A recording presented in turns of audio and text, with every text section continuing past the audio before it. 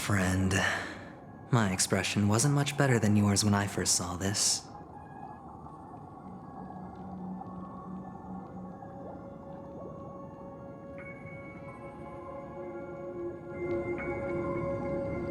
Your eyes aren't deceiving you. It's her.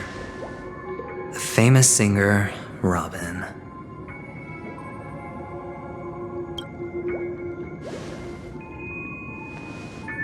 Well, first of all, can I just say that this had nothing to do with me? I'm just an unlucky bystander here. The family can testify for me. If you don't believe me, just ask anyone in the Bloodhound family. They hate me and they hate the IPC, so they'd never lie. This is not where the crime happened. What I showed you was a memory. The most basic light cone manifesting tech, authorized by the Garden of Recollection and owned by the IPC. Did you really think the Galaxy Rangers were outsiders this whole time? Penacony has made a solemn commitment to protect the safety of anyone inside a family dream. Any person in distress will be forcibly awakened and safely returned to reality. What gives them the confidence to make such conclusive statements? Because behind this promise is the harmony. The family's Dreamweavers link up their minds together to construct an unbreakable defensive line. Breaking through this line of defense to create death in the dreamscape. Not even a memo keeper could do that without the family's permission. Who could have done it, friend? The only one is her. The girl who calls herself a Galaxy Ranger. An imposter, an unsought guest, an emanator who hides her true identity.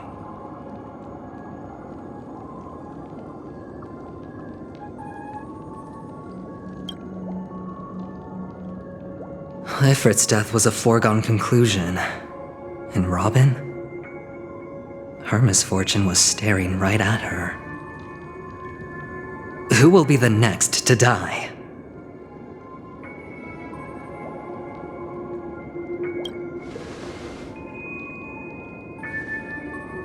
It's fine. Listen to your gut. Building trust always takes time, and I'm willing to wait. I just hope you realize that wherever that legacy is concerned, covert plans are already underway throughout Penacony. Everyone's got their own agenda. Careful you don't get stuck on the wrong side. If I were you, I'd keep my distance from Acheron. After all, any schemes out in the open are always going to be better than a monster in the shadows, right?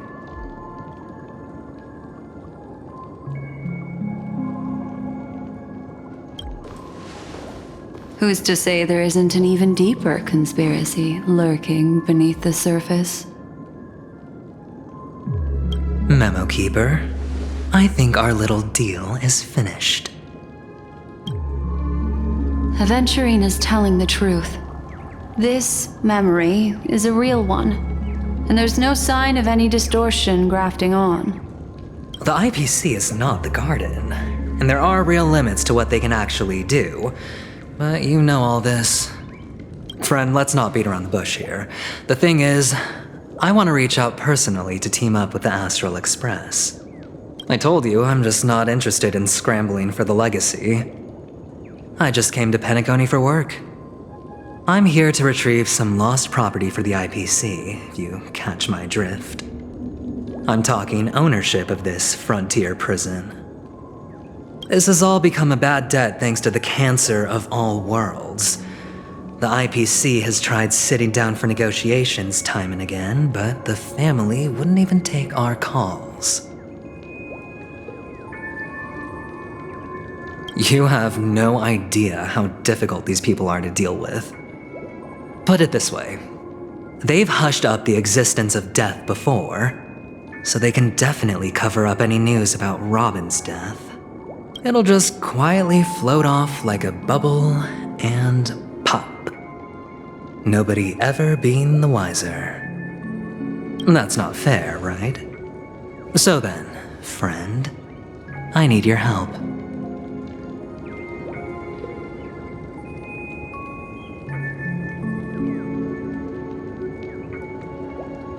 That's fine. I'm not forcing you. But I'm really not asking for much, so why don't you at least hear me out, okay? I have but only one goal. The family's front door is like a high wall, and to tear the whole thing down, I'll have to dig out a few chunks first. Once I find a weak point, the IPC will have plenty of means. Now we have our chance. So long as we can get to the truth behind her death, we can have justice for Robin. While also gaining a valuable bargaining chip for bringing the family to the table. Truly a once-in-a-blue-moon opportunity. I've been investigating and making lots of friends all over Penacony precisely for this very moment. This tragic news would be extremely bad for the family, so they'll be doing everything they can to stop it leaking, especially to the IPC. But I trust that there are still a few factions that remain exceptions. And that's why I need you all. The reputation of the Astral Express precedes you, and the Harmony will give you the fairest of appraisals. You get to find out really what happened and seek justice, and I get to put it toward completing my mission for the IPC. It's what you call a win-win situation.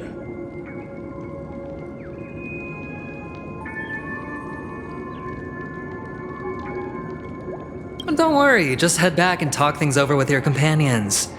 That navigator is really smart. She must understand the value of this deal.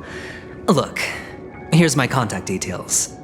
If you come to any conclusions, call me. Oh, and take this. A thorough investigation can always use a little more funding. Don't mention it. So long, friend. I really am looking forward to uncovering the truth about death with everyone. Aventurine just sauntered off. He really doesn't mean to force it, but something still seems off. What now? What are your plans? Black Swan. What is she thinking?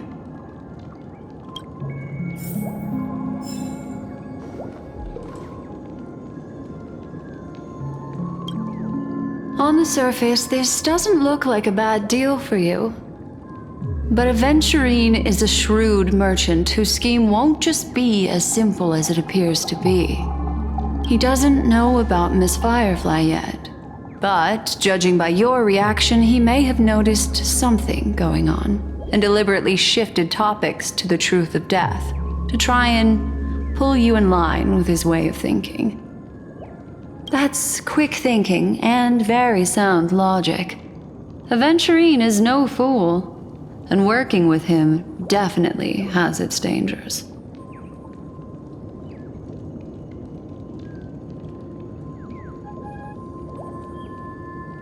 That is something I agree on. Anyway, be careful out there. There's more than one way to blaze a trail. In a dark forest beset by wolves, ensuring your own escape to safety should be your primary concern. As for the other questions, I'm not sure the two cases were committed by the same culprit, but that massive wound looked like its winged blade. We've all witnessed it in action before. Plus, it seems unlikely that there would be two lethal entities loose in the dreamscape. Sorry, I can't answer that question. That ranger is shrouded in mystery. I'm afraid no one is capable of providing an answer. But without a doubt, she is the most special guest at this banquet.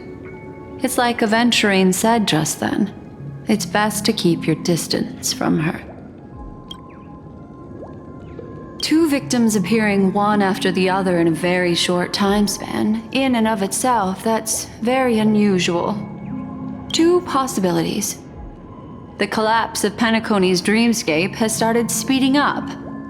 making death extremely agitated and weakening the family's protections. Or everything has been planned out and executed by someone. If someone has chosen these victims deliberately, first a smuggler, then a family celebrity, then this murderer's motives are worth thoroughly chewing over. It's all happened so quickly, I can only make conjecture. After leaving here, go have a chat with your companions. I hope you can clarify the source of this confusion.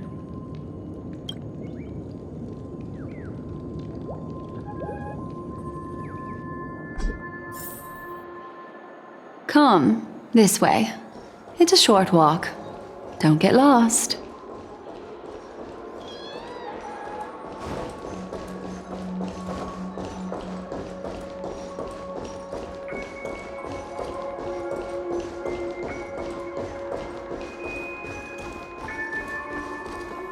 This way. This is where we part ways. All of this is like a nightmare. Unfortunately, the remembrance doesn't lie. What we just saw is the reality that happened, and it won't fade from our minds just because we wake up. But follow your heart and don't be afraid. We all walk through this world casting shadows of different lengths, and ultimately, all we leave behind are precious memories. Hold on just a sec.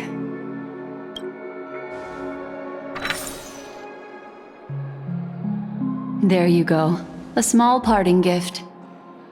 If one day you unfortunately fall into the deep waters of the memory zone and there's no memo keeper to join you, hopefully it can guide you on my behalf. I also pay great attention to the ways of the world. Just think of this as an apology from me for hiding something from you.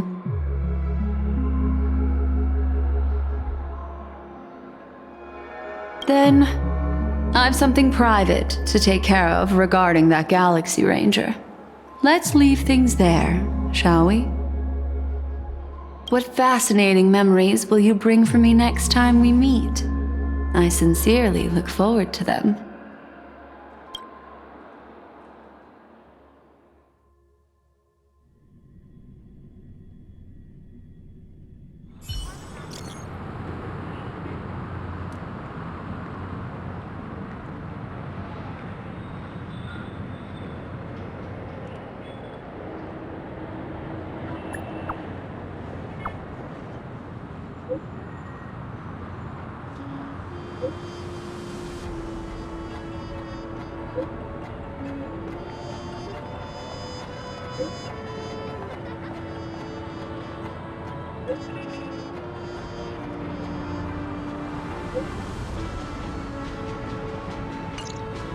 A family rep. Is Himiko okay?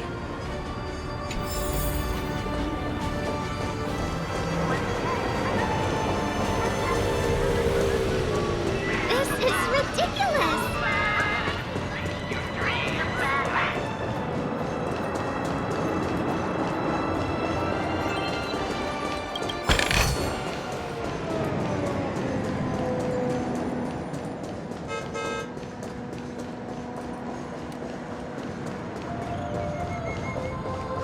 So much has happened.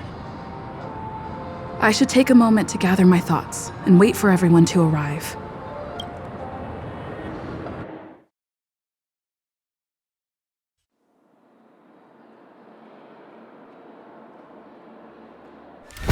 Better unsheath that blade now, Ranger. Do you still dream, Hunter? Of those slain by your hand?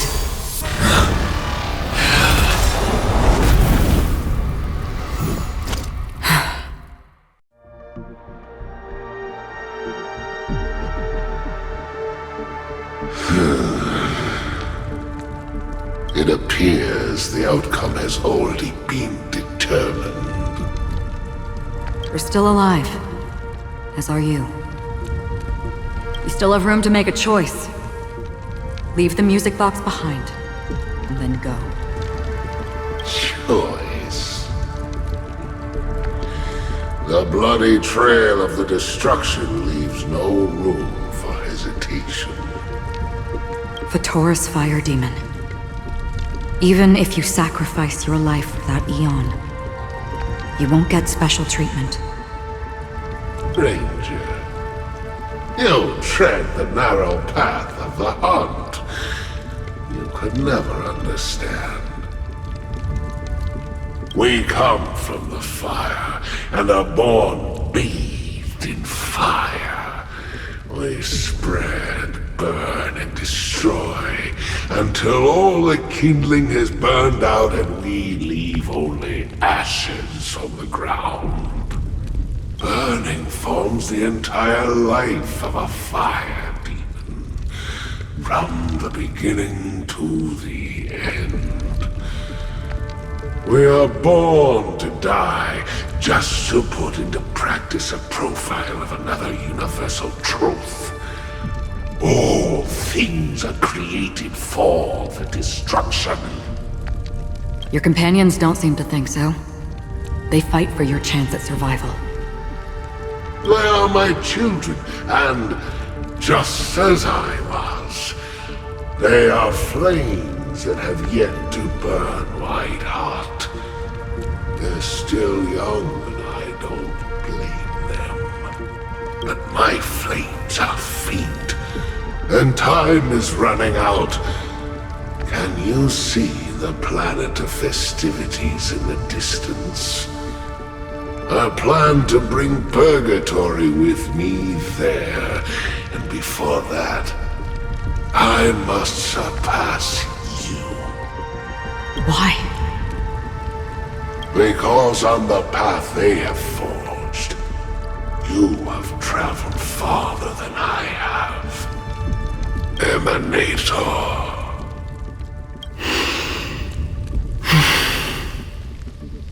You cannot hide your true identity. Draw that sword, for we shall indeed remain here, bound to fight a decisive battle to the death, for I choose this. Destruction is intense, but brief. To cravenly cling to life is to endure an endlessly prolonged existence. Even if the answer turns out to be your own destruction. What is important is not the answer, but that it exists, just as you exist. Everything exists to be destroyed. Emanators are no different. Just as even sweet dreams may be born of the void, the so-called impossible is merely something that has yet to happen. All right. I accept. You shall witness the most brilliant and intense fire in existence. May this flame illuminate the farthest reaches of your bottomless dream. A bottomless dream. Yes, that's right. But you've made one small mistake. This blade remains in its scabbard not out of pity or scorn. It's a personal secret that I don't want to disclose, but perhaps out of reciprocity. I'll reveal the truth to you. The hunt is not the path I truly follow.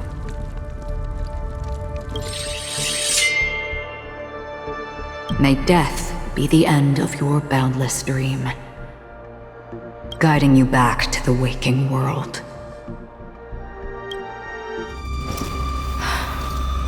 I still see them in my dreams. Hold it. Your time hasn't come yet. My time?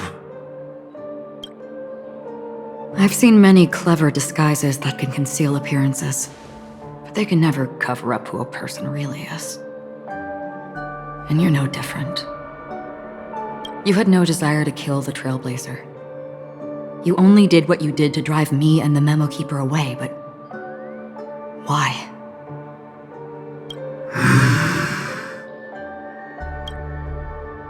Did Destiny's slave make you do it? You know, Elio. I thought this is just the kind of thing that'd get written into your script. My script has always been brief. Other than that, anything beyond that is unnecessary. He knows my nature. There is but a single destiny from which no one can escape. And until then, I hold the privilege of choice. However, you appear to be ignorant of this, so it's time for me to inquire. Who exactly are you? Not your enemy, perhaps. That's not what I asked. I don't deserve your curiosity. Loners wandering the cosmos always have their secrets. Take me. I'm wanted by the IPC, so it's little wonder that I know something about the Stellaron Hunters. That's all. Maybe I can help. What reason would you have for doing that? I tend to forget things. Which is why, rather than memories, I'm accustomed to using my emotions to capture what I normally wouldn't otherwise. So, I know who is inside that cold armor. How about it? Ready to take off that armor and sit down for a talk? It's not yet time. I don't need help, but I can give you a suggestion that would make things better for you and me. If your goal is the Watchmaker's legacy, then go look into the family. Not only are they covering up the existence of death, but they're burying the past and the truth about what happens inside the dreamscape. Already on it. And the Astral Express is no enemy of yours. I know that. I just never expected to hear you say it. What's next, then? The Trailblazer's been taken by Black Swan. Will you go look for her? No need for that.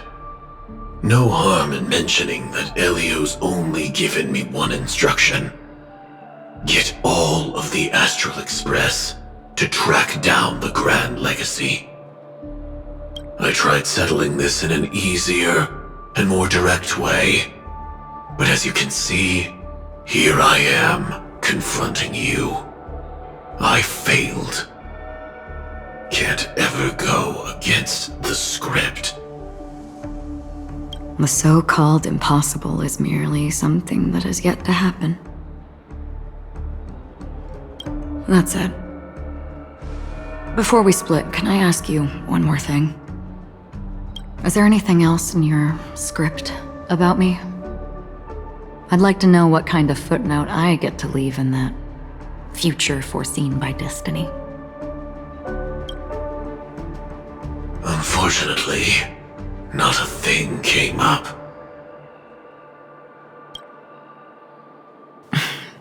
I knew it.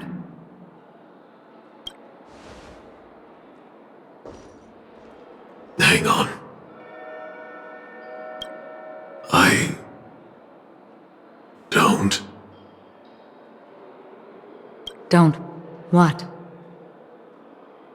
Your first question was, do you still have dreams about everyone who died because of you?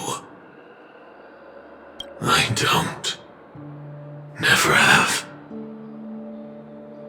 I was born without the ability to dream.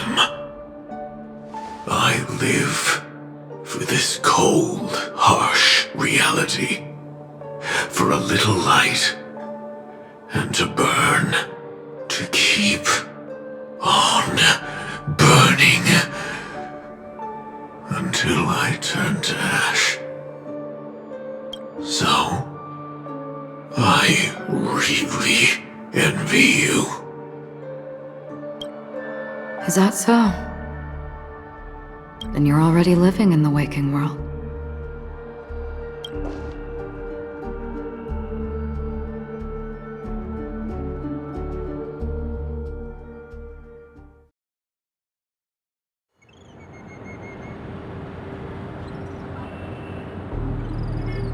We heard about Miss Firefly from Black Swan, but we never expected Miss Robin to...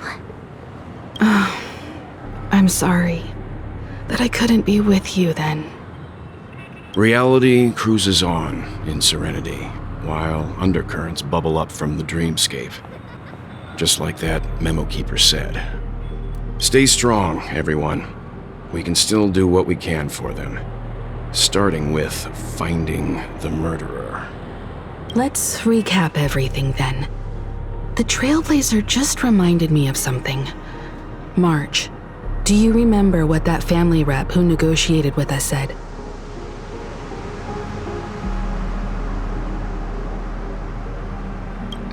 Indeed, we trust that the Nameless has nothing to do with this.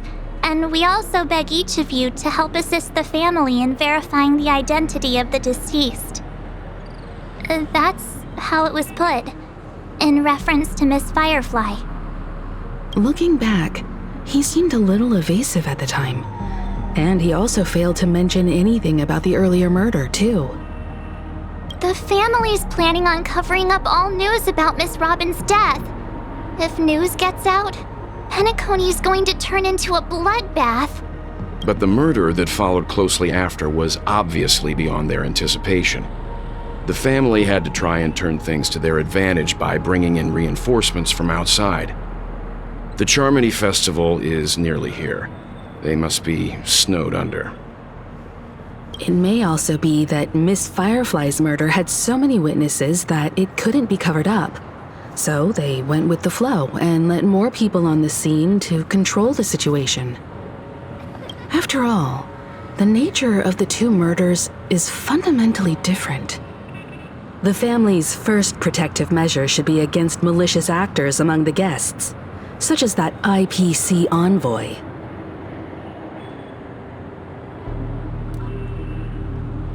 Indeed, he was particularly concerned about that Galaxy Ranger.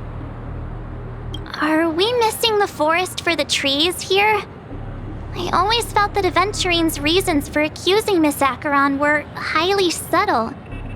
Can we believe him?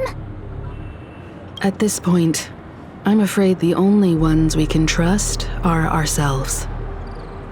Look, let's try to gather intel first and then list all the possible outcomes we can. Then we go through them, eliminating contradictions one by one. The fewer facts remaining, the closer we are to the truth. I've still got this sense of foreboding. It's like we're stuck in a whirlpool, spinning around that legacy even after everything that's happened. This time we're playing the role of a real detective. But before we start, what are we going to say to the family and Aventurine? As I see things, the family harbors no ill will towards the Astral Express. If they didn't trust the crew, they wouldn't have casually commissioned outsiders to investigate a case that's, in all likelihood, a scandal. Plus, this is the family's turf. Teaming up with them should make things easier for us in the future. As for that Aventurine, well, I'd like to hear your thoughts. He's complex. He deliberately slow-played his hand during negotiations while running circles around us all the while. He appealed convincingly to both reason and emotion. It wasn't forced, but The intent was obvious. Still, it's good to have contacts among all this uncertainty. Adventurine showed his skills, and as far as our interests are aligned, he can become a reliable ally. We also need to keep a certain distance from the family. Never let them get too close. Teaming up with the IPC helps balance that out. If either side makes a move, we have the option to pull out. So you suggest accepting Aventurine's proposal to team up? Yes. It's risky, but we can only wait until both sides have played their cards before making any further judgments. I get why, but there's a whole lot of bad guys and girls around here, and I'm worried about getting stabbed in the back. She's been bullied a few times now, and I can't stand it anymore.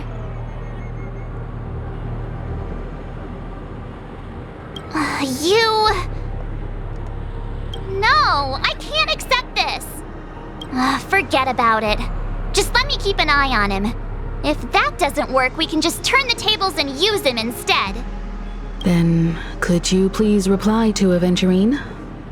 Everyone, take this time to put together your thoughts.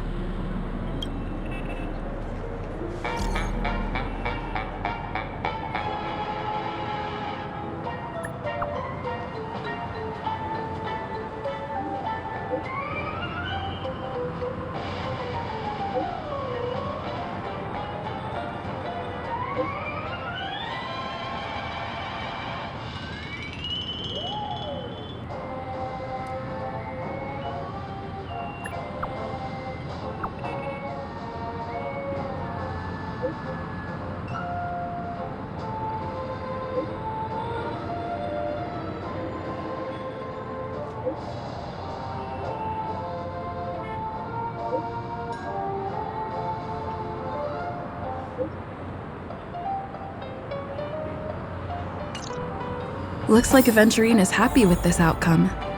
Let's tell everyone about it. Checked off the list. I hope it's not too soon to bring it up, but I feel like Miss Robin isn't actually dead, but that she's still alive and well. Somewhere. That everything's just some horrible prank. Because aren't we supposed to be inside a dream? How could someone die in a beautiful dreamscape like this? Shouldn't only good things happen here? Whenever I see the Grand Theater, I just can't stop all these thoughts from flooding my head.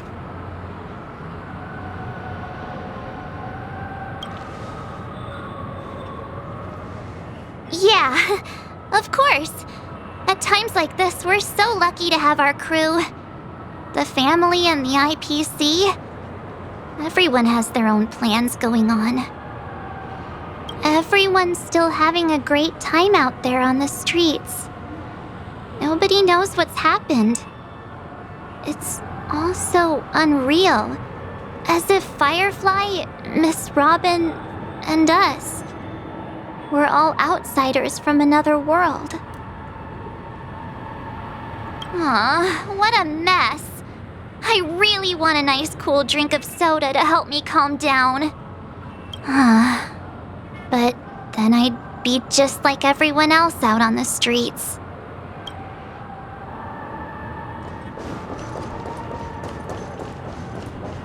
I really love Clocky.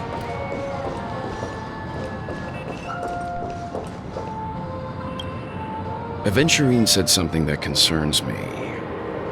He accused that Galaxy Ranger of killing Robin without any evidence whatsoever, but said nothing about her connection to that memory zone meme or why he was stalking you. It was a groundless accusation, which only serves to make him seem more suspicious.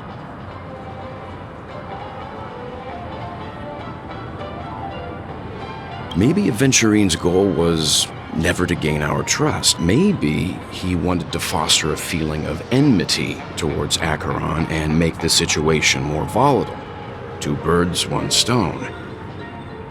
However, I asked Don Hung back on the Express to confirm that story about the Annihilation Gang and the lost messages. It wasn't something that Aventurine made up out of thin air. You've met her many times now. What's your impression of Miss Acheron?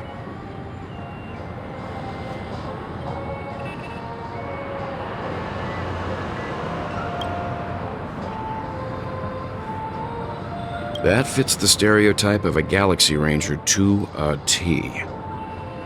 They're eccentric, unpredictable, and fond of being alone. No wonder she's a suspect.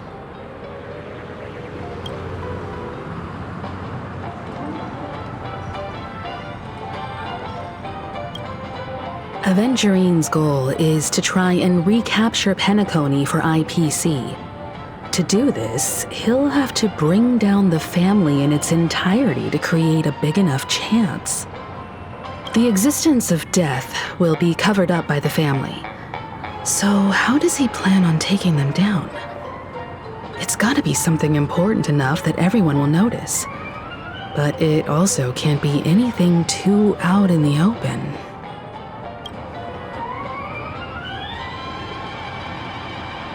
An attack on the hotel guests?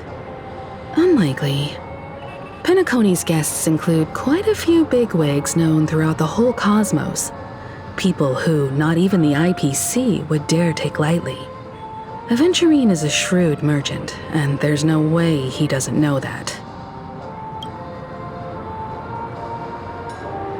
He's definitely going for the family, and it's just a matter of how. The harmony is strong in Penacony, and almost impossible to take on head-to-head. The fact that the IPC dispatched Aventurine shows that they do not intend to simply play by the book here.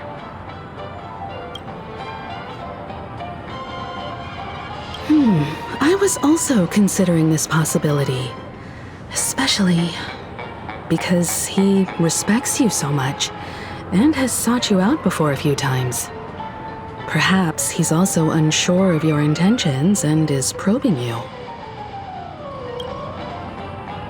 Aventurine has devoted considerable attention to her.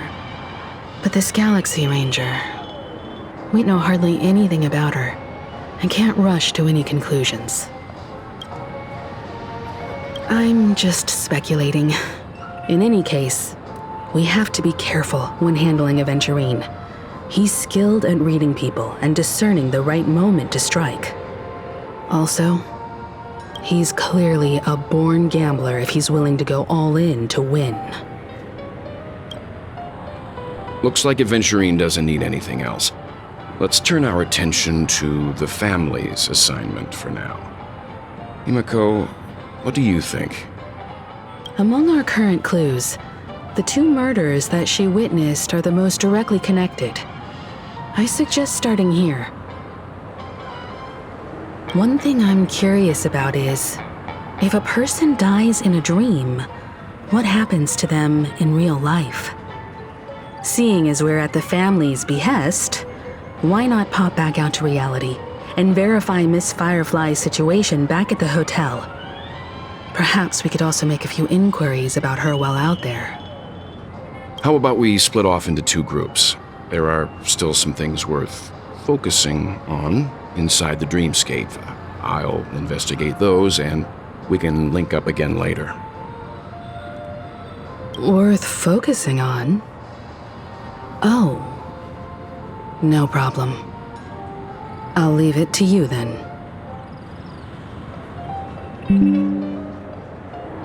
Huh? Aw, I thought I'd finally get to see Himiko and Mr. Yang go out on a mission together. Oh well. Take care then, Mr. Yang. I will. Keep in touch.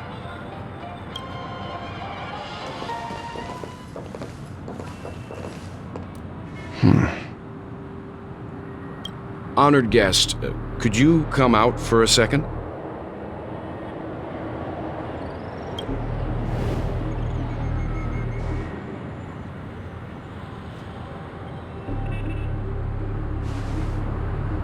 I'd be embarrassed too, getting stared at like that. Forgive me. My name is Welt Yang. I'm one of the crew members on the Astral Express. I believe you've met my colleagues. Welt. Is there something about my name? First, don't you want to know my name?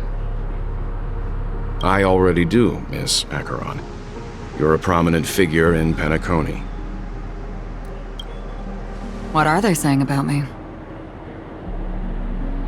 Some claim that you're the real culprit behind these murders, that the Annihilation Gang's tragic fate at the banquet was a result of your blade, and that you're now attempting to unleash another bloodbath on Penacony. The Annihilation Gang. Ifrit of Everflame Mansion. Tragic fate. That Duke turned his dying body to flames and sacrificed his life as a martyr.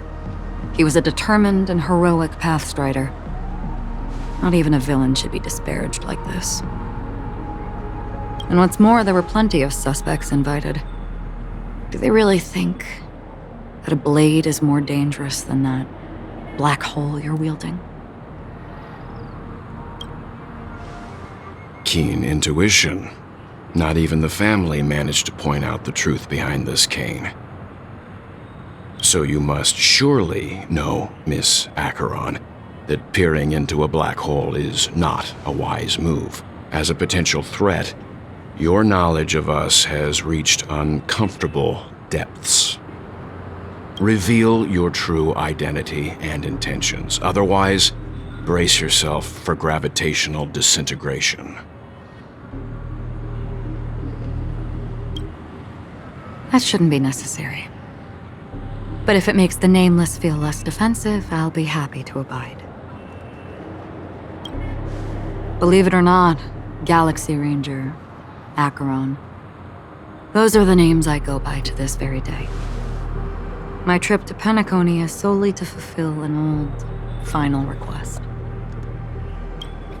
I'm here for the Watchmaker's legacy. And that's it. I think I've been honest enough. Still unwilling to reveal your true identity? It's not that I don't want to. It's just that I can't. I've come so far, and I can't sum up all of that in just a few words. Everyone has their own unspeakable past. Secrets that they don't want to be revealed. And I won't be asking any more questions. Such as why the Astral Express is roaming around the cosmos with a Stellaron on board.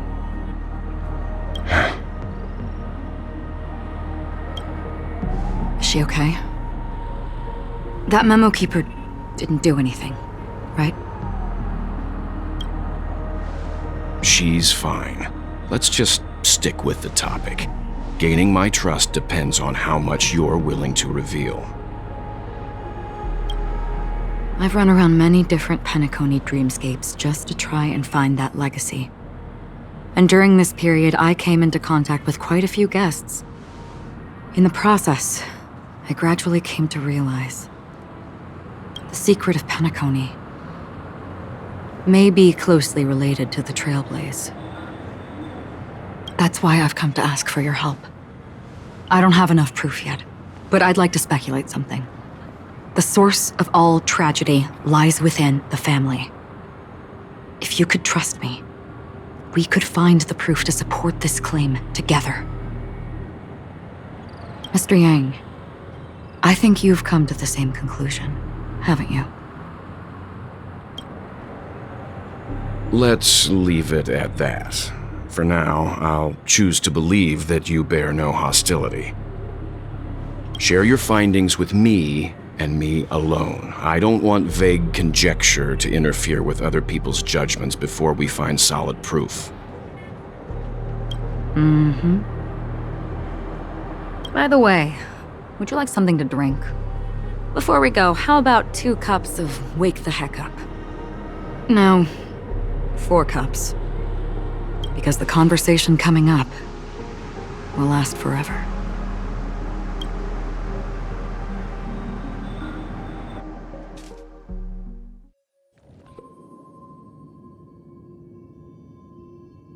I've been watching her closely for a while now, and the first invitation was in the banquet hall of the hotel. She just sat in one corner, keeping silent, chugging down a couple cups of Wake the Heck Up. I told her it's a pungent, bitter beverage, not the taste of sweet dreams, only for people allergic to Soul Glad. And she said, Really? But I don't taste any difference at all between them.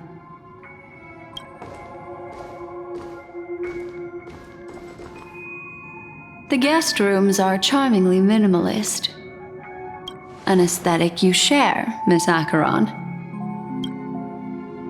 It's a cinch, this music box. The invitation received by the Annihilation Gang. There are latent memories that linger on it yet. You see, memories of you are not yours alone. They travel in other people, other things. I know much, and I can predict even more. With some help, the dead can be made to speak. The Annihilation Gang, that band of desperados who all disappeared after meeting you. What exactly happened to them? Well, let me reveal all.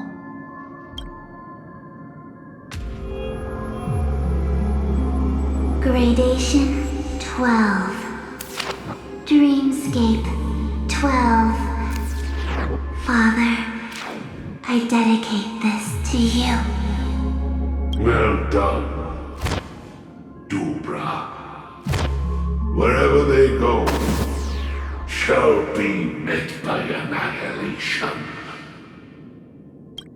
There it is. It's hazy, but it's Ifrit's voice. The other one is probably his progeny. This is the residual memory from when the invitation was first delivered. They were abruptly interrupted. Then, what happened next is...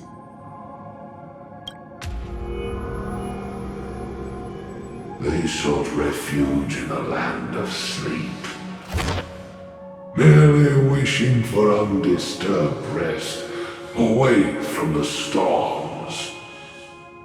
Children of the flame, this marks your rite of passage. She won't be necessary. I alone am enough. When have those on the path of destruction feared death? The Everflame Mansion has set out on a journey. Those poor people, they have no idea what lies in wait ahead of them.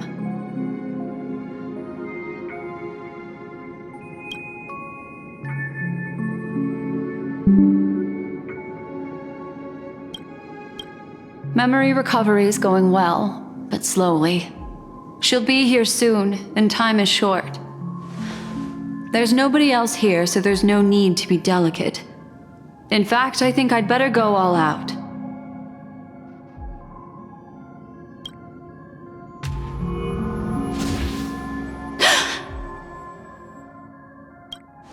What happened?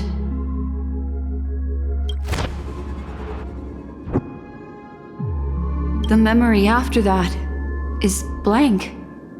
How is that possible? This music box fell into Acheron's hands, and she brought it to Penacony. That's a fact, and that's how it should have gone. But along the way...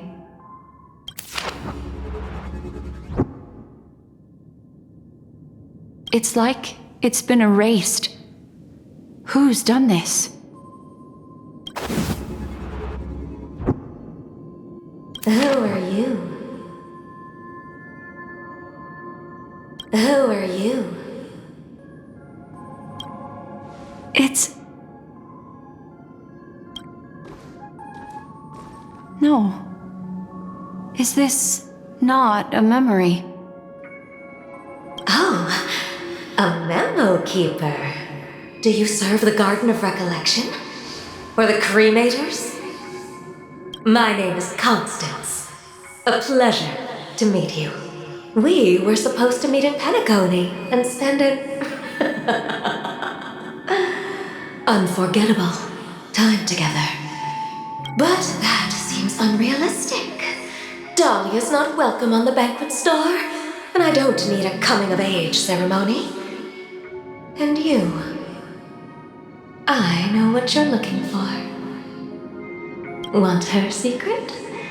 I can give it to you, and then you can enjoy the banquet for me. I wish you unforgettable memories. Oh. A phone. Wanna listen in?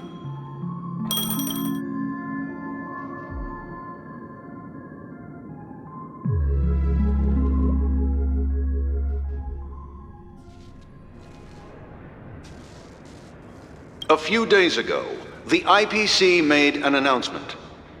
Under the watchful guidance of the Marketing Development Department, and in accordance with the Interstellar Peace Charter, the independent Sigonian sovereignty has hereby been established, and shall take a legislative seat at the Interstellar Congress. The formation of the Sigonian sovereignty is of great historical significance to the Sigonia system. This move puts an end to the planet's long and bloody history, turning the sensational Kataka-Avgin extinction event into a distant memory. Sigonia 4 is located in an unclaimed zone at the intersection of the Denise, Prothean, and Dorneau star clusters. The planet's surface environment is known for being extremely harsh, constantly faced with the threat of impact from small-scale celestial objects. This is why very few intelligent species have made this planet their home, dividing themselves into several tribes to eke out nomad lifestyles as they struggle to survive the arid desert wilderness. They have developed their own folk beliefs that are independent of the Eon belief system.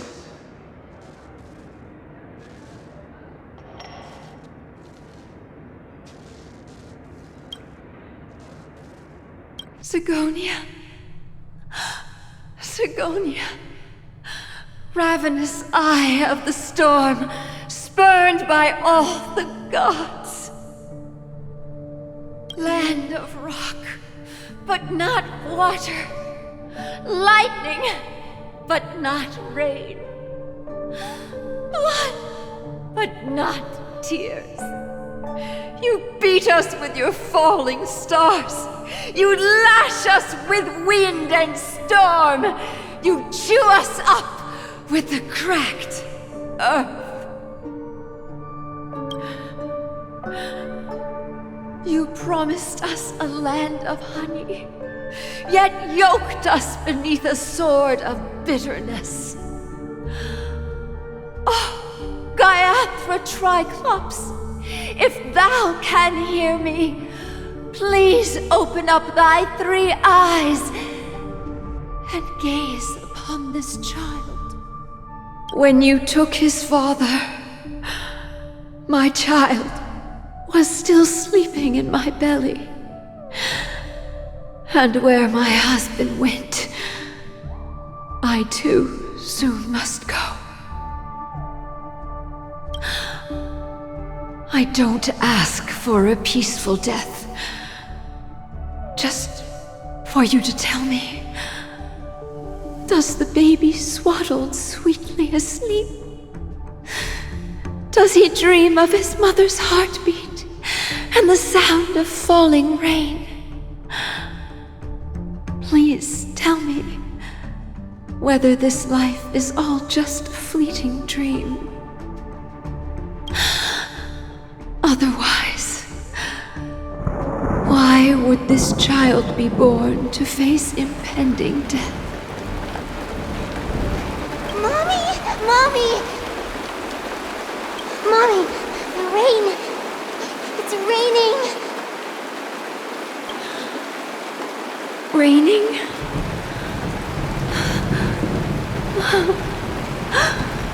Raining! It is raining! It's true! Those Outworlders weren't lying to us. They really did summon the rain. Mommy, we can leave here. We can go back home.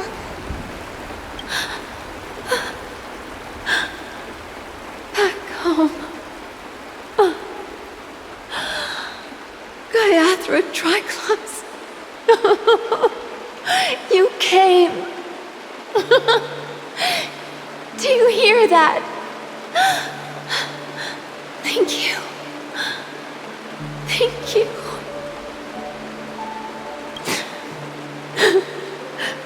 Darling, listen. This is the sound of rain. On the day you were born, the sky also sent down a gift like this from Gayatra.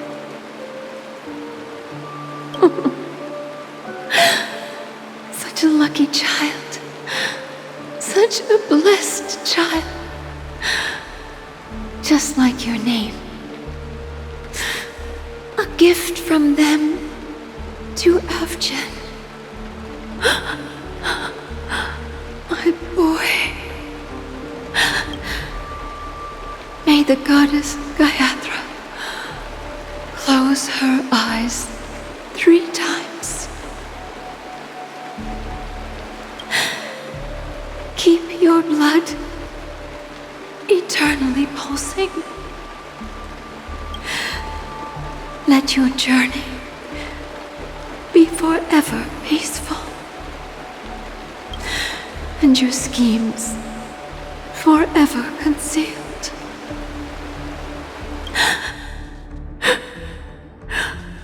Welcome to this sad world, Kakavasha.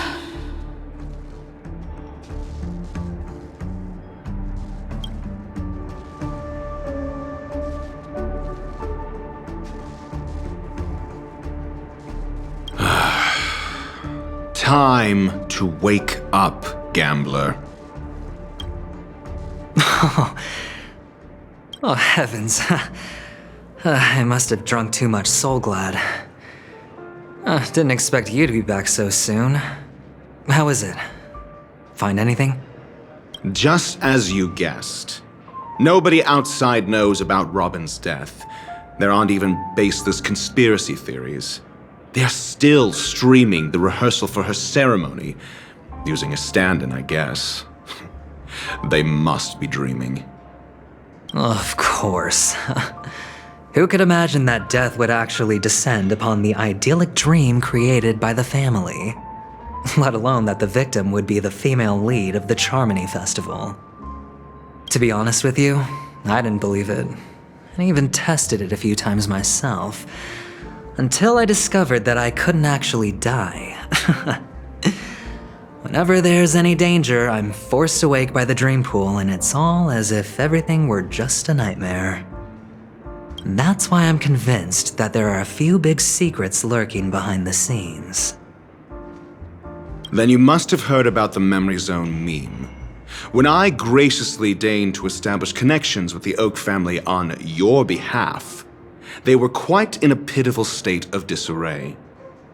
Besides Robin, there was another body. I don't know the exact details, just that it was a stowaway. 2 murder cases? I told you something seemed off about the Nameless. Oh, she must have come across the other one. This murderer is a psycho. But I have to admit, the case should be easy to crack. We can leverage the family's malfeasance and let the IPC use this as a reason to intervene. It's just that their trickery runs deeper than I thought. Robin's stand-in was all ready to go.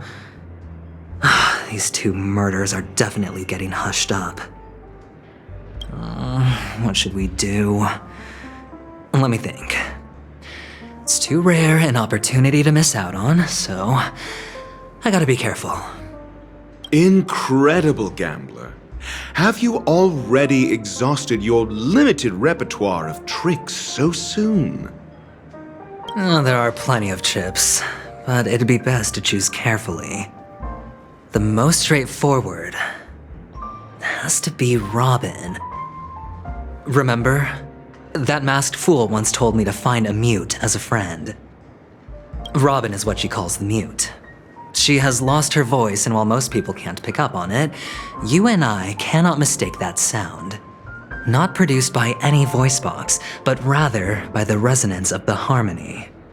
If that girl hadn't gone hoarse from singing practice, there'd only be one possibility. Something was up with the family.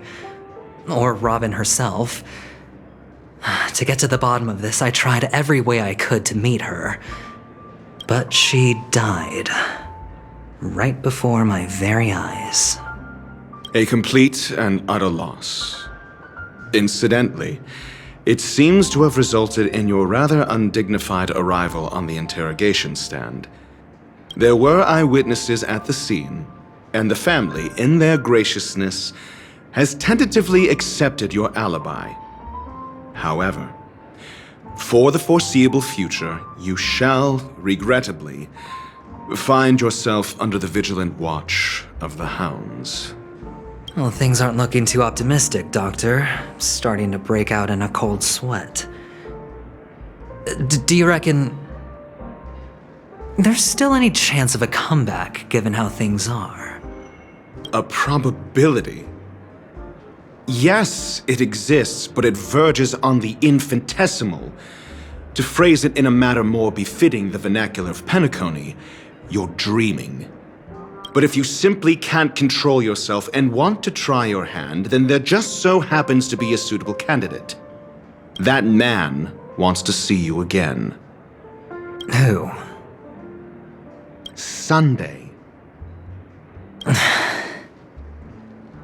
Is this a public hearing or a private trial?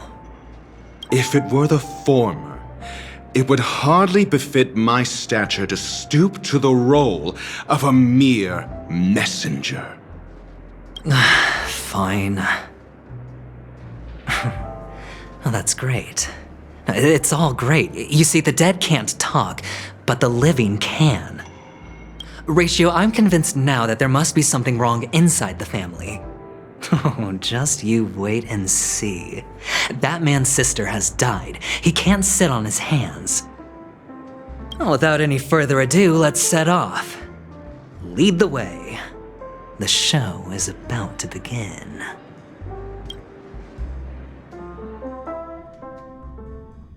We're here. The Dewlight Pavilion is the Oak family's fortress and a place where heads of the families meet to discuss great plans for Penacony. Fortress? I like this metaphor.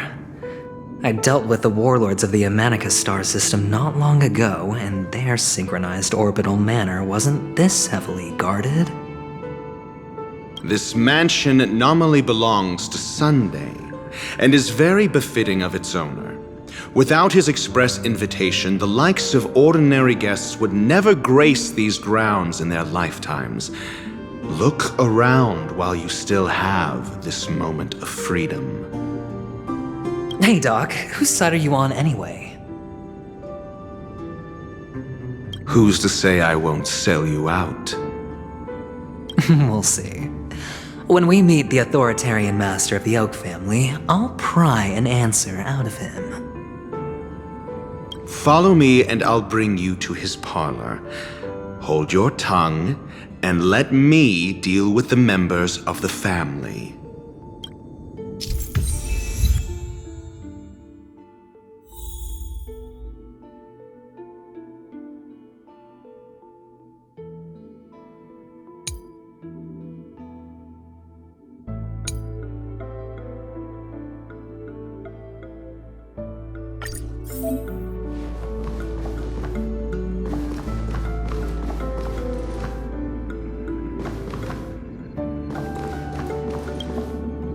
Hey, you two! That's a place of business. No entry! I was requested by Mr. Sunday to bring him the suspect. My name is Ratio. He should have mentioned it to you. Oh, I remember you. Veritas Ratio. Your punch virtual particle clock is impressive. Excuse me?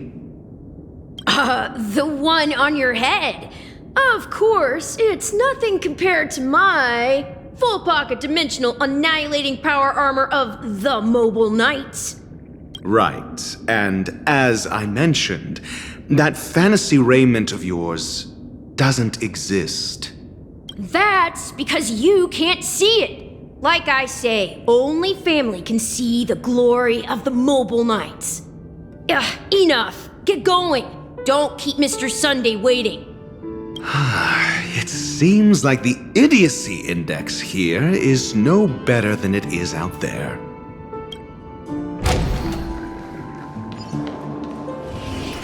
A dead end? The door is shut tight. Looks like we're on our own. I mean, there isn't a door. How did you get in before?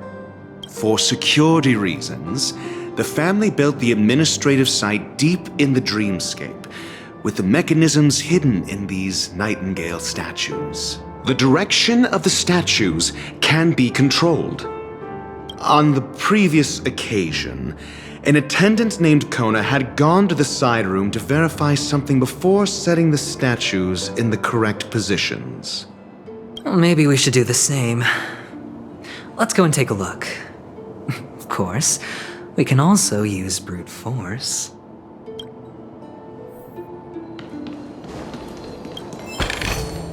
A reward with no risk? I'll take it.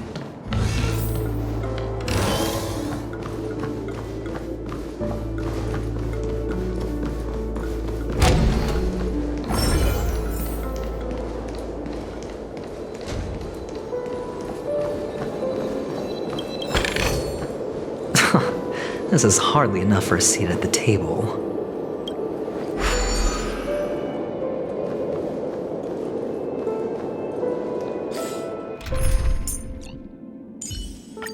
It's your call. What kind of dance do you want this time?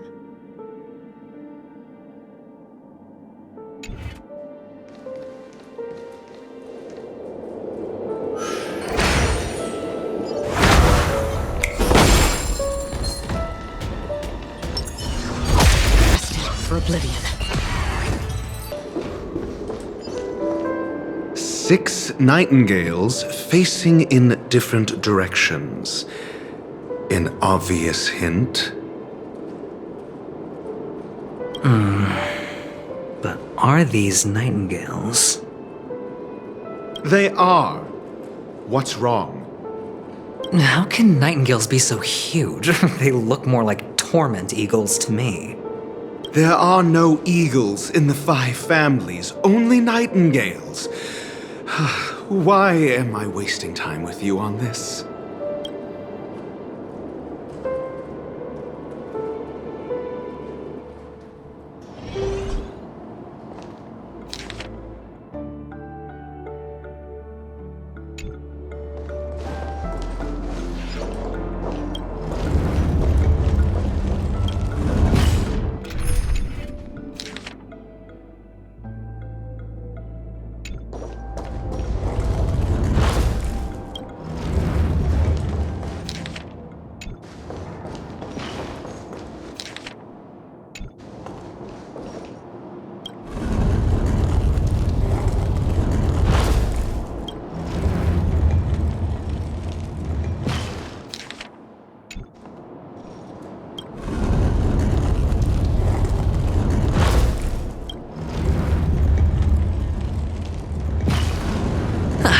Just as I thought. Here's the correct answer. A truly miraculous discovery. Perhaps I should offer you the chance to join the Genius Society. Really? Well, I thought you'd given up on that already. I was being sarcastic. Can't you tell?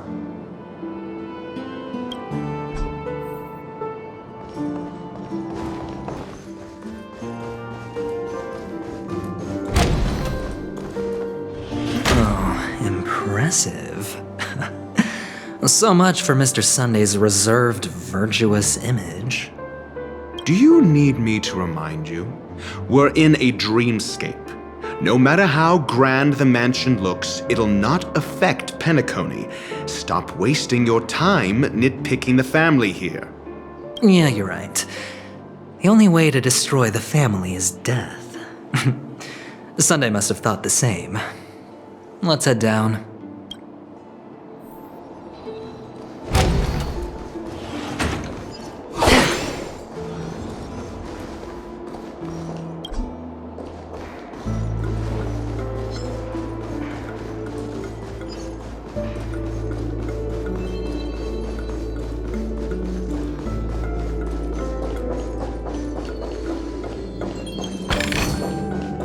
Seek, and you will find.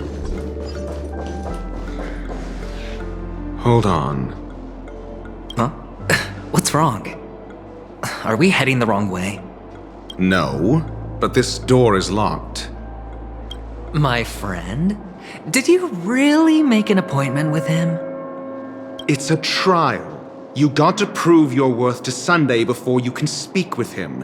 If I'm not wrong, we need to find a way to open this door in the hall, or this place will be our prison. Oh, an escape room. My favorite. Get serious. I've no time for games. Let's head back. The hint is probably in that prominent sandpit. Wow. That's an enormous sandpit. I'd love to build a tall building for myself. Once I have enough savings. Oh, look. There's a noticeable gap in the model. I believe you're right. There wasn't a gap before. That man must have done it intentionally. Well, with your brilliant mind, you shouldn't have any trouble recalling what was here last time. Right, Doctor? Of course. Let's look around. When I see it, I will know it. Fine. Fine. Why do I feel that we're pursuing a degree in burglary now?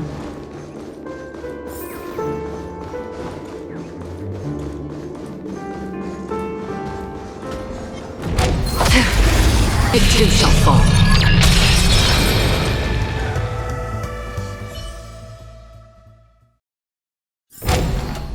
Another blood debt repaid.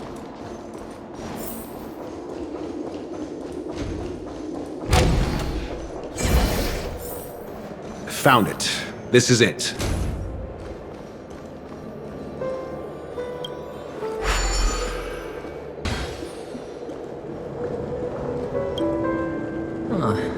And the nameplate reads Gulliver's Arch. Well, I'm amazed you can remember something this tiny. You know, this reminds me of a tunnel I once saw that could shrink people who passed through it. If I were you, I would shut my mouth. It's wise to remain silent when you should.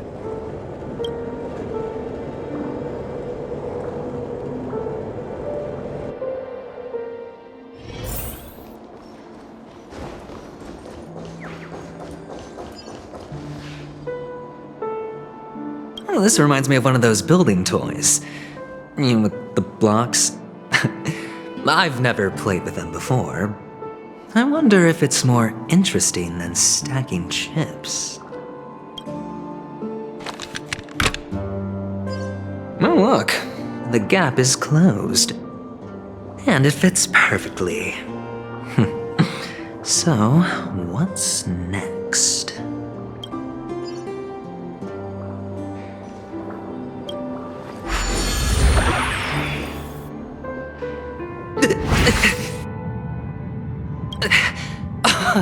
Oh, good heavens. Did I shrink? Am I still in a dream? Indeed. Oh, Doctor, you're huge. It's me! Down here! In the sand pit! Oh, actually, I think we could make this work for us. Just find a way to slip me into Sunday's collar, and I'll infiltrate the family just like that. Oh, fine. I was just kidding. Let's find a way to open the door.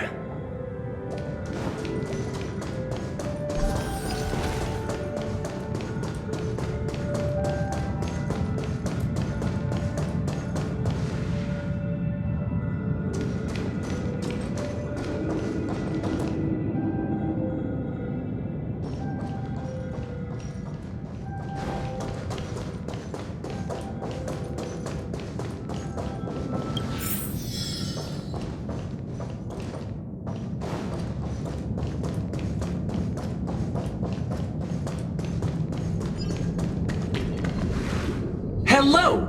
Welcome to the Golden Hour base model. I am an Oak soldier. I I will be here to guide you through the tour of the base model. Happy to be of service.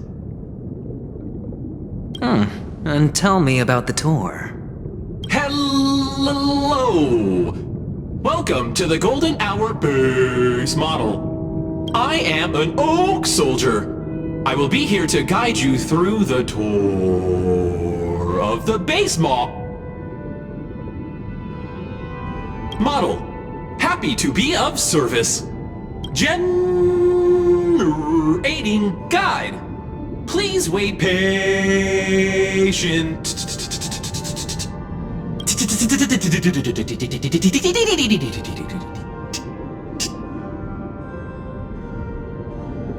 Found the nearest check-in spot. Please look behind me. A capsule machine model.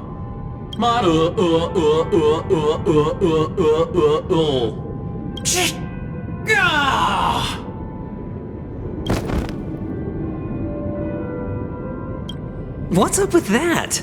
Now the family's toys are trying to frame me? I didn't do a thing to it, Doc. You've got to be my witness. I saw nothing. Oh, capsule machine. There's no mechanism on the floor. Could there be one at the top? Doctor, do me a favor.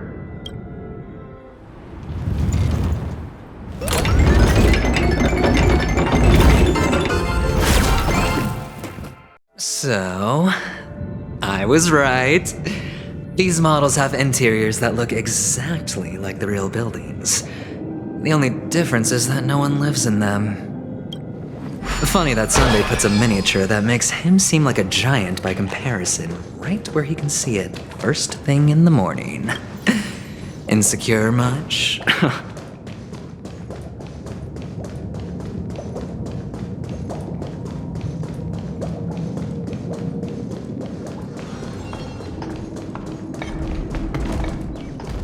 Oh, one of the fragments flew upstairs. I'll need to use the pinball machine to flick myself up there. But it's tough.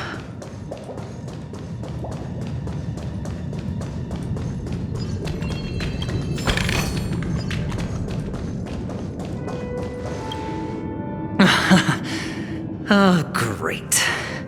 There's another pinball machine base here. And it's empty too. Doc! I'll need your brain power again. There's no need to yell, I can hear you. The pinball machine must be hidden somewhere in the hall, like the arch. Wait here, and I'll be back in a minute.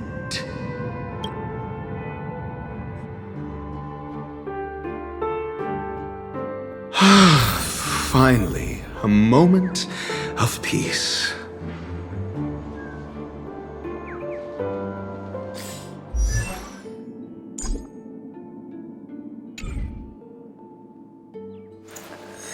Doctor! Shake a leg? Without that pinball machine, neither one of us is going anywhere anytime soon.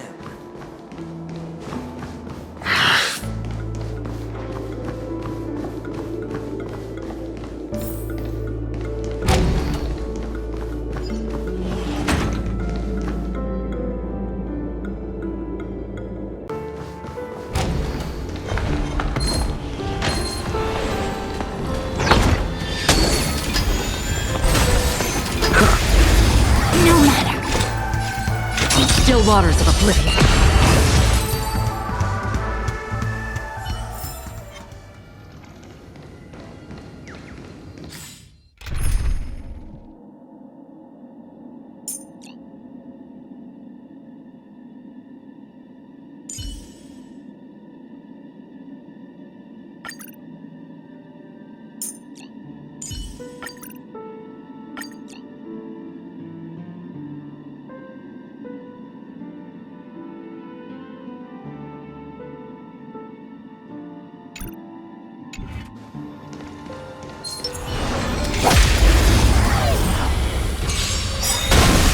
Grace and elegance. Existence is unity.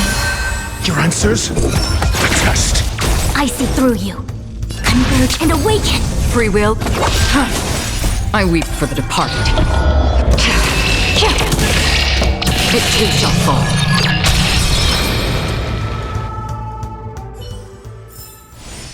Another blood debt repaid. That's it. Pleasant moments of solitude are always fleeting.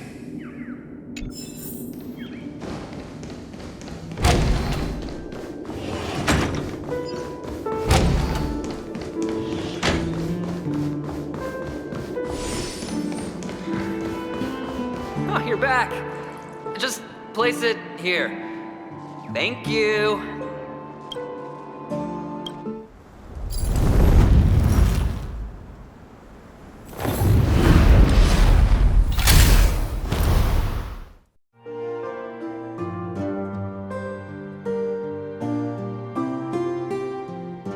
Thanks, Doc.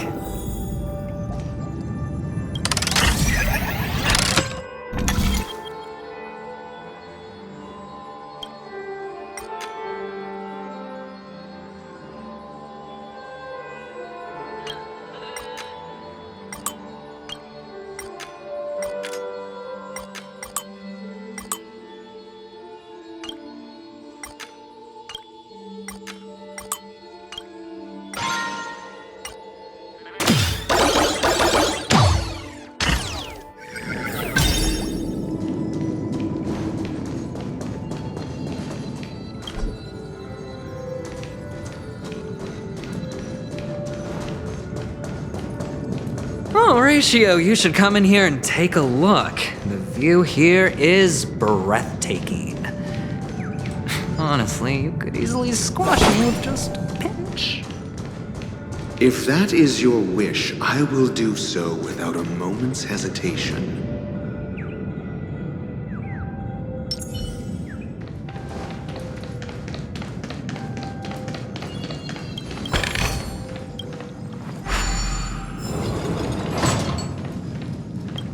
All done. Piece of cake.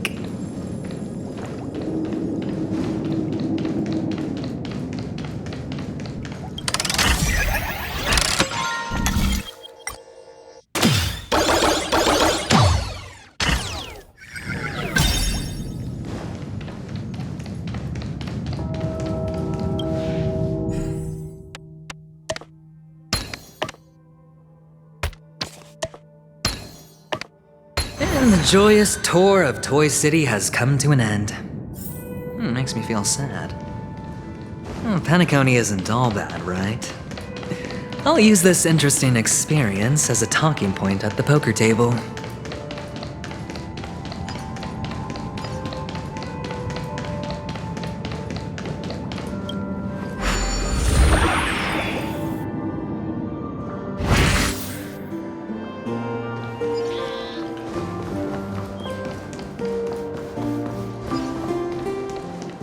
It's a pity you made it out of the sandpit alive. Sunday is just beyond this door. From my limited understanding, he's not someone easily handled. Are you prepared? Yeah, only I believe he's the one who should be prepared to face me. Tell me about your plan. I don't have a plan. I'll just play it by ear. There are only two kinds of bargaining chips when dealing with people. Benefit or fear. Looks like sincerity isn't in your dictionary. Am I not sincere enough? There's no need to emphasize it. We've got to make good use of death. That man's sister is dead. He won't be able to turn a blind eye, and that's fear. And I'll help him find the murderer. He can't do it due to his status and position, but I can. And that's benefit. On what basis do you believe he's incapable, necessitating the delegation to someone from a rival faction? The IPC? Simple. Because that murderer could very well be a traitor hiding inside the family. Do you mean the Galaxy Ranger whom you accused previously? That was just an excuse, good doctor. There's something wrong with that woman, and we need someone who can keep her in check. It's better to minimize the variables outside our control while we execute our plans. Moreover, I need to know her identity. If I'm lucky. She could be an important pawn, and it's good to have more helpful friends when dealing with this matter. But honestly, the murder case is likely unrelated to her. I believe my standpoint. There's a rat in the family. Otherwise, why would Mr. Sunday arrange a private meeting with us? This isn't an interrogation, but a secret negotiation. We'll see. Using Robin's death as a bargaining chip, I'll win back my freedom and power. In the end, I'll ruin this beautiful dream and create the grandest death. If the chance of winning is just beyond this door, even if that chance is close to zero, well, you can't win if you don't play, right? Ah, the charming audacity. To think that you, of all people, might emerge victorious, dear gambler. 3 chips are enough. All or nothing.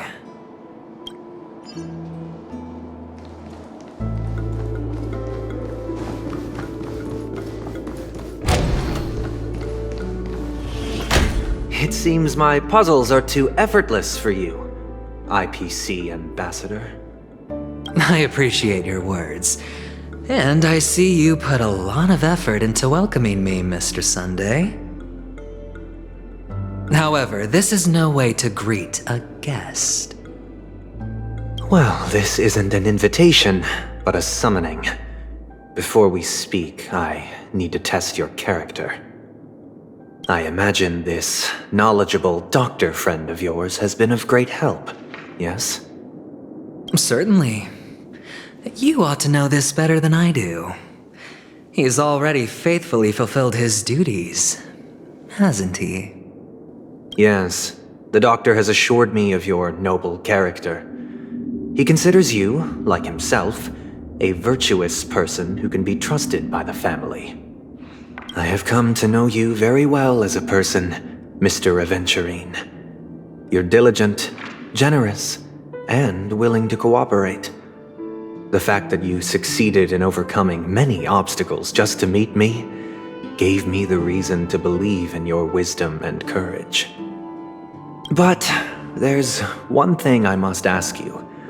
That is, you've used your wisdom at the wrong place to meet the wrong person and put yourself in a situation where you shouldn't be, witnessing a tragedy that shouldn't have happened. Oh, you don't look too well. Am I making you anxious?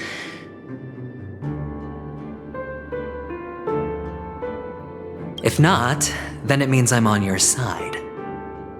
If I wasn't mistaken, you'd just made a serious accusation against the family. No, you weren't mistaken. For depravity is creeping in around you. There's no need for us to be evasive. Let's talk about your sister. Your sister's talent is unrivaled in the world of show business. As you know, her voice has been out of tune since she returned to Penacony. What's more disheartening, she can't sing anymore. Who could be responsible for this? Many suspect the culprit is among the outsiders, but I know you hold a different opinion. Now your noble status has become a shackle, preventing you from apprehending the murderer and avenging your sister's death. You're feeling anxious because you're out on a limb. But don't worry, I'm on your side. I'm immensely honored by your concern for me, Mr. Aventurine. Since you're so selfless and generous, I believe you wouldn't ask for anything in return, would you? Well, naturally, you wouldn't incur any loss from this. I just want to reclaim what is mine. My liberty and the personal items under the family's custody, the bag of gift money, and... the box in which the cornerstone is stored. That's right. Cornerstone. I've heard it's a treasured asset of the Strategic Investment Department. A sacred stone that seals the Preservation Emanator, granting significant power, and every liquidation specialist holds one. For an object so precious, it probably comes at an even higher price than other forms of recompense. Well, I'm sure you're aware of the high level of risk I'll be undertaking to bring the truth to light. Mr. Aventurine, when you're out and about, do you always make adjustments to your appearance? Your tie should be on the center line. Your shirt must not protrude from your vest. Your trouser creases should be perfectly straight, and always aligned with the tips of your shoes. Of course.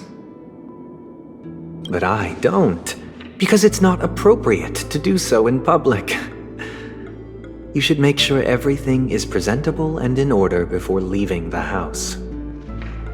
I'm not the kind that takes risks. The cornerstone must be in the custody of the family. No room for negotiation? Please, don't let me turn you down twice. Sure. The gift money is good enough. I suppose you wouldn't mind that.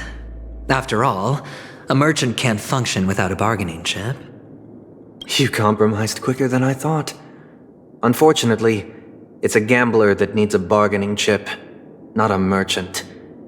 I can give you your gift money, but before that, I want you to tell me. The fact that you can decisively forsake the box you asked for, what exactly is stored in it?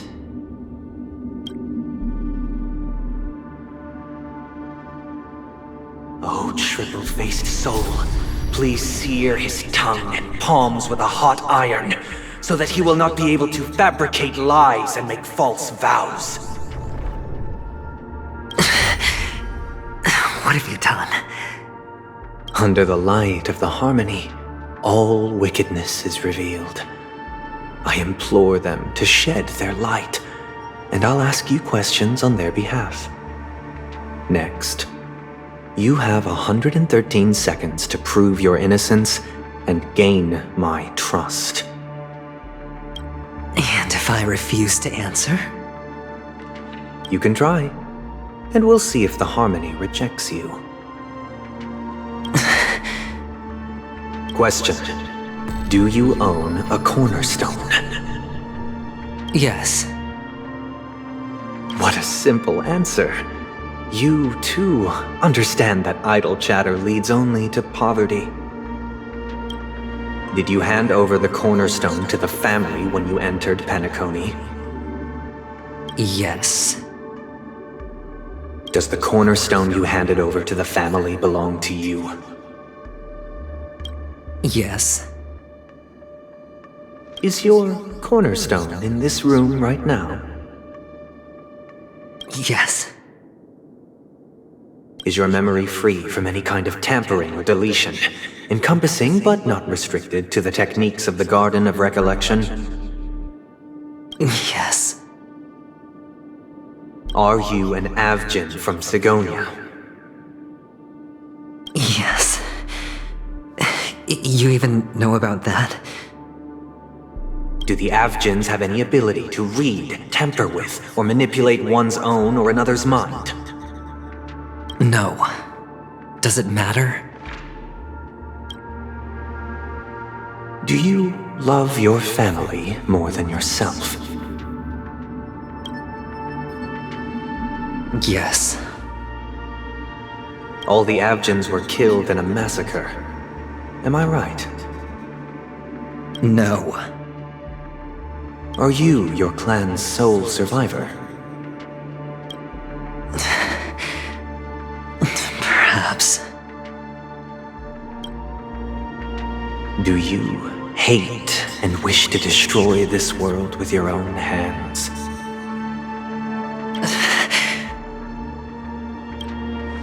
I don't know. Interesting. Now, the final question. Can you swear that at this very moment, the Aventurine Stone is safe and sound in this box?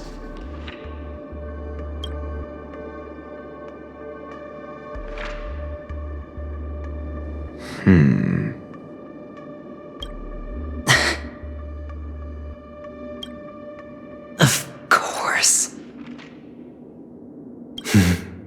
Looks like we can get an answer.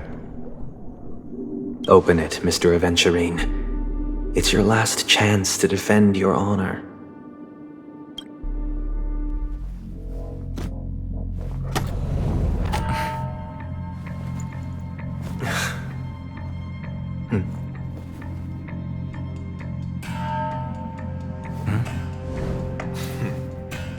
Please.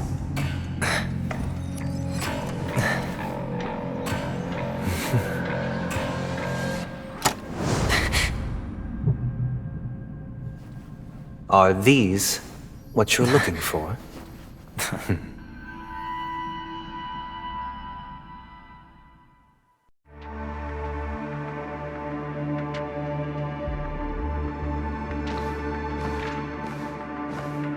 Since you came as promised, learned doctor, does this mean that you are willing to take the side of the family in this farce?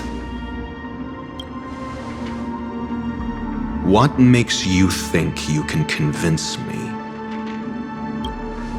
I've heard you haven't enjoyed Mr. Aventurine's company. I also understand that you're an avid learner who sees the pursuit of knowledge above all. In that case, you ought to realize that a competent scholar knows their position and wouldn't forsake more vital matters for the sake of petty pride. If you agree to assist the family, I'll share our research findings on the Stellaron. You must be quite aware that, besides the family, no other faction is willing to share such information.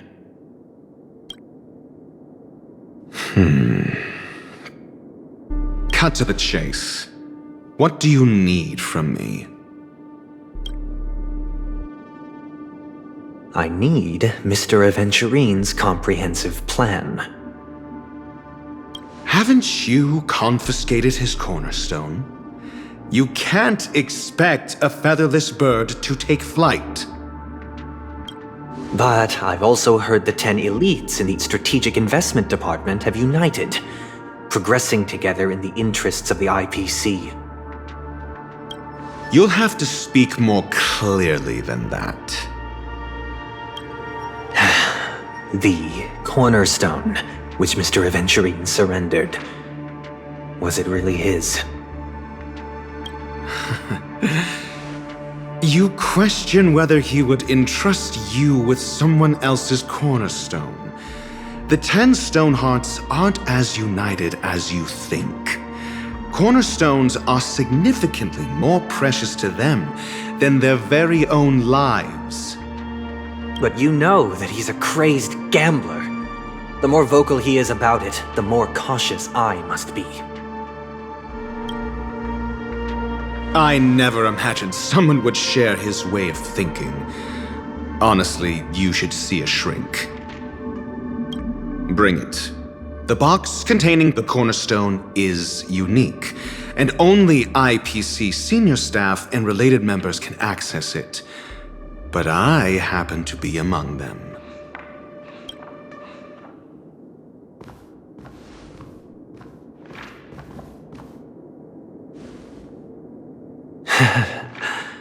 I appreciate it.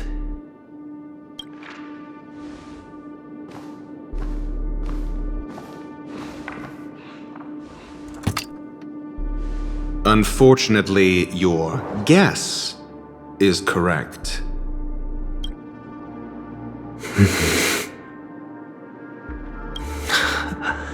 The golden stone. Its color and glow are similar to that of Klepoth's body. This is the very ruse he intends to use to fool you.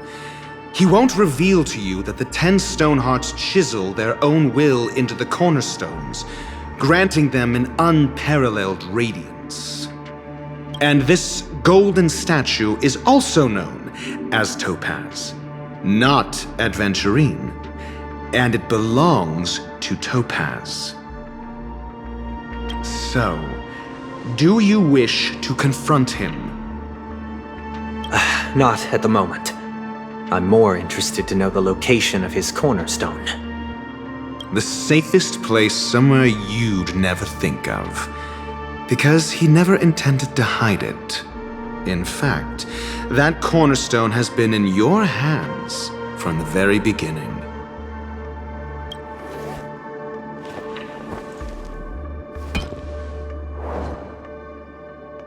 I see. This bag. Mixing a cornerstone, more precious than life itself, with a bunch of worthless jewels, disguised as a gift of money waiting to be confiscated, is indeed in line with Mr. Aventurine's style. Then he makes up some trivial excuse, downplaying the matter, and requests the gift money. This is a gamble, one he's all too familiar with, betting on your single misstep, leading to a total loss. Learned Doctor, I am grateful for your help. The family will surely reward a righteous person like you. As for the villain, I hope he retreats in humiliation. It was all thanks to your friend with a keen eye that I could add a blot of utter failure to your storied career. Ratio, you wretch.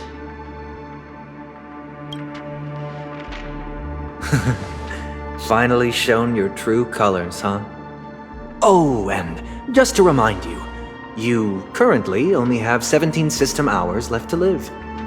Treasure your remaining time, and savor the delectable aftertaste of defeat.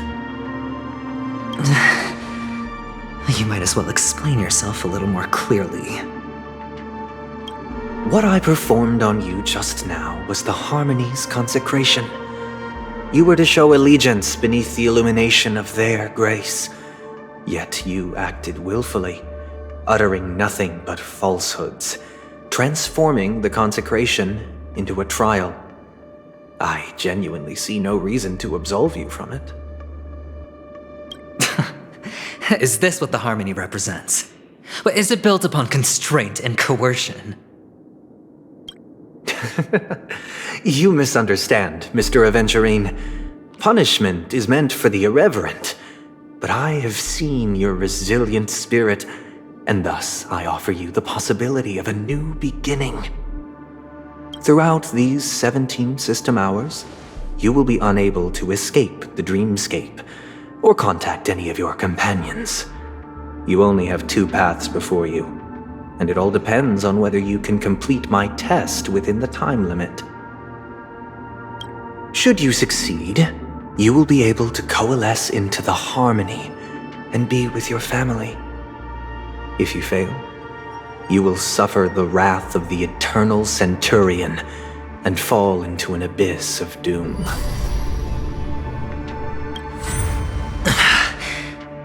Sounds like I'm gonna end up the same either way.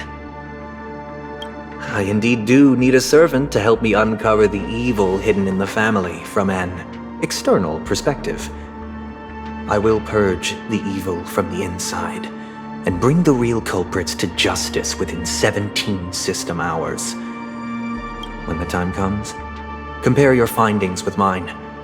If both our findings align, or if you can provide me more insights, then they will truly be able to grant you mercy and honesty. Shameless hypocrites. You took everything from me and still demand the truth? That isn't fair. Your carnival reeks with the stench of cash. Nothing is achievable without it. This is meant to be an act of personal virtue, not requiring the family's support. Your bag is over there, do as you please. I believe you can trade this bag of worthless jewels for everything you need. That's what gamblers excel at, isn't it? Off you go, Mr. Aventurine. You are free. I will wait here for your good news.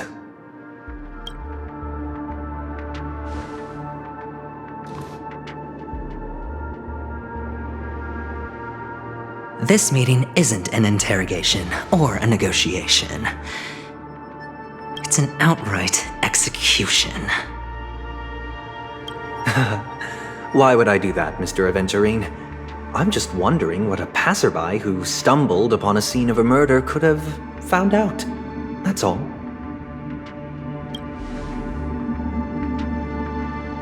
By the way, before you go, I have a personal question. What is it now?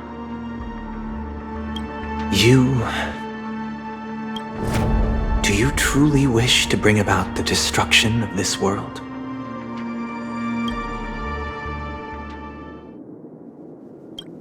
Kakavasha!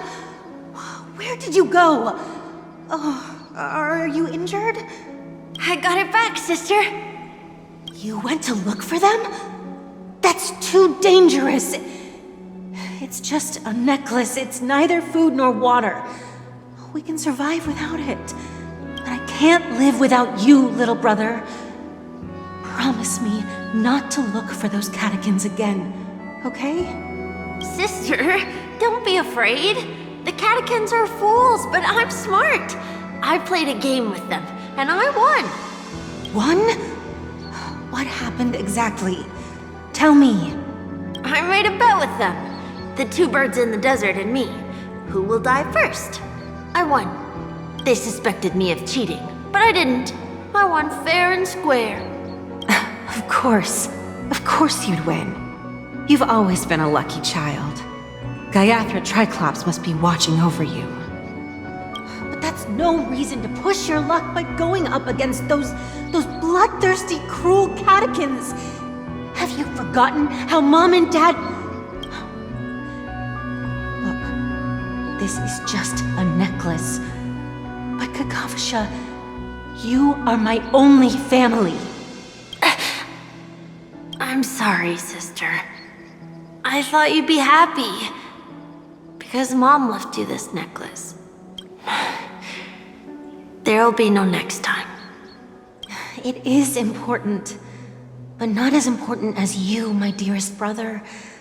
I don't blame you, but you must remember what Mom said. Pain and poverty are the trials of Gaiathra Triclops. She has also granted us a chance. And that's your good luck, Kakavasha.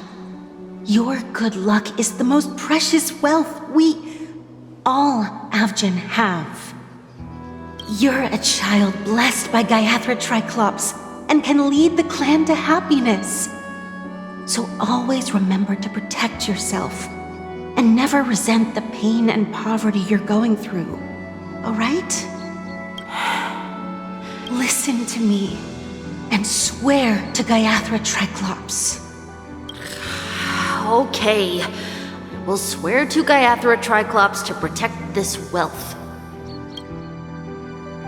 But sister, if Gaiathra Triclops was really watching over us, then why did she not protect Dad when he was swept away by the quicksand? After all, Dad went to the Catechins' land only to prepare for Gaiathra Triclops' offerings. And where was Gaiathra Triclops when Mom was shivering in our arms? Mom was still pleading for Gaiathra Triclops' forgiveness under her breath until the moment she closed her eyes. Sister, everyone praises me for being smart, but I don't get it. If every rain pour was Gaiathra Triclops' forgiveness and grace, then how bad were our sins? So much so that we were born in this world of death?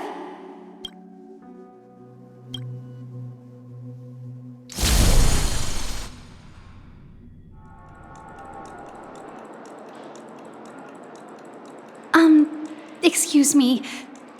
I can't seem to find any information on this artist in the Iris family archives. The photo you provided also doesn't show any matches. just as I thought. I'd like to ask, what kind of traces do people leave when they enter a dream? Are you referring to the records when you enter the dream pool? The equipment will monitor physiological indicators such as heart rate, blood oxygen levels, and body temperature in real time. This data will be included in statistics and handed over to the family for the screening of any data anomalies. Immediate action will be taken once any illegal behavior is detected. I apologize. The hotel does not have access. This information is managed by the Bloodhound family. We can only gain access if there's a problem. Looks like nothing can be found here.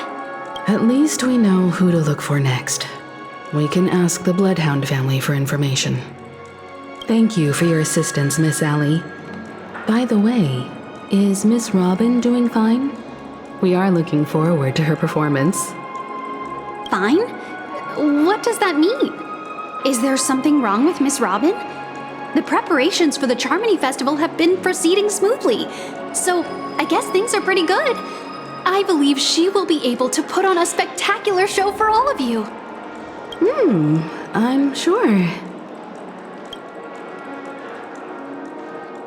Sure enough, no one knows about Miss Robin. I'm not surprised. But that Miss Firefly is truly mysterious. There's no information on her in the hotel system.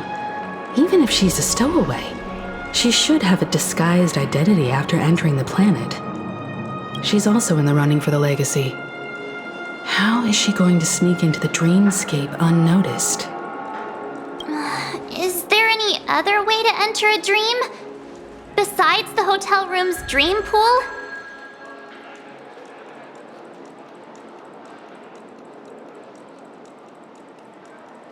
The Memo Keepers have abilities that are difficult for normal people to comprehend. In the memory zone of Penacony, they thrive effortlessly, a fact proven to us by Black Swan. The hacker girl from the Stellaron Hunters used extraordinary means to unlock the Dreamscape Hotel's seal. According to the scene witnessed by her, it is likely that they are behind Miss Firefly's case. The Garden of Recollection and the Stellaron Hunters. Both are possible, but what about the IPC? Since they want Penacony all for themselves, they're bound to have a plan. Who are you guys? The Bravo team has arrived at their designated position, ready to execute armed evacuation operation. Boss, get moving! Armed evacuation? Boss, are you drunk? What do you know? It's more efficient this way. Just don't let the director find out. Act first, report later. Understood? Help! Help me! I spent all my year-end bonus on the snowball! I don't want my name on the department's major disciplinary notice! Hey, check it out! That voice. Could it be the IPC workers from Bellabog? To all guests, the IPC will be conducting special operations within the hotel. Please follow the staff in charge of evacuation to the designated safe zones, or compulsory measures will be enforced. I'll request a beating for you lot! You've been told not to drink during work hours. Take him back to the hotel room. I'll organize a meeting later to properly go over how this incident report should be written.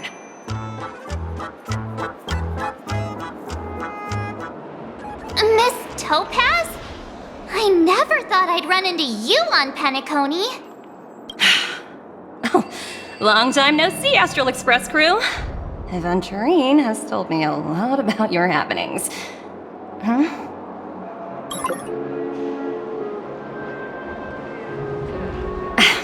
It's fine. Do as they ask and try to avoid any conflicts with the family. Report to me before taking any action. Yes, all right. As you see, The IPC isn't very popular here on Penacony. Cordiality from the family is a mere facade. The former frontier prison has turned around and cuffed its shackles on the IPC staff now. Only a Venturine, who carries an invitation, is allowed to attend the banquet. An entourage like us, we can only sit around in the reality hotel, unauthorized to even enter dreams. No wonder a Venturine's scrambling to partner up with someone. The IPC can't back him up in the dreamscape. His situation isn't optimistic, I hear. You're all helping to investigate some dirt on the family, are you not? Let me know if you need anything outside the dreamscape. The IPC always treats its partners well. Thank you, Miss Topaz. We're on our way to the Hounds to verify some intel. Perhaps you've had dealings with them? Yep, they're tailing us right now. Why not go and talk to them? It'll take the spotlight off me. Being constantly stared at is really uncomfortable.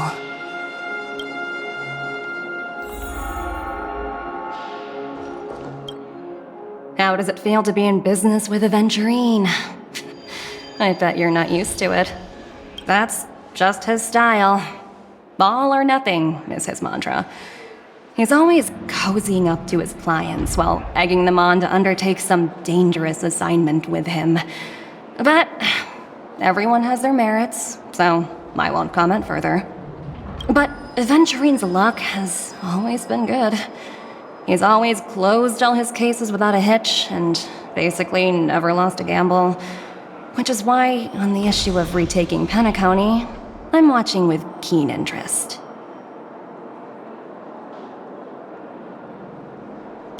Of course. It's business after all. What's important is where you're seated at the table. As for the 2 cases, apologies, but I don't have much info on them either. All I can do is ask you to keep digging for more details.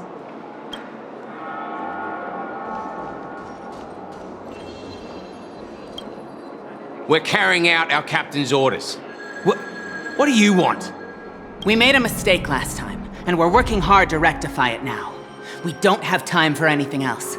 Surveilling the IPC executive Topaz, ensuring that she stays put at the Reverie Hotel during her time on Penacony. We've got the right one this time.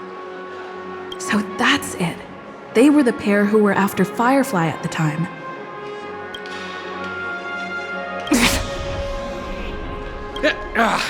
It's you again. Back for more trouble? We're not afraid of you this time. Well, spit it out. Stop bothering us if you've nothing important. So you know each other. Why do you keep running into people you've beaten up before?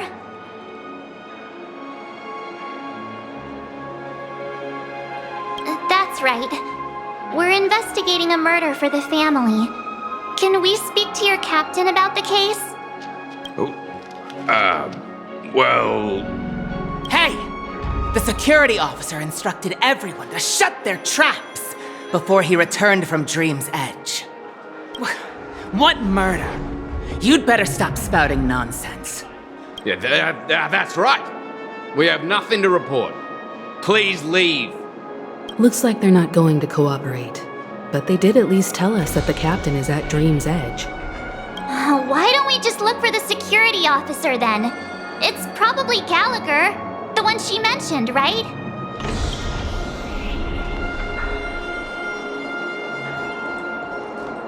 Have you decided what you want to be in your dream?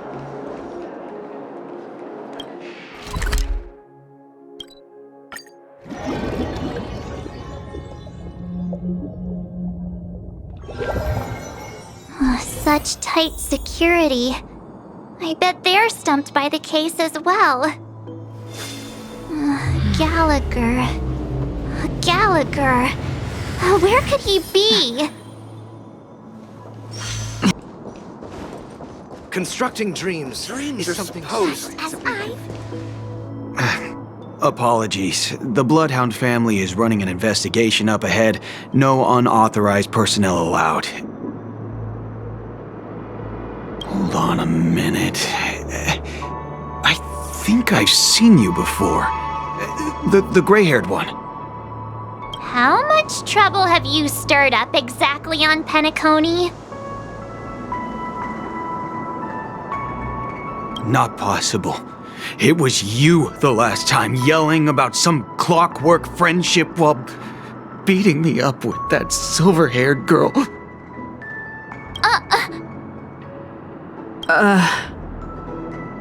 I'm not letting you get by this time. Please leave, or I'll have to get on my knees and beg you. Huh? What kind of heinous crime have you committed now? Hold on, sir. We have documents authorized by the family that would aid your investigation. If it wouldn't trouble you, could we see this Mr. Gallagher? Who exactly is this Gallagher you keep talking about? There's been a few people mentioning this name. Even the one with the gray hair. He didn't send you all here? It was the security officer who dispatched us. That's all I can divulge. He'll do! He's the one we've been looking for! Sorry, no can do. The boss said that since it's a matter of the family's reputation, no one's allowed through. Everyone, please leave. There's really no need for us to make things difficult for each other, right? We're really sorry for troubling you. Let's think of another way. Another way. That's it! Didn't they say something about that? What was it? Clockwork? That got this guy to change his mind. Can you perform it again? That, clocky magic. Please?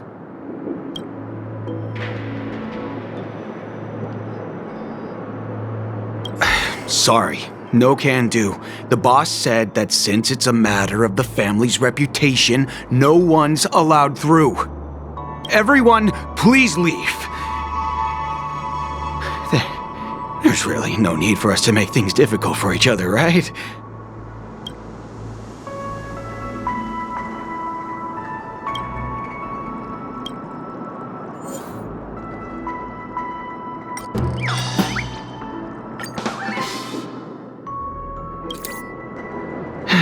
Let me see what time it is now. Whoa, it's this time already. What? Time to clock out. And no one's gonna stop me. What? Huh? This clockwork trick of yours, it's kinda dangerous. At least he won't be getting in our way again. Let's go find that Gallagher and ask him the intricacies of the case. I was wondering what all the commotion was. Huh. Oh, it's you guys. Welcome. Since you made it here, what can I do for you? Hello, Mr. Gallagher, sir. Judging from your tone, it sounds like you were expecting us. Miss Himiko, you're too polite. There's no need to call me sir. Mr. Gallagher, you even know my name. Of course I do. You folks are from the legendary Astral Express and honorable guests of the Watchmaker. I had an encounter with this lady in the Golden Hour. I remember that little silver-haired girl was there too. I'm sorry for what happened to that kid.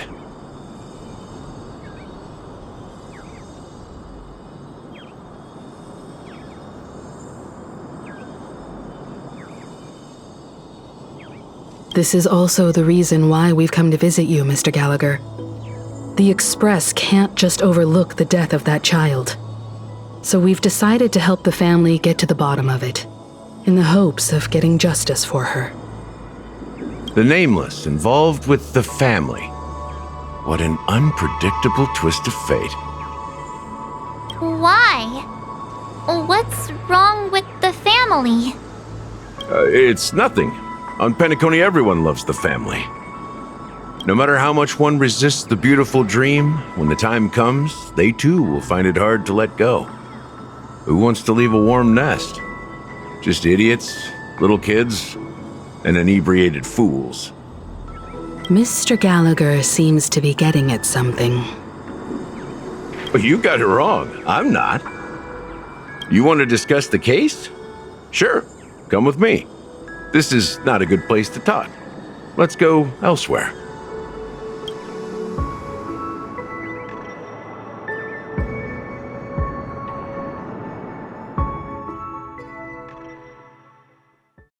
Even after that chilling tragedy, this dream is still running effortlessly. Other than the family of the Harmony, it's hard to imagine any other power in the universe that could sustain a building of such magnitude. The family itself is a huge, perfect building, like a living idol. Each member of the family sees themselves as a piece of the divine puzzle, revolving around a singular core and a shared ideal. Under their command, they loyally fulfill their roles, offering themselves while also receiving sustenance in return. Interesting analogy. Perhaps that's why Penacony's beautiful dream has persisted for so long. But the human body has its limits, and so does the divine's. That doesn't sound like the kind of comment a Galaxy Ranger would make. Just pointing out the facts. Mr. Yang will definitely have a better sense of what's going on than I do. Why do you say that, Miss Acheron? The beautiful dream is crumbling. But not because of a particular eon, a particular faction, or a particular visitor. Its collapse stems from a certain inevitability of human nature. The family refuses to acknowledge this, and it has ultimately backfired and become a catalyst.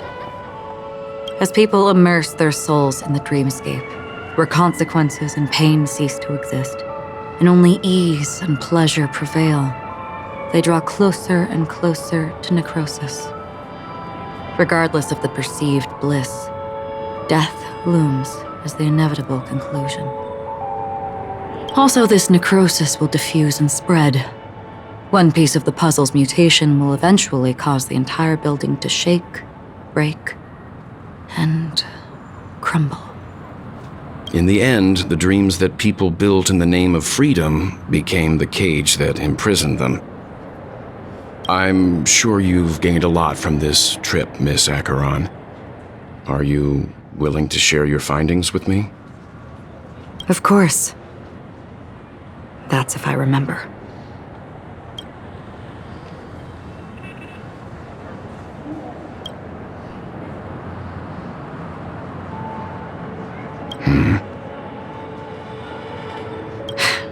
Don't mind me, it's just a habit. Owing to events in the past, I've become easily forgetful.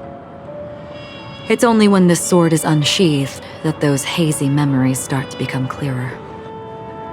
Take your time. That should do it. I vividly remember everything that occurred on Penacony. Ask away.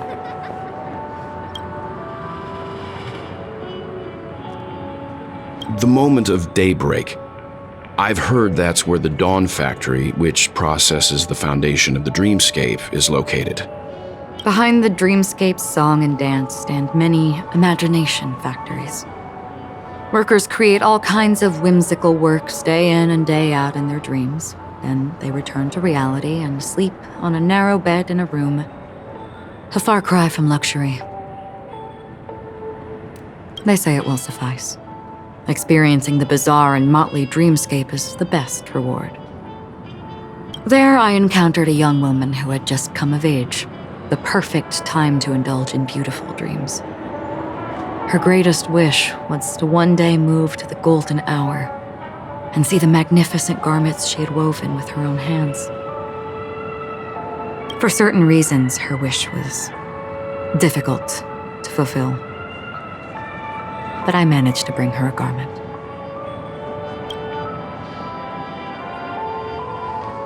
Gilded Hour. It's said to be Penacony's currency center. Yes. It is a fortress-like financial city, the economic heart of the dreamscape. The Pepeshi people of the Alfalfa family are there to keep it running, sending blood that is made from money everywhere on Penacony. Everyone there is exquisitely dressed and always in a hurry. The greatest wish of the local Pepeshi people is for their future generations to work in the Gilded Hour. I've never met anyone who is willing to talk.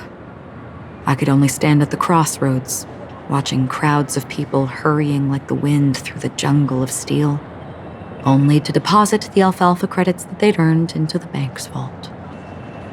I don't know if they would open the vault door, but before I left, I witnessed a well-dressed Pepeshi person plummet from the sky, while those around him continued on their way, unfazed. I hear the Blue Hour is very romantic.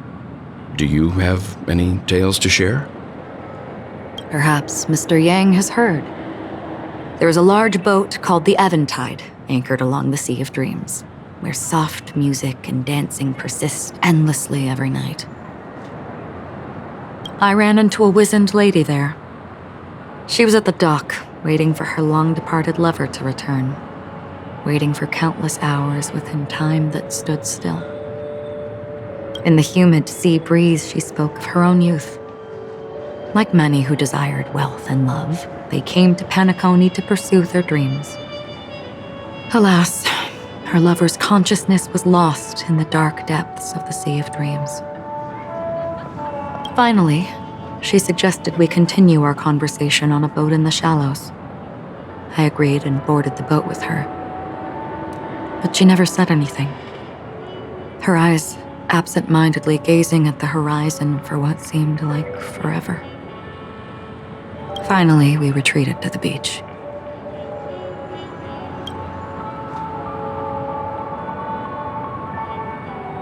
The dreamscape of chic, luxury, and consumerism, the moment of dusk.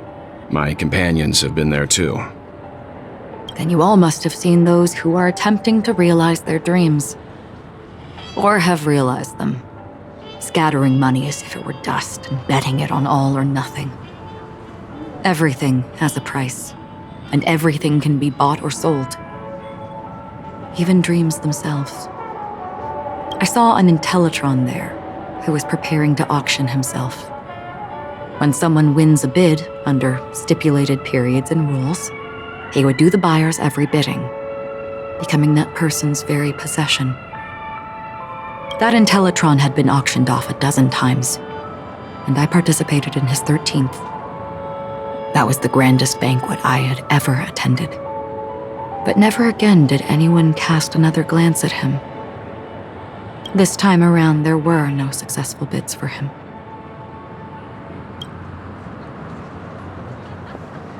This is what I've seen and heard along the way. Someone once said to me, Penacony wasn't like this a long time ago, nor should it be. I've traveled through the reality and dreamscape of the planet of festivities, watched the tides of night rise and fall when time stopped for people, where the spirits of the rich and impoverished remain forever fixed on their own scales. This is why I think the collapse of the beautiful dream is inevitable. There might be a way to change everything. Perhaps. But if this is indeed the world that people desire, if this is precisely why life chooses to slumber, should we still seek to change it?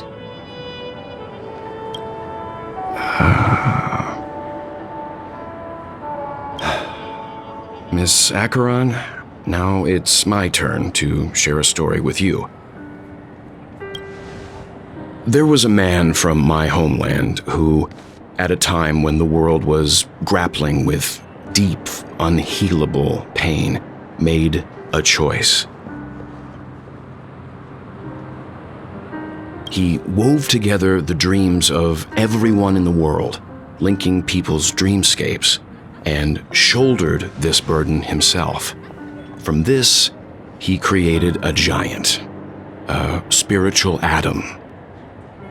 And since that moment, the giant stood between heaven and earth, becoming the pillar of the world's existence. As a price, those who found it hard to move forward, who could not advance, forever lost their future. They slumbered in a dream, devoid of disaster and pain, living out their days peacefully in the man's created utopia. And it is because of the wishes of those people who wished not to awaken that this spiritual Adam became unbreakable. And yet, you stand here right now, which also means that man failed. Because people must always move towards the future. Even if human weaknesses make them pause when they truly cannot move forward, humanity will eventually seek a way to save itself. And that man, he was never a failure. Like everyone in that world, he etched the possibilities of human nature into his heart. He was the sun chaser of legend, soaring towards the sky and embracing his final victory with his fall.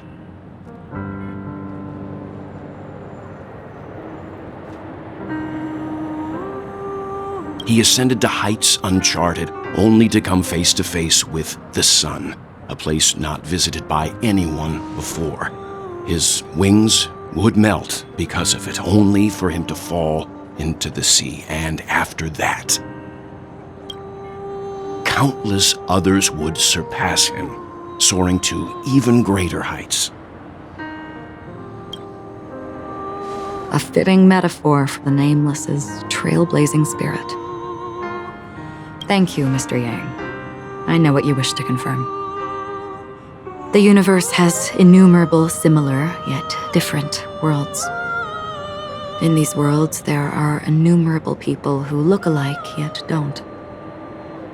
I, too, have embarked on journeys, encountering old friends with familiar faces on different worlds, witnessing their destinies follow paths similar to mine. So I will tell you, even if not completely similar, the story you just told, it overlaps with my past, and within that abyssal dream, I ended that man's life, alone.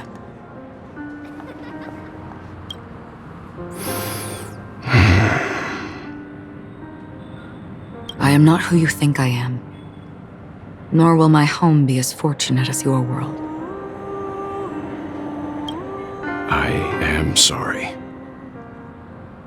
It's fine. I don't mind, so long as I can alleviate your suspicions. There's something I still wish to know, Miss Acheron. Under that representation of the hunt, exactly what sort of power is it that has motivated your solitary journey thus far? Mr. Yang, before answering that question, I wish to continue the previous topic. I like your analogy very much. Indeed, birds are born to fly. But in a distant past, their ancestors could only gaze at the sky in envy. They saw that faraway ray of light from above the heavens, piercing through the clouds and blanketing the earth. And so, time and time again, generation after generation, the birds spread their wings and took to the sky, attempting to touch its ceiling, all because the sun was there. Then, what if the last bird finally soars into the sky, only to realize that the end of the light is not the sun, but darkness?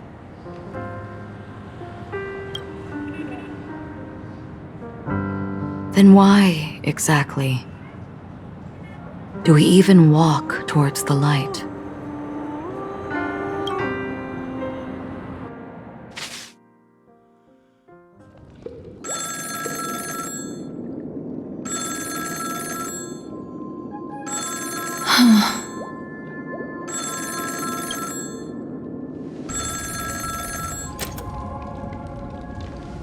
Long time no see. Having fun on Penacony? Acheron? This voice, it's not Constance. Could it be her companion? Though I don't know exactly what you are, or what you're up to, my bullets will find you. Until then, you best find a casket store on Penacony and ask the owner to reserve a good quality casket for you, imposter. Imposter? I see. She gave my whereabouts to someone who's tracking Acheron too. Who are you? Huh? Did I make a mistake? Who the heck are you? I'm the Garden of Recollection's memo keeper. Not bad. This is the kind of tough challenge I like. You that imposter's bodyguard? Never mind. It's fine. I'll leave a round for you. So get that forehead clean and wait for me. I don't know what you're talking about, but you know Acheron, the Galaxy Ranger, yes? I have something to ask you. Are you asking me to write your will? Sure. Go ahead. Not quite. I only want to ask, how exactly did she become a Galaxy Ranger?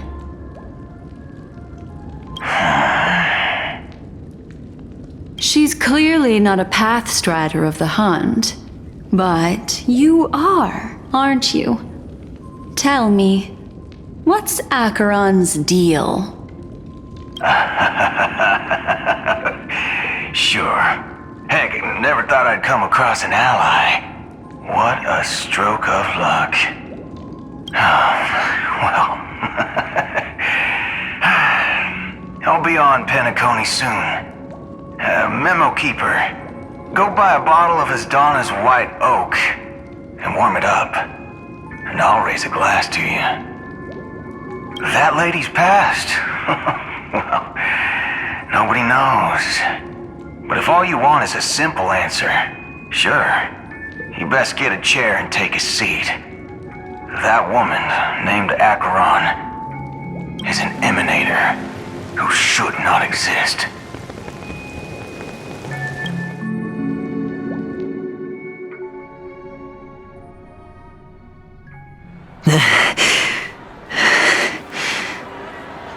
You look pale.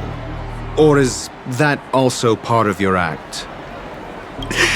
I didn't think you'd have the nerve to show yourself. I thought this was exactly what you wanted.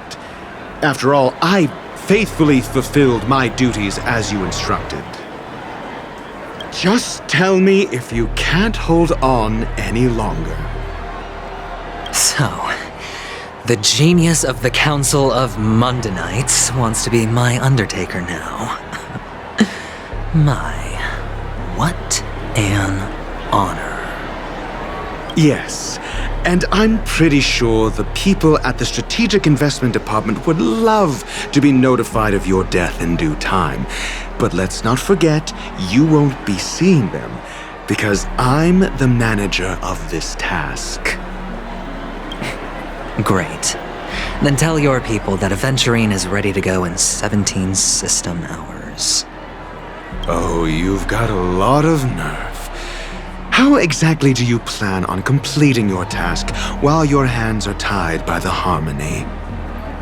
My conversation with Sunday convinced me that there's a traitor in the family, that they hold the secrets of Penacony. So, I took the opportunity to set everything in motion. I even managed to recover the gift money. Things haven't gone this smoothly since I walked through the doors of the Reverie. Now I'm only one step away from victory. Let's just wait and see.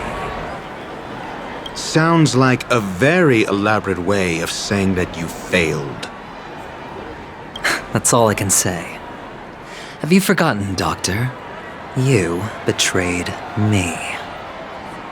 Go. Do what you must. I look forward to the sight of the IPC fleet surrounding Penacony. You've achieved what you desired, haven't you? That's true, but what's your plan? Did you conceal an orbital support beacon in that gift money bag? Well, who knows? Maybe that's why I'm handing out cash even when I'm about to bite the dust. You are indeed a gambler. An insane one at that. Well, maybe I am. Who knows? Fine. Here, take this. Open it when you're on your last legs. You'll thank me. What's this? Medical advice?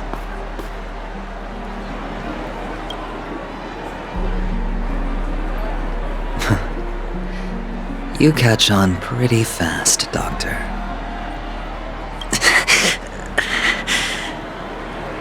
Asking me to solve a case without giving a single clue. How typical of you, you wound-headed scoundrel. But the way you're all on edge about that stowaway, it's just as I guessed it would be.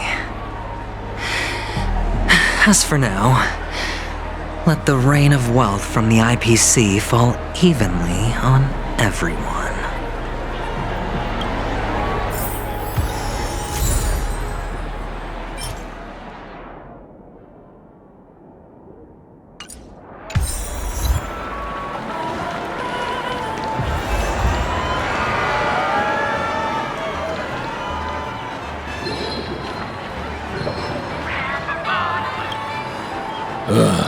The world has truly lost its way.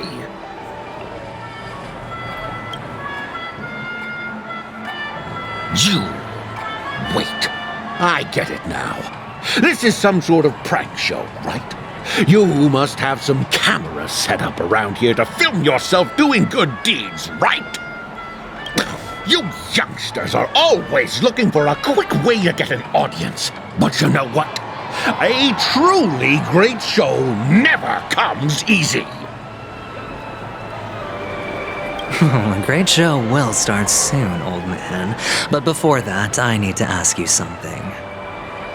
Do you know— I see. Another fearless youngster looking for death, huh? Well, let me give you a piece of advice. Don't think you're the first one who's ever thought of that idea. Death? Not even remotely innovative. I bought it from Dr. Edward. He claimed it was some exclusive fancy schmancy stuff. Oh, but what a disappointment. The effects were awful. First, some monster covered in eyes stabs you in the gut, and then all you see are blurry glimpses of buildings and lights. The sky was spinning so fast it almost made me puke.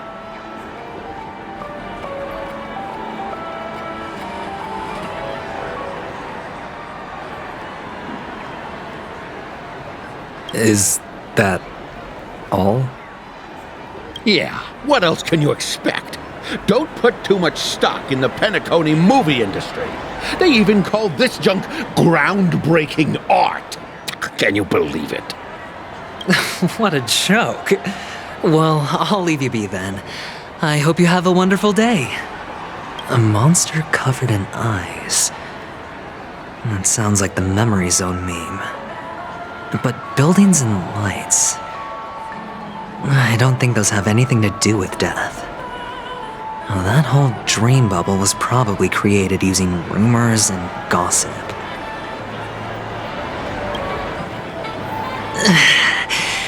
I can feel something inside my head. Is the harmony starting to kick in?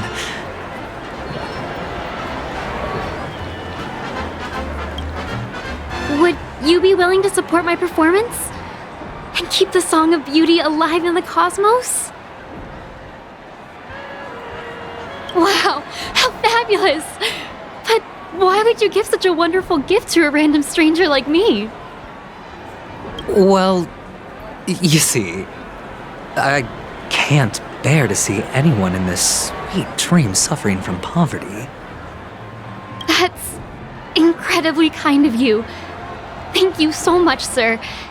If you ever get the chance, please, feel free to come by and indulge in my singing. Sure thing. Oh, by the way, do you happen to know anything interesting about death? Death? That's a pretty scary topic, and it doesn't really match the mood of this sweet dream. Oh, you see, I'm a tabloid reporter collecting ghost stories in Penacony. As you know, the more chilling the stories, the more attention they get. Maybe you could help me out. Well, if you're up for some gossip, it's not about death, but there have been some rumors about a guest at the reality hotel who fell into a deep sleep and didn't wake up. It was like they were in some sort of coma. Nobody knows what caused it, but luckily the customer eventually regained consciousness. Well, all customers are under the protection of the family, after all. Thank you. This will make for a very juicy headline. May Shibe protect us. Unexplained coma. That's actually what happens to your body if your brain dies in a dream. But unfortunately, the customer ended up waking up in the end.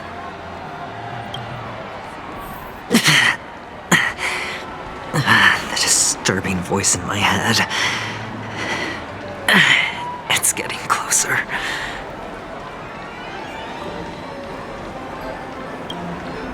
Take care, my friend. If you ever find yourself in danger, remember that the hounds are always ready to help.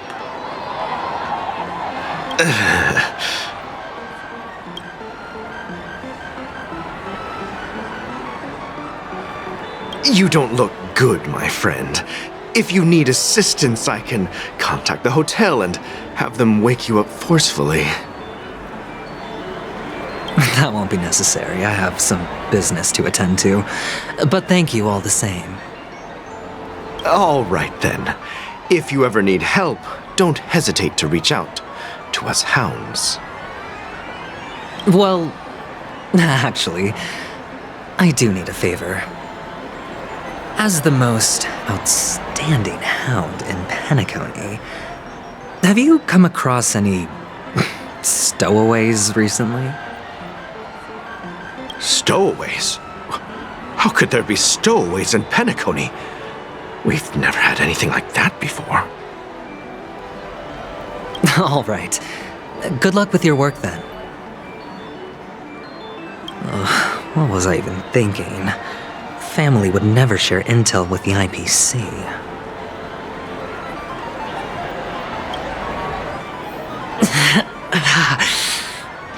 Does everyone have to go through so much torment before joining the family? Darn it. Now I just want to dig out my brain and use it as evidence.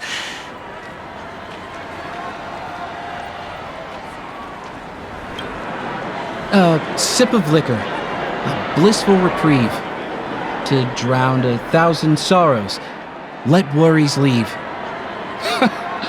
I know I have what it takes to become a poet. Oh? You're giving these gems to me? Didn't expect to meet such a generous soul in this place. Or are you just pitying me? Well, it really doesn't matter. As long as I have Soulglad, that's enough. This is just a dream, after all. You really shouldn't drink so much Soulglad, my friend. It's not good for your health. Oh. Maybe I really should quit. But not before meeting the Devil of Soulglad.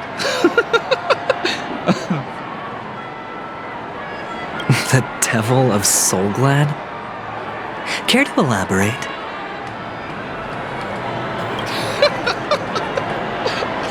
Yeah. It's a seahorse with a long neck. They say it loves to appear to drunk people, especially the ones who are passed out on the side of the road. How funny. Yeah. Very funny indeed. Thank you.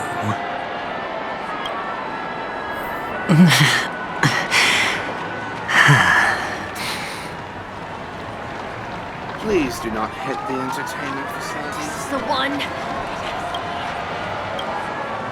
You want to talk to me? Sure, but nothing too sensitive, okay? Huh. Wealthy people have fancy ways to enjoy this dream. But to be honest, I've never seen anyone who gives out money to others like you. So, are you trying to be the prince from the tale, handing out his gold leaf garment and melting his lead heart in the fire? I'm flattered. I'm no prince, and I just thought these gems would help you speak. So, as an investigative reporter, maybe you've heard something about death? Another curious soul. I see. Well, that was actually the topic I was most into when I entered the industry. But my boss shut it down. How did your boss talk you out of it? Well, she simply said, covering baseless urban legends like that would make us look like some third-rate tabloid. I thought about it, and she had a point. Reporting on stuff like blowing out birthday candles and getting spooked by nightmare ghosts isn't exactly professional material. Guess she's got a point. Thank you for sharing.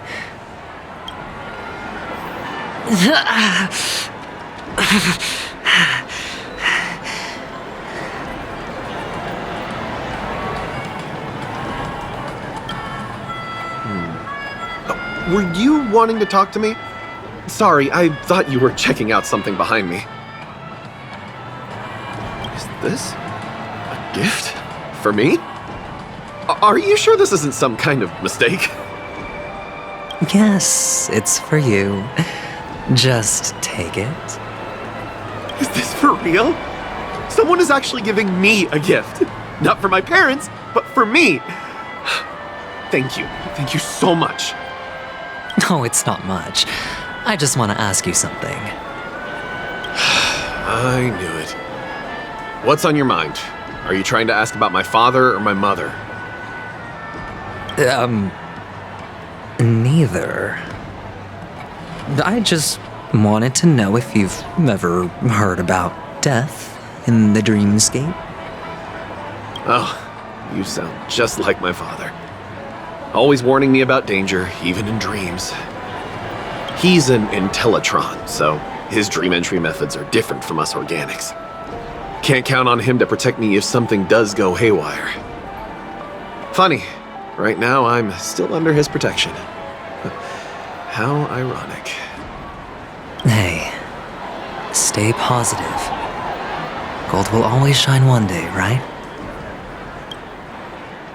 The Devil of Soulglad, Dangers in the Dream, and Nightmare Ghosts. Well, surely death is a popular topic in this sweet dream granted by the family. Well, I've collected a bunch of rumors, but no useful clues.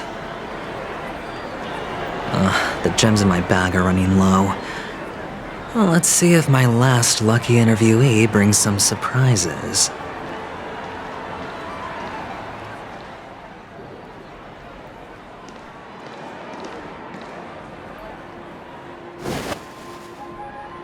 Remember what I said.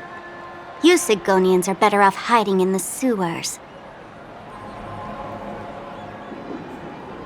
Look at you, snooping around and sticking your nose everywhere.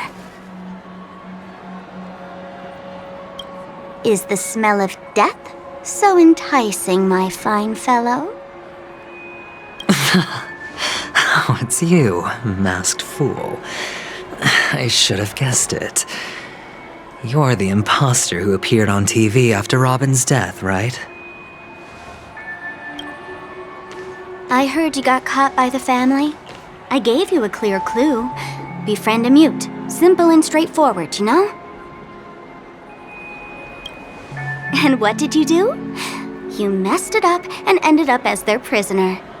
I told you to make friends with a mute, not become one yourself. You really let me down. What do you mean? You know better than I do. Who watched the little songbird that couldn't sing perish right before their eyes? You did, Blondie. No, I mean... What did you mean by becoming one myself?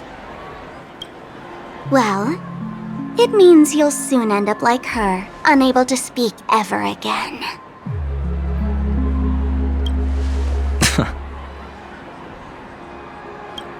But it's a good thing if you ask me, because... Because I'm getting closer to the truth, right? Oh? Why else do you think I'm handing out cheap trinkets all over the streets, fool? All part of the act. Fool's bait. The more pathetic I seem, the more likely you'll come sniffing around. So, now that I've drawn you out, will you reward me with an answer for my efforts? Why should I help you? Don't you want to see Penacony descend into... chaos? Well, I can make that happen. I just need an answer to one question. Back then, when you asked me to find a mute, did you really mean Robin?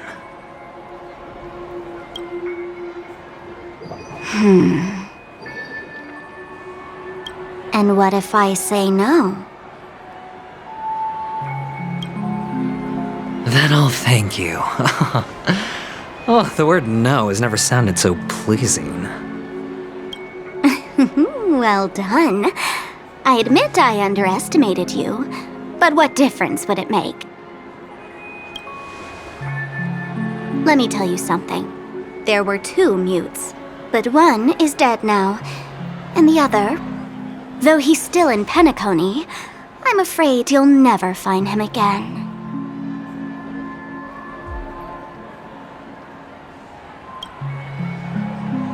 Now I'm completely sure that I was on the right track from the beginning and never strayed, fool.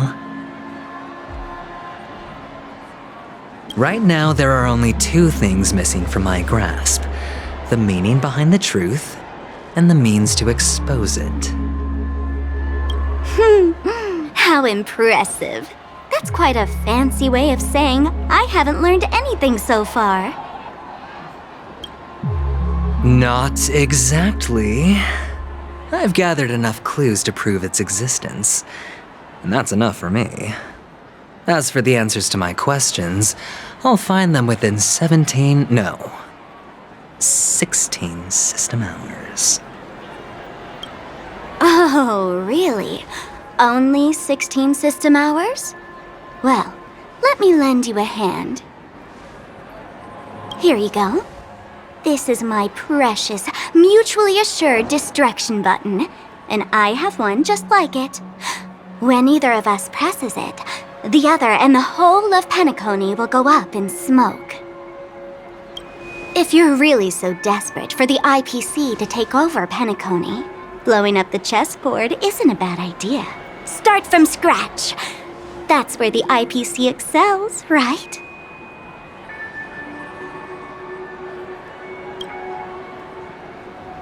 Just press the button when you're at your wit's end.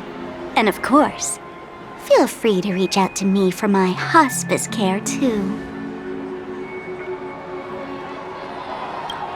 Oh, a deadly button, huh? Well, I guess the family didn't take your threat seriously at all. Otherwise, how on earth did you manage to bring it in here? I have my own ways. That's all you need to know. Well, I'm afraid I'll have to decline your offer. Who knows if your little gadget will actually work. By the way, I have no plans to search for the other mute friend you speak of, but it's good to hear that he's still here in Penacony.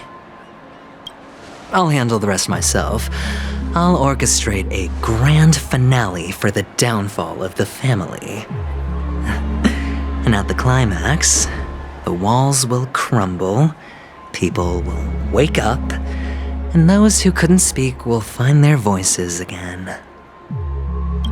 When that time comes, go ahead, press the button, light up the sky with a magnificent fireworks display for me. Catch you later, fool. You're still talking big, but sure, if that happens, I'll stay true to my word. Just don't let me down now, okay?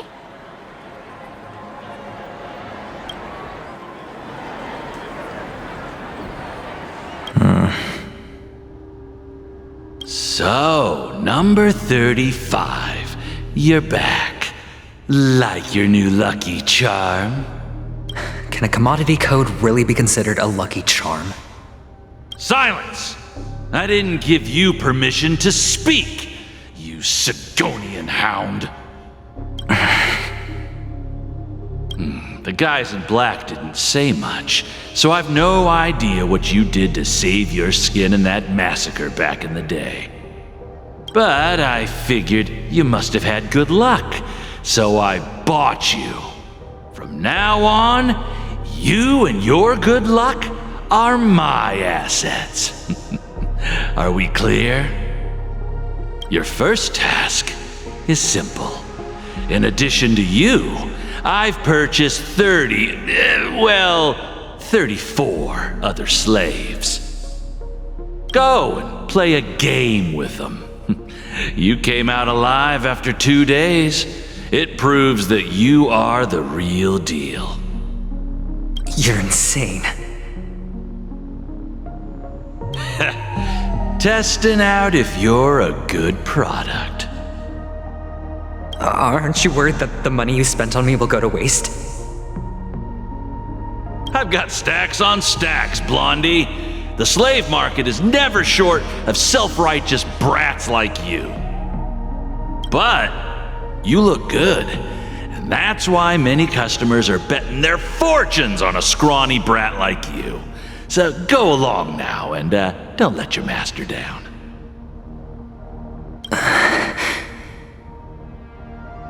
How much did you spend?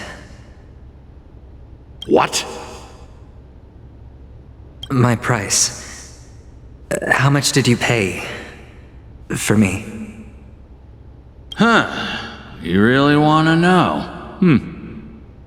Well, it was 60 tanba. No more, no less. I'll take my chances. 30 tanba. If I come back alive, you'll give me 30 tanba. Deal? Are you trying to strike a bet with me? Oh, you've got some guts. Yeah, sorry, but that won't do. Don't forget your place, slave. You're not qualified to be at the table. You're just a chip. A life thrown away in someone else's hands. Either you come back with more chips for your master, or you never come back. It's all or nothing. Don't embarrass me, my lucky hound.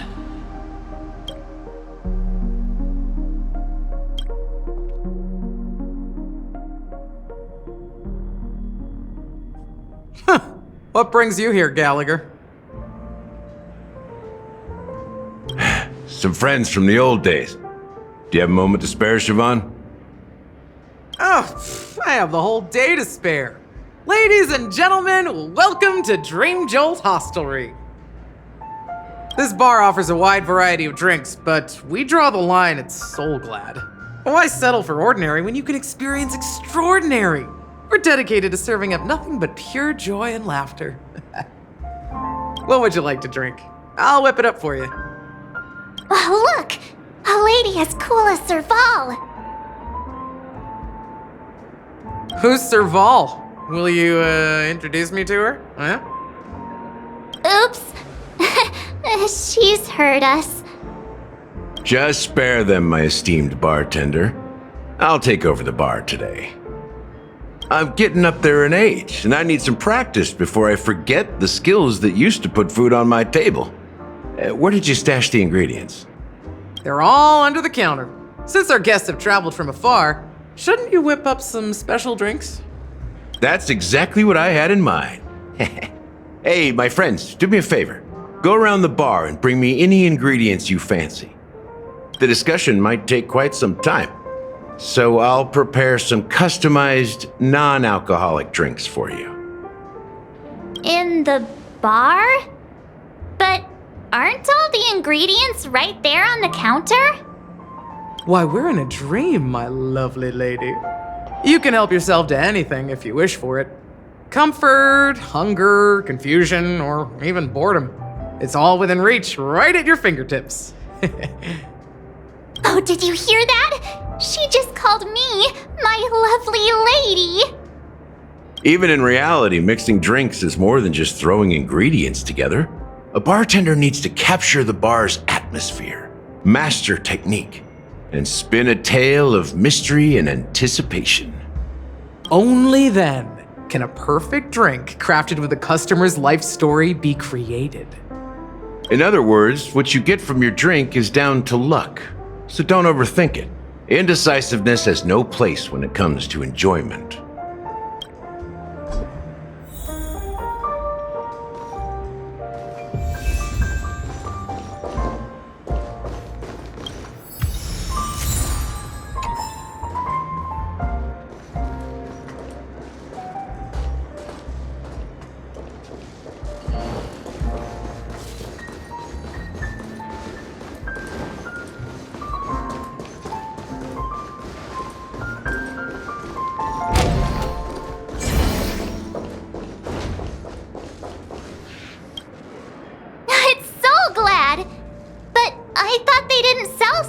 At the bar.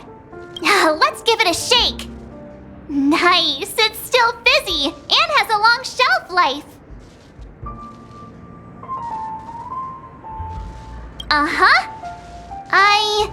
Let's just leave it here for a while, and it'll be all right, right? Why don't they sell Soul Glad in this bar? Did something happen? It's all about the bartender's pride. It wouldn't make sense for customers to come here and order drinks they can find anywhere else. That's the mindset I use when I brew my coffee. You're right, Himeko.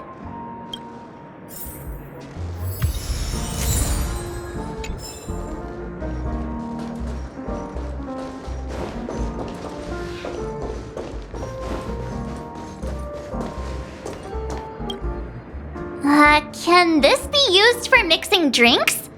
Oh, and there's a note underneath. Exchange with your precious things. Oh, what should we exchange for it? And who should we give our stuff to?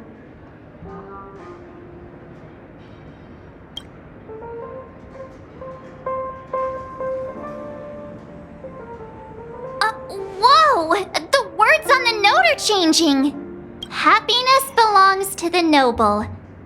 Does this mean we can take it? Doing good good deeds does pay off. Thank you! Oh, that's quite a stash. Not sure if it's enough. Stay out of my way.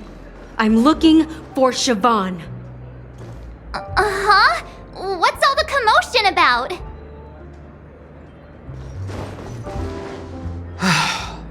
Haven't I made myself clear enough, Miss Amiki? The Dream Jolt Hostelry only welcomes guests who want to enjoy a drink to their heart's content. I'm sorry, but I'm not interested in your proposal. But you have the talent. You'll attract a huge audience. You're destined for the Iris' stage, not for this rundown shack. Come with me. We'll become the talk of Penacony, a shining light into every corner of the dreamscape. Please, Siobhan, I really need you. As you see, I'm entertaining my guests. Don't make me repeat myself. Fine. If you don't come along, I'll just sit here and not go anywhere else. Give me a sparkling drink. Sweet. With extra ice. Just one moment. What's her deal? We can't discuss the case with other people hanging around the bar. Hey, can you do that clockwork trick of yours again?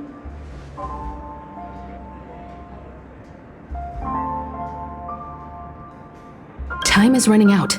We need to hurry. Yeah, I'm counting on you. You're one of Siobhan's guests, right? What can I do for you? If you're here to convince me to leave, please stop it. I'll never leave until she accepts my proposal. I just don't get why she won't leave this place. This rundown shack with no customers whatsoever.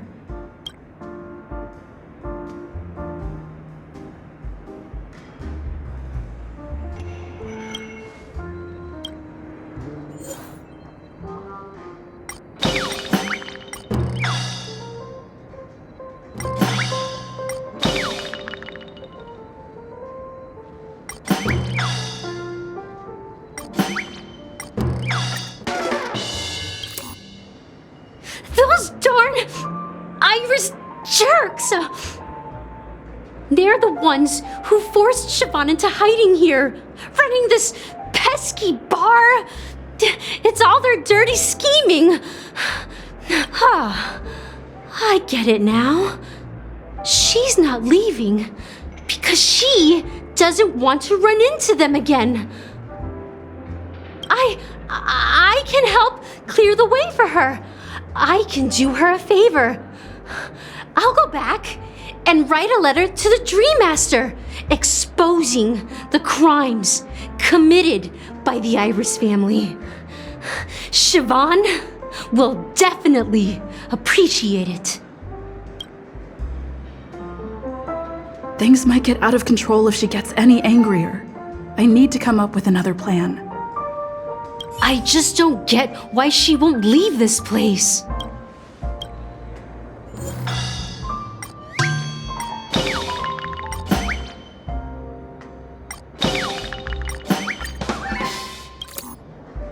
I've seen it. The moment when Siobhan and I share the stage, the crowd is going wild, applause crashing like waves, the aroma of irises fills the air. A beautiful melody playing, ribbons dancing around us, and the taste is sweeter than honey.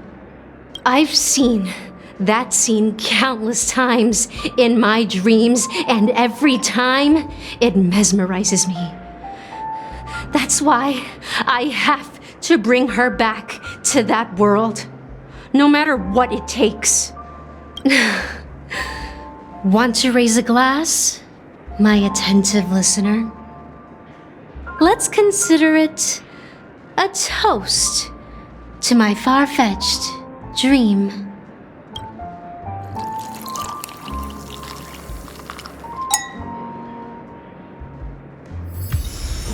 She's still not leaving.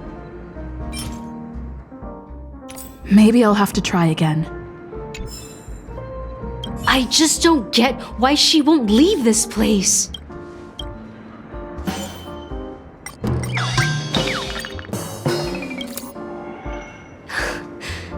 It's ridiculous, right?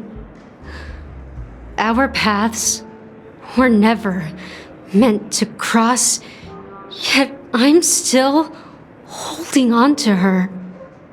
I'm too timid and shy, longing to shine but afraid of stepping into the spotlight.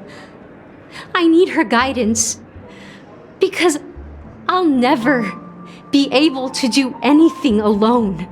You don't know Siobhan's past, and you have no clue how radiant she used to be. Even among the talented Iris family, her skill was unmatched. I know she probably thinks I'm just trying to ride her fame to get ahead. But all I want is for her to reclaim her place.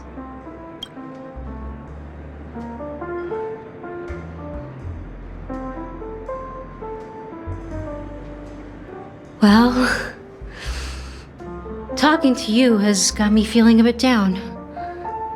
My thoughts are swirling, making my mind clear, and bringing tears to my eyes. Maybe I should find a place to reflect on what Siobhan truly means to me. Here's the payment for the drinks. Please, pass it on to her. I'm leaving now. Amaki has left? That's good for her. Radiant dreams may be enticing, but they're nothing more than dreams. Her drink is on the house. Please keep the money. When you're ready, go to Gallagher. I can tell he's itching to show off his skills.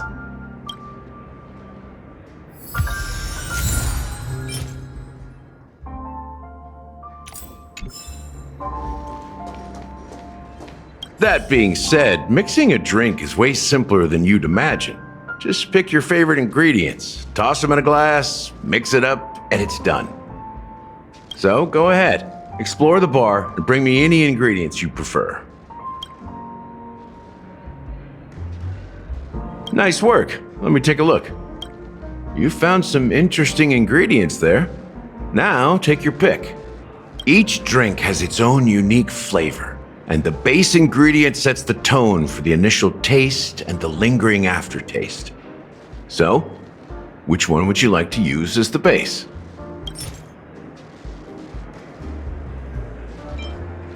The original formula is said to be Nunu's favorite drink. It's sour and bitter, and the bubbles burst in your throat like swallowing rusty chains, evoking thoughts of dungeons and prisons. Now that you've chosen the base, it's time to pick the adjunct, the ingredient that'll create a marvelous chemical reaction with the base. It should give an unforgettable taste without overpowering the main tone. So, what's your choice for the adjunct?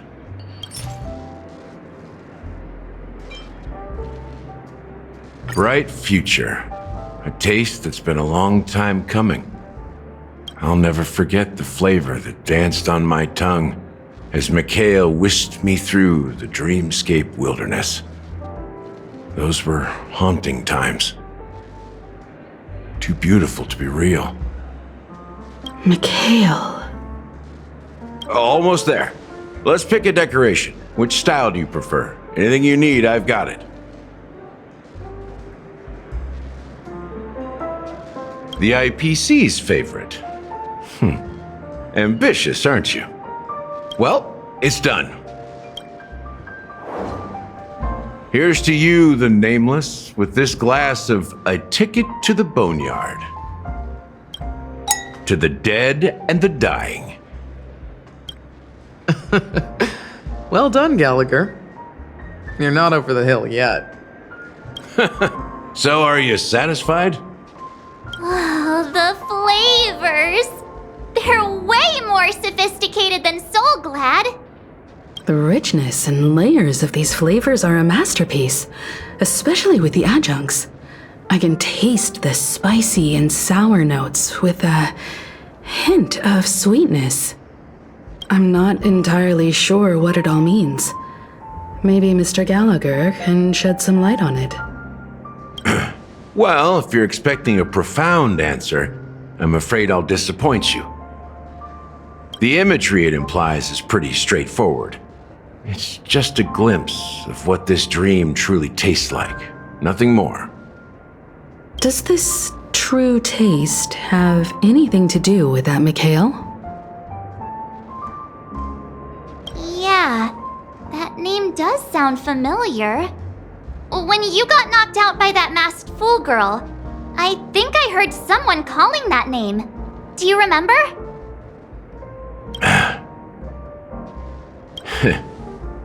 I was right about you. You guys seem to know quite a bit, and now there's no reason to hide anything from you anymore. Let's dig deeper into the case, and of course, I'll tell you a story about Mikhail. All right, let's start with what we know based on the clues the family has. It seems that Firefly isn't a local or an invited guest. In other words, she's a stowaway. She managed to fool me at first. My age must be getting the best of me. But here on the planet of festivities, stowaways are a common sight. You're bound to run into one sooner or later.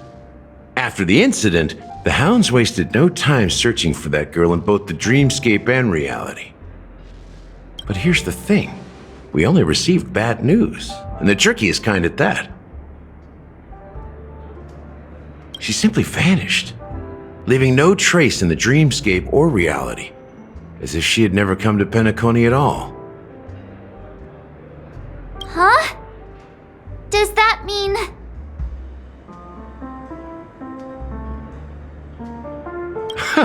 A clever metaphor. You were making a metaphor, right? Let me be frank. This case, actually, is unlike anything the Bloodhound family has dealt with before. Dealt with before? So, death does happen in Penacony, if I understand correctly. You've witnessed it, so there's no need to hide. Even the shiniest city has its dark side. We're all adults here. Surely I don't need to explain too much to you. Confronting the family based on that alone would be naive. Death may occur in sweet dreams. So what? Such events are highly unlikely and only affect a tiny number of people. If you really want to delve deeper into this case, you need to understand the true problem with the family. I guess it's time to tell the story of that Mikhail. You're very perceptive. The Astral Express has received that music box too, right? Do you know the secrets it holds? There's a message. Witness the impossible in the realm of dreams. Find the legacy of the Watchmaker, father of Penacony, and thus the answer to the question, why does life slumber? That's the exact wording. Hey, why are you laughing? Wait, did you write it? It's quite poetic. No, but I'm the officer in charge of this case, so how could I not know? I'm sure you must have noticed that this message didn't come from the family. You might have even guessed that the relationship between the family and the Watchmaker isn't as close as it seems. That's just our speculation.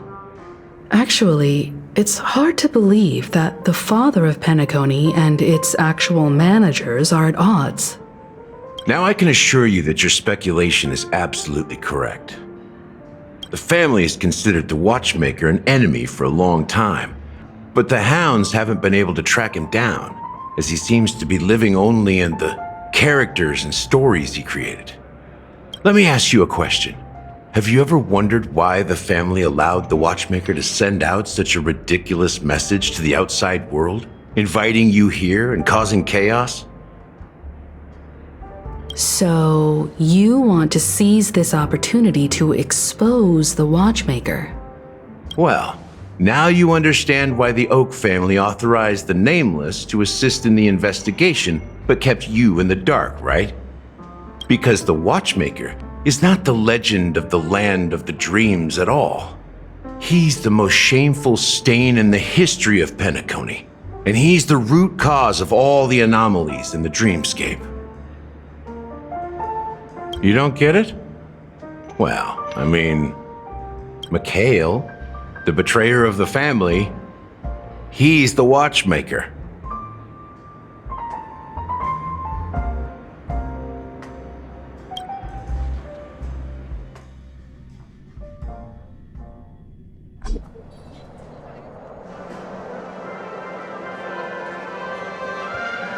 Here we are, Clock Studios theme park, the most popular entertainment center in Penacony.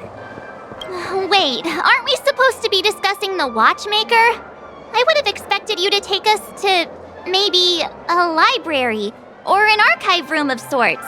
But an amusement park? The culture of a city reflects its history in the most authentic way. To you, it's a fun place. But to me, it's a prison for the planet's past. You know that Penacony used to be the IPC's prison planet, right? All the prisoners were brought here, helping the Garden of Recollection salvage the leaking memoria from the macro void. The prolonged exposure to high concentrations of memoria caused a unique phenomenon. The dreams of countless prisoners intersected and overlapped, and people started meeting each other in their dreams, living lives that were almost identical to reality. But everything has a price, and sweet dreams are no exception. In the end, the dream world was unable to alleviate the suffering of prisoners in reality. One of the prisoners broke free from the IPC shackles and fought for freedom. He is Hanu, the great leader of Dreamville, the great peacemaker, and the faithful companion of the underdogs. History is always written by the winners. However, it's undeniable that Clocky is an animation that draws from Penacony's actual history. These characters not only exist in Dreamville, but also in the distant past. Once you realize this, you'll understand why we're here.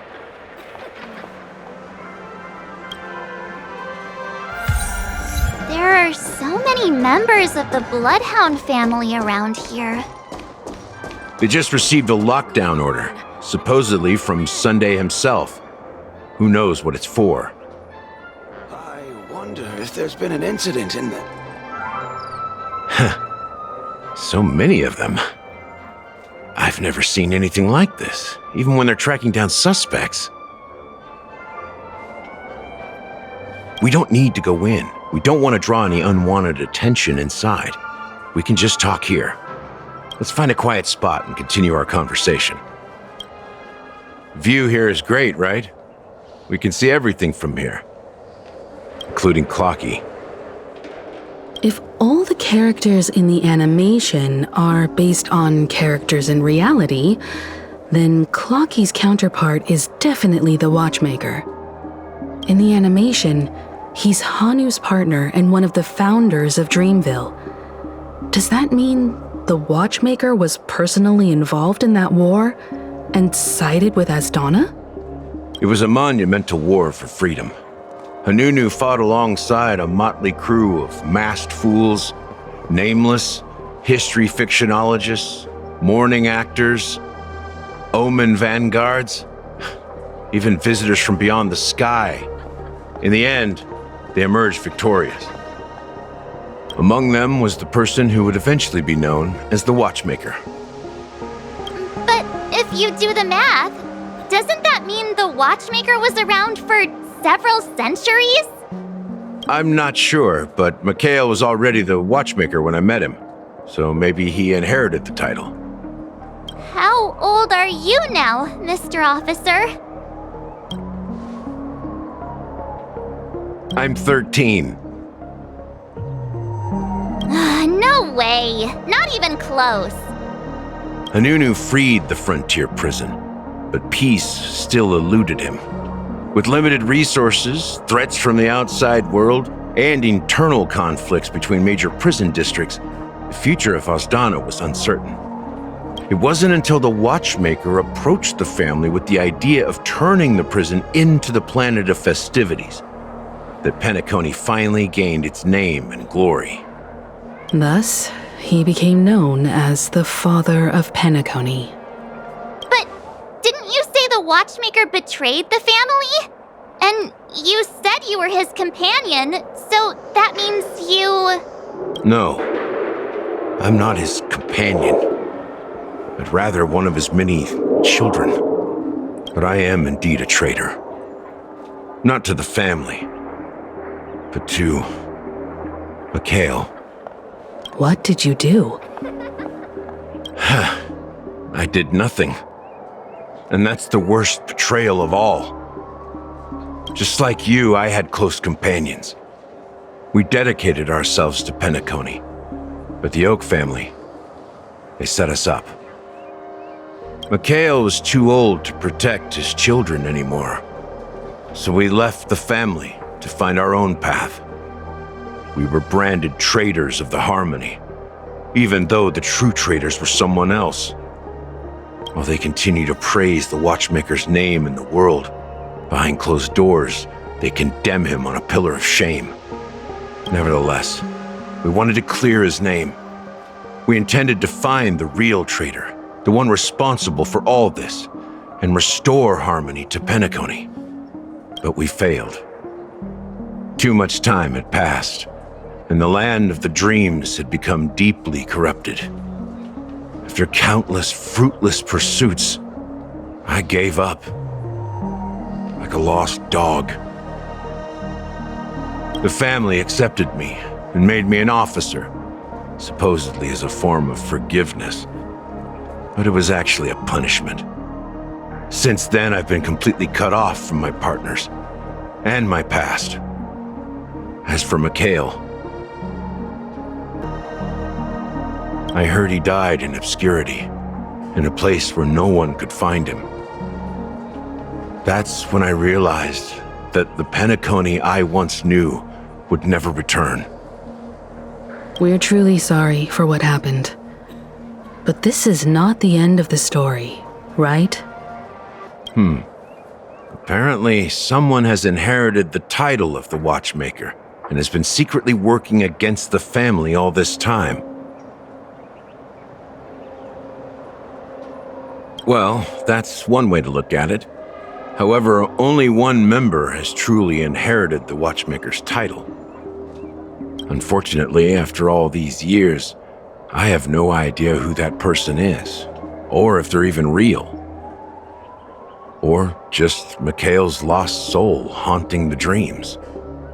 So, do you understand why I'm spilling all this info? Because I believe the girl's death must be connected to the Watchmaker's legacy. And at the end of all these mysteries, we will find the answers we are seeking. If it really is Mikhail's ghost, I want to meet him. If only for the last time.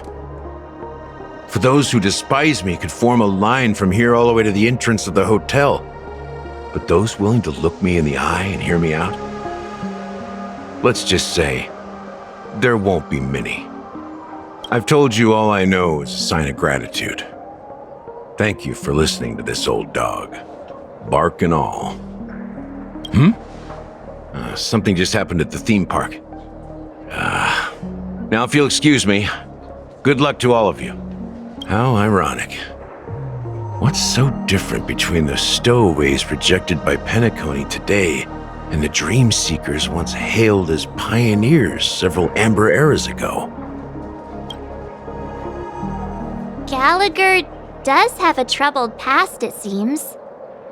While Firefly's whereabouts remain a mystery, his stories shed light on our suspicions about the true identity of the Watchmaker, his connection to the family, and the power struggles hidden behind sweet dreams and death.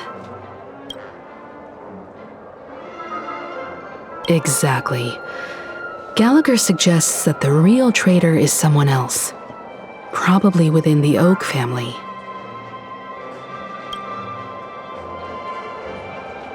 That lines up with what we've gathered so far. Firefly got involved in this mess because of the legacy, and now we're sure that Aventurine's accusations against Acheron are baseless. You're really into Clocky, huh?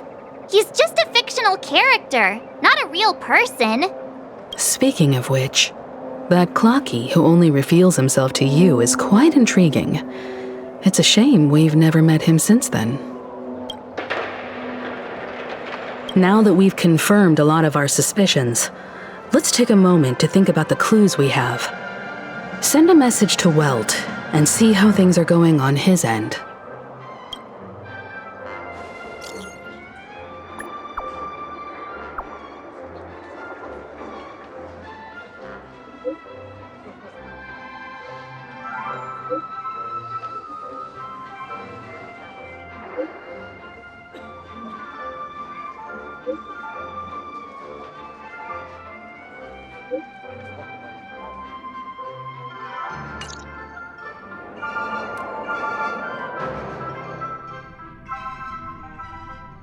Are your companions worried about you?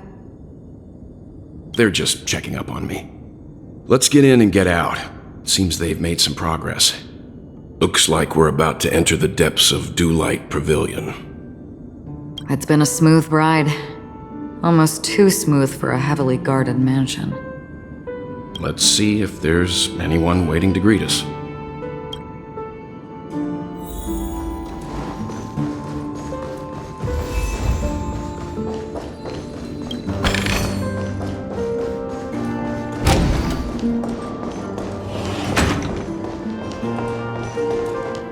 Something feels off. A grand mansion like this and not a butler or servant in sight.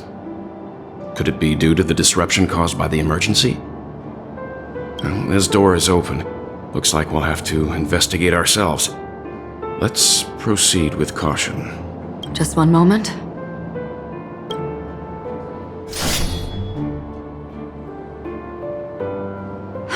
Light. I've made myself less noticeable. The crew can explain their presence as authorized by the family, but I can't come up with any excuses for being here. I see. What an interesting technique.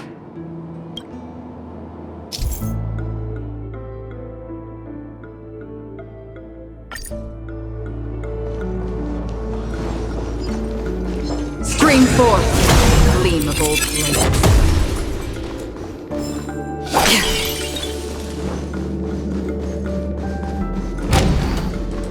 The model in the sand pit.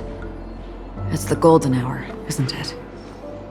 Maybe the heads of the family used that model for discussing important matters. The footprints here are different from the rest. There are 2 sets of them. Looks like outsiders might have passed through here not long ago.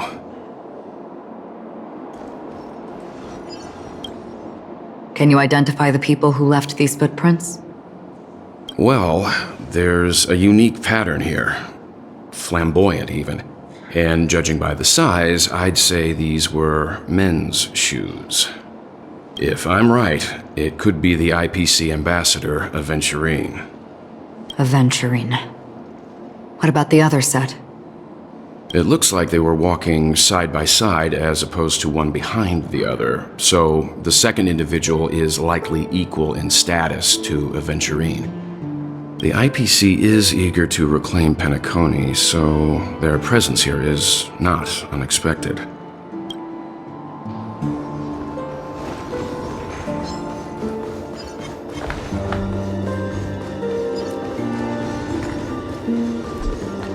Well, there aren't any people in this mansion. I've set up quite a few mimetic guards to patrol this place. Destined for oblivion. There's more to life. Ill tidings manifest. Look, it dropped something. A note. Looks like instructions from the butler for the other servants.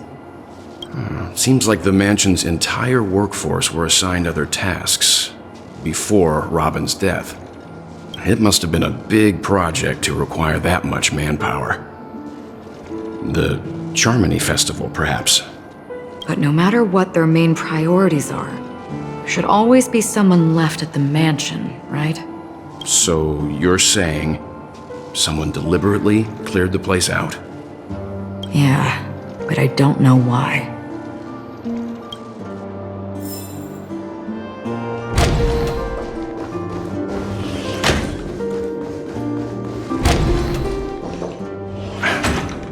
No one here either.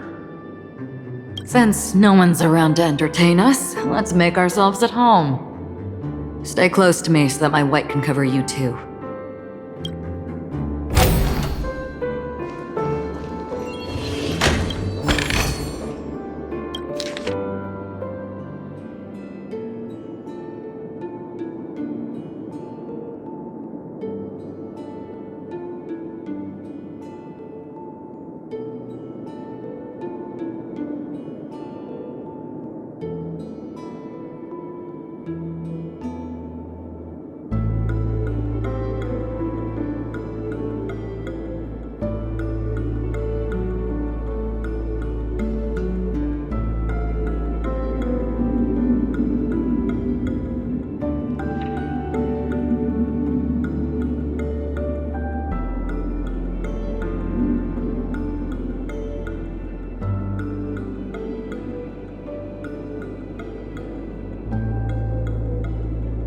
As soon as I and the rest of the crew arrived in Penacony, Mr. Sunday and Robin showed up to greet us. I remember hearing something unusual in her voice, and now it seems I was right.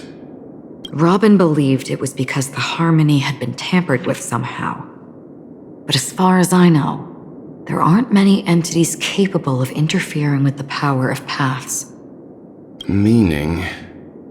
If there really is a traitor within the family, that person must hold a high position or possess unimaginable strength. That would explain why Mr. Sunday has been having such difficulty in catching the traitor.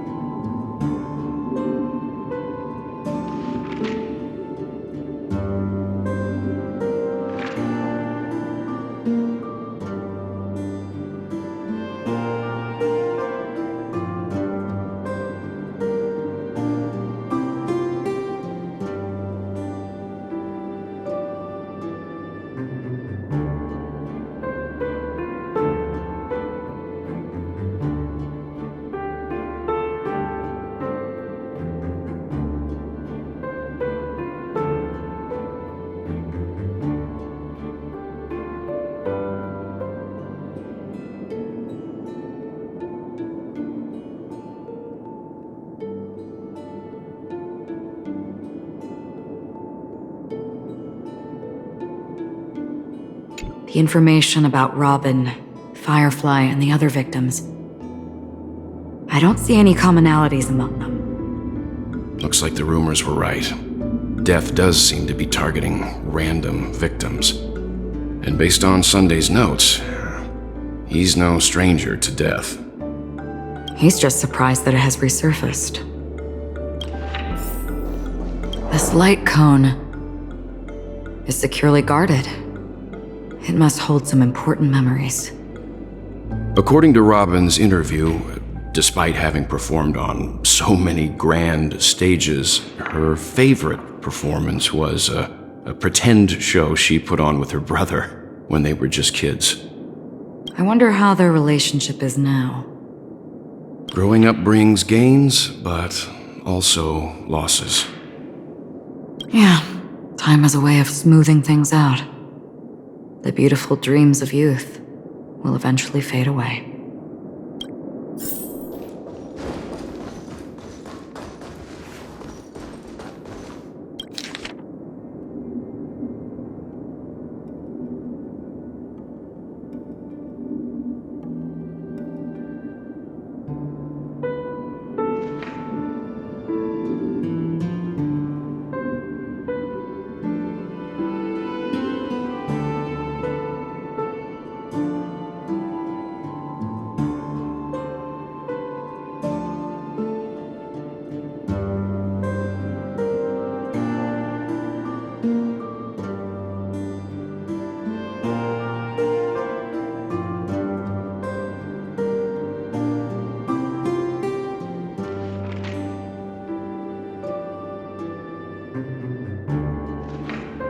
Mr. Sunday has done some serious research on his suspects.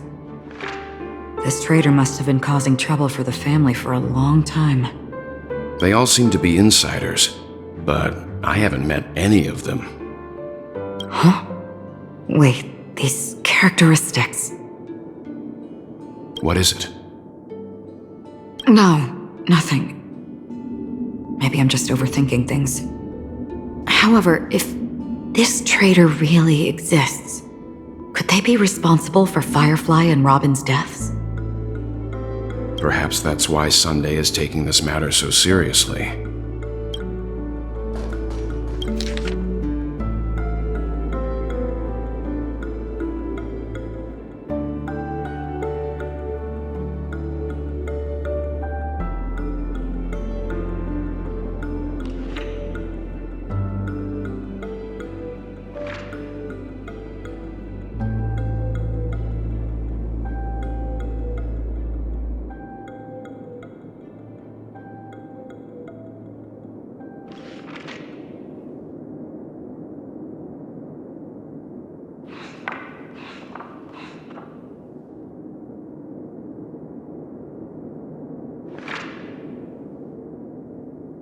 It seems neither the Dream Master of Penacony nor this old Odie is happy with Sunday's recent performance. They don't seem to care much about death. Instead, they're more concerned about the Charmony Festival and the Watchmaker. Maybe the other family heads don't think death is a big deal. One thing's for sure. There's a lot of internal conflict within the family, and everybody has their own agenda. That's all for now. Nothing more noteworthy. Before coming here, I had all sorts of scenarios in my head about dealing with the family. I did not expect an empty mansion. Watch out! Someone's approaching. I don't think trespassing on forbidden areas is the way to be a guest, Mr. Yang. And... Acheron? The Galaxy Ranger? Our apologies, Mr. Sunday. Nobody came to greet us, so we entered without permission. I hope you can forgive us. But even if there's no one to greet you, you should wait for the host. Don't you agree? Even without the famous Galaxy Ranger. As far as I know, the crew has officially accepted the family's commission, so coming here will be unnecessary for you. On the contrary, that's exactly why we're here, to ask you about the case and gather more information. We don't want any loose ends. Well, since you've come with goodwill, I have no reason to show you the door. Rest assured, he hasn't figured out that we went through those documents. While the truth remains a mystery, I'm getting close to it. I assure you that the traitor will soon pay the price. Let's hope justice will prevail soon. I have a question for you, if you don't mind. How did the family come to the conclusion that the murderer was within the family? With all due respect, it's in the IPC's interest to wreak havoc before the Charmony Festival, and the family has every reason to suspect the IPC's involvement. Well, other family heads share the same suspicions as you, but in my opinion, The true murderer would never have drawn as much attention as that ambassador did. Not to mention, I personally shackled him a while ago. However, I'll give you a suggestion regarding your suspicions, Mr. Yang. You should be more cautious of Aventurine. While the wicked can't break through high walls, they can plunge their evil dagger into the heart of the righteous. He's a businessman, not some philanthropist. But right now, he's out there handing out his wealth on the streets. And he went to the Clock Studios theme park all by himself. Who knows what kind of scheme he's cooking up? While the family is dedicated to keeping our guests safe, it might be wise for you to stay alert. You never know what unexpected troubles could arise.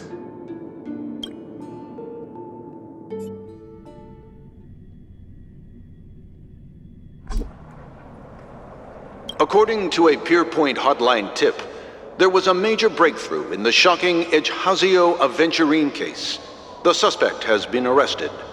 This fraud case has been linked to many departments within the Interastral Peace Corporation and the Intelligentsia Guild, causing a large drain in manpower and resources, resulting in the IPC taking a massive loss. The case's main suspect originates from Sigonia 4 and is one of the survivors of the second Kataka Abjin extinction event, who does not carry an interstellar refugee travel permit. As per Strategic Investment Department Head Diamond's sentiments, the IPC has appropriately relocated the suspect in the spirit of the Charter and will continue to conduct further investigations as to the motive of the suspect.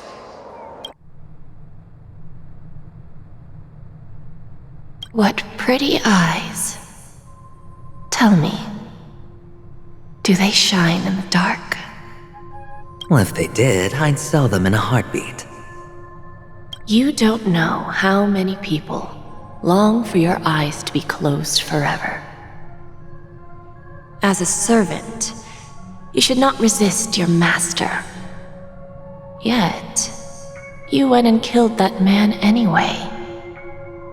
No lawyer has the audacity to defend you. Perhaps you ought to represent yourself. Not difficult, but definitely pointless. You're pretty confident on your eloquence. Did you also think that when you lied to the Intelligentsia Guild? Ask and you shall receive. You wanted the perfect construction material. All I did was offer a possibility. It was just a small wager. If your luck holds out, the IPC will dig something up from the golden sands of Ejhazio. Maybe even the Sand King's remains. Pity your luck has run out.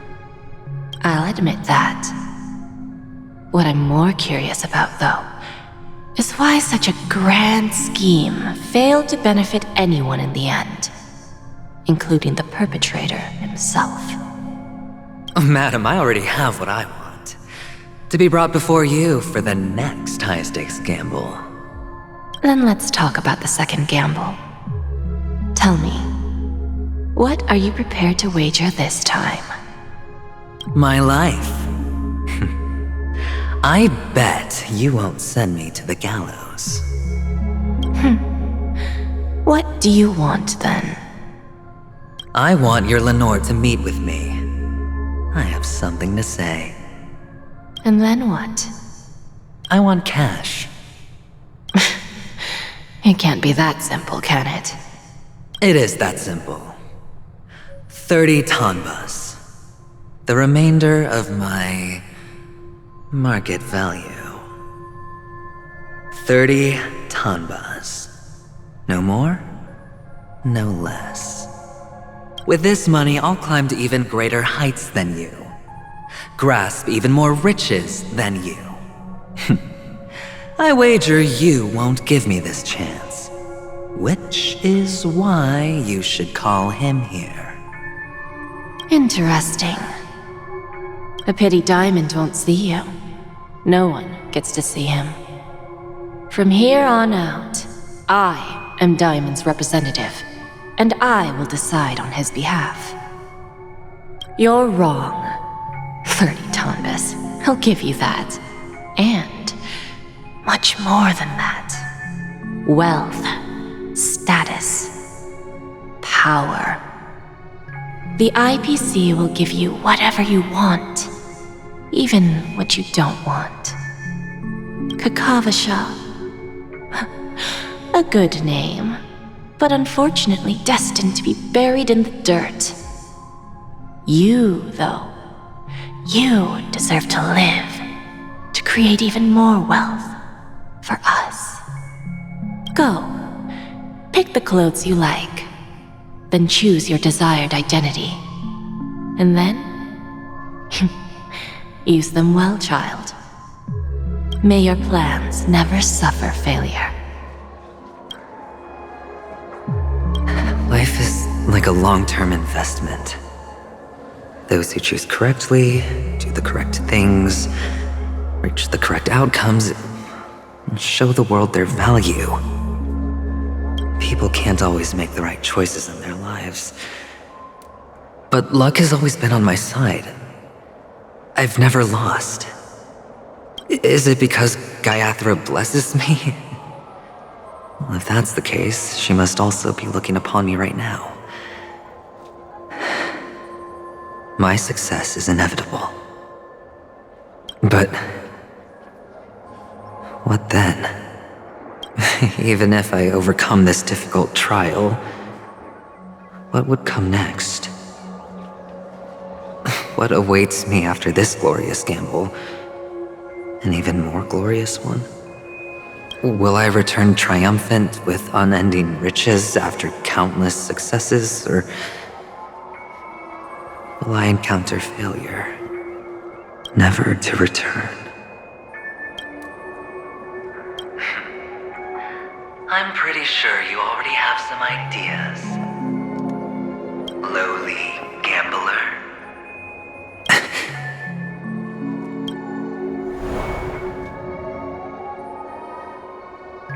What? What?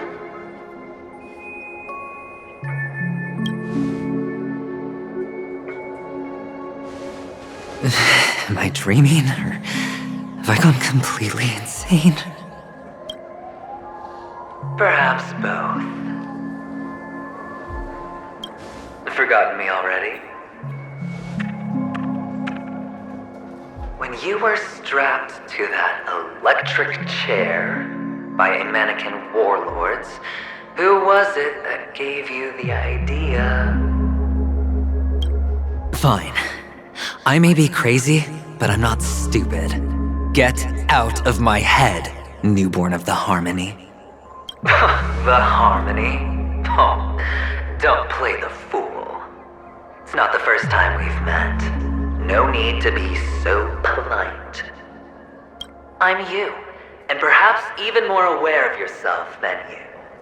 Of what exactly you want. You're dying.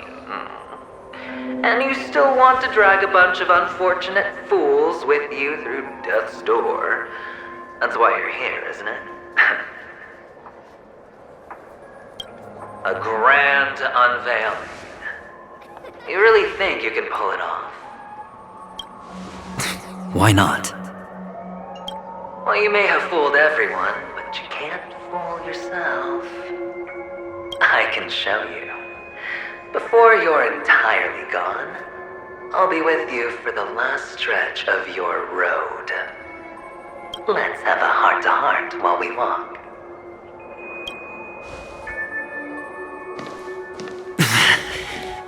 What exactly are you? Most people in this world spend their entire lives just to reach one outcome. And I am that outcome.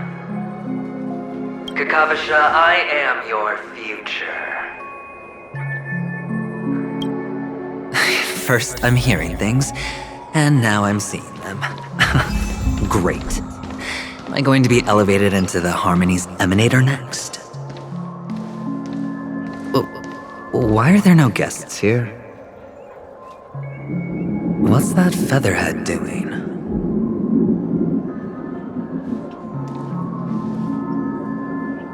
Just a Pepeshi? No. A child.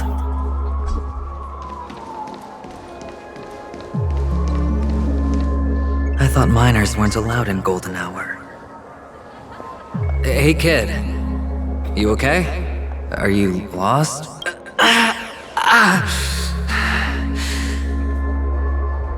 What's wrong, mister? You don't look well.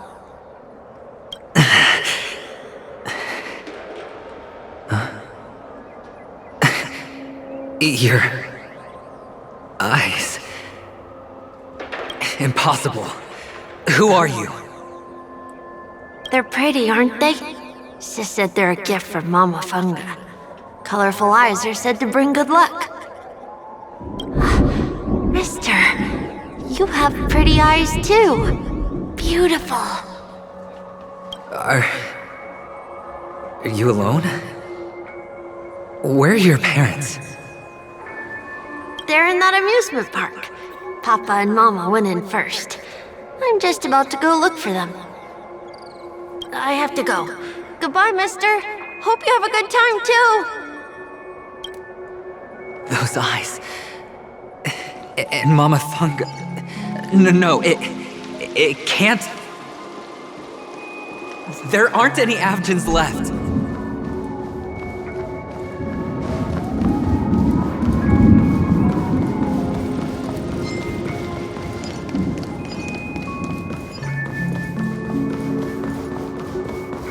Papa, Mama, wait for me.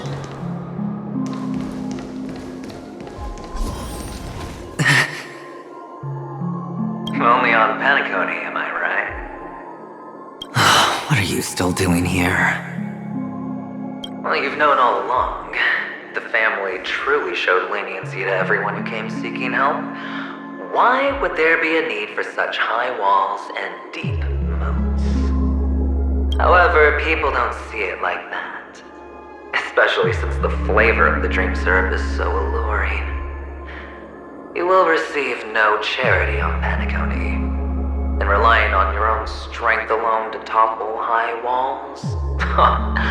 Not a likely fate. Which is why, once you step into the hotel, you remove your high hat and beg everyone you come across for help. Like a hyena scavenging for scraps in the desert. Because you know that opportunities are fleeting. Well, when you put it like that, even Ratio's a teeny peacock analogy sounds pleasant. Well, you know how rare it is for me to give you the straight dope, so listen while you can. It's good timing that you mentioned the doctor. I'm especially fond of what you and he have in common. The conspiracies, calculations. Especially the part about the finale, a magnificent act of betrayal. Oh, when everyone thinks this way, who would even suspect that it was another trap you've meticulously devised? Go on. Tell me I'm right. You know who you really are, Mr. Cavalier Gambler. Uptight, overcautious, massive inferiority complex. You want so much, you're still so afraid of losing. They only see your big bets, your bravado, the full house, the straight flush. They don't know the other hand is below the table, clutching your chips for dear life. It's a heck of an act. No wonder the tavern sent you an invite. You're a natural kid. You don't stop at fooling the audience, you fool yourself too. Well, the best way to prevent others from seeing your true colors is first being able to fool yourself. Of course. I know you all too well. But it's strange. Why did you decline that invitation? You had the chance to embrace elation. Was that not what you most wanted? But you chose the IPC instead. For the preservation? I doubt it. Do you even have anything in common with the preservation? Oh, I thought you knew. Didn't you say you had me pegged? We're done. Either stop talking or disappear from my sight. That's fine. But who exactly is about to disappear here? Well, it's not going to be me, anyway.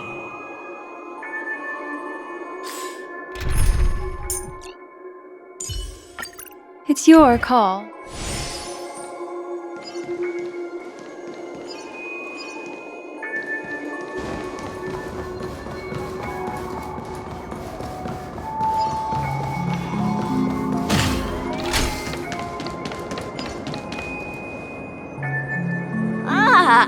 Playing hide and seek. I'm really good at this.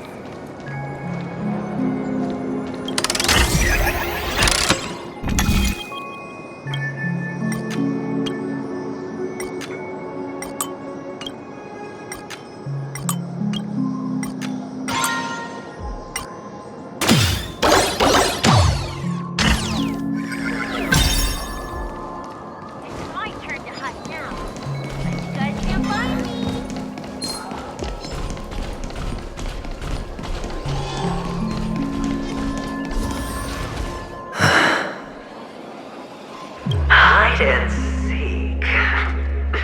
What sweet childhood memories. When Mama said goodbye that day, how many catechins were like jackals hot on your heels? I know you won't forget that sound anytime soon. Those shrill cackles. You had to hide right under the noses of those savages. You and Big Sis, playing dead, drifting in all that bloody water. Completely ruined that shirt. Shame. Wasn't that the last one Dad left behind? It wasn't ruined. I've always kept it. Come on. It's a rag. It's not like you can ever wear it. Now you don't have to hide. You probably won't even deign to get your pretty outfit wet in the rain. Well, your social capital has changed after all. I've never changed. On the contrary, now you're the one who does the hunting. The last round of hide and seek, and you get to be it. You should enjoy it. That child. Could he be in here?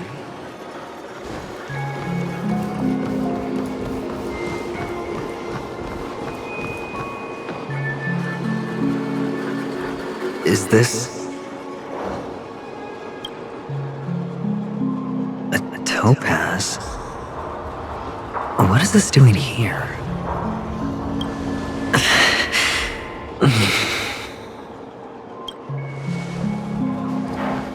What? Does your cornerstone wrench out your heart, son? I was merely curious at why it was here. Maybe that winged guy put it here. To taunt you. Just to make you realize that your painstakingly arranged magic show is nothing but a death rattle. The cornerstone's hue is the same as the radiance of Clipant's body. I've got to give it to you. I've heard a lot of baloney, but that lie deserves a prize for sheer nerve. If he were just a little bit smarter, the jig would have been up right there. This is just bait. Of course. That's why Ratio's betrayal was one of the keys to your plan. I have to say, that doctor's acting was superb. Or maybe he wasn't acting at all. All the better for you. Sunday didn't become head of the Oak family by acting sloppy. He's obsessed with control. You have to give him enough detail to satisfy his meticulous nature, but not so much that he gets suspicious. Which is why you had Ratio seek him out and leak the plan on purpose. To prevent the other party from suspecting anything. The intel you gave to Ratio was all true. We spoke the same to Sunday. Finally, Sunday took the bait, found the other cornerstone, and before you know it, everyone's distracted enough for you to steal the third stone right out from under them. Why don't you stop rummaging through my mind? Your mind. It's our mind. You're me, and I'm you. We're the same. The best way to prevent others from seeing your true colors is to first be able to fool yourself. Really? You can't even fool yourself. You just got lucky this time. This is the other cornerstone in Sunday's hands. Rather beautiful green. Just like you. Smooth. Cunning. Tell me, what's its name? Why are you even asking me? Must I do all the work? Aventurine is the stone of luck and trickery. That's what she said when you received the stone, wasn't it? This type of stone isn't rare, but its hue is very similar to a certain gem. In fact, it's often used as a substitute. And that more precious gem is... Jade. Even Sunday can't tell the difference. Oh, looks like Jade can be substituted for Aventurine, too. Sauce for the goose. Aventurine, Topaz, Jade. 3 elites, 3 cornerstones who, for a measly penny, offered their everything. Oh, you're even more united than the family. As I've said before, 3 chips are sufficient. All or nothing. But will it be the former or the latter? We'll find out soon enough. So, where's the real Aventurine stone? Take it out, let's have a look. Suddenly you don't know where it is? I just want to hear you say it. After all, it really does resemble its owner. As you wish, then. They never went anywhere. They're right where they belong. Piled up with these cheap baubles. You smashed the Aventurine stone before you left? Oh, just look at it. Shattered. Just like your life. Poor thing. A humble pebble coated in the most lustrous sheen. I take it back. This thing is far more precious than your life. You're absolutely clear about the consequences of doing this. Blasphemy against Kliboth's body. You think the IPC will let you get off scot-free? Well, Diamond has always been all about results. As long as I can create value far beyond the cost, the ends justify the means. How else would the family be fooled if there was no price to pay? It doesn't matter. Even smashed to smithereens, the preservation's cornerstone can still be used. Its effect may be greatly diminished, but it's enough for me. Now I'm really curious. Why does every step you take involve reckless risks, and the choices you prepare for yourself always come with a strong impulse for self-destruction? Do you truly believe that the greater the risk, the greater the rewards? I wouldn't have guessed you'd be so loyal to the IPC. There is so much you don't see. Which is also why you'll never see how I'll win it all. That is, if you can do what it takes. We'll just have to wait and see then. The cornerstone is gone. Another illusion of the harmony. Huh?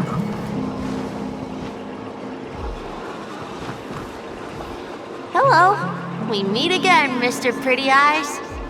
Yes, we meet again. Did you find your mother and father? Of course. Big Sis is there too. The four of us were just playing hide and seek. I'm so happy. On our way here, Papa even brought me to see a blimp. I think you mean Phil. Yes, that's it. Putting many drawings together and turning them into a moving wall painting. They put me, Papa, Mama, and Big Sis together, turning us into one big family. You should give it a try too, mister. You look sad. The amusement park will cheer you up. Sure.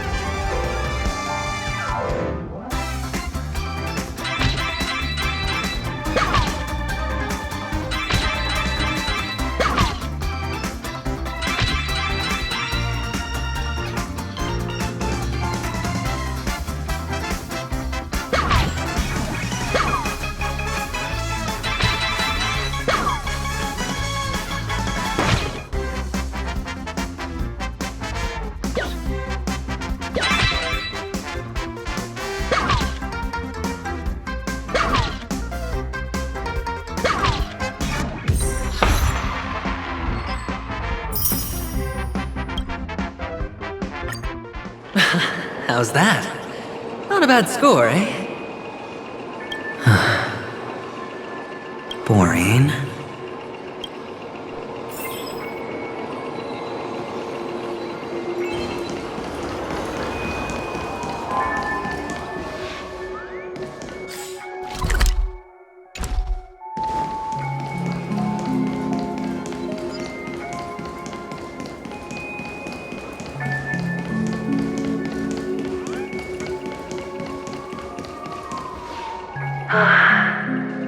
Why aren't you talking?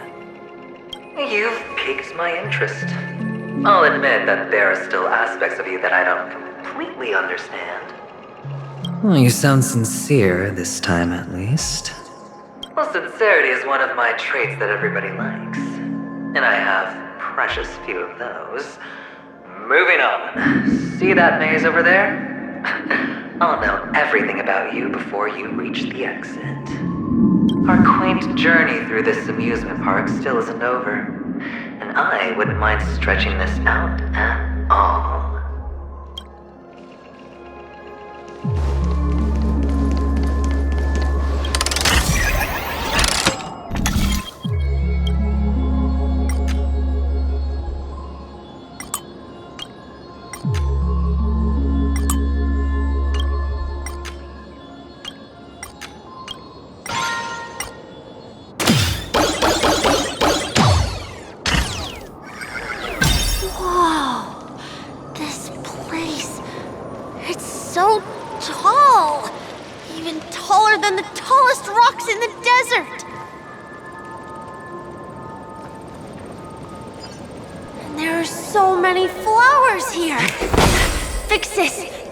For you.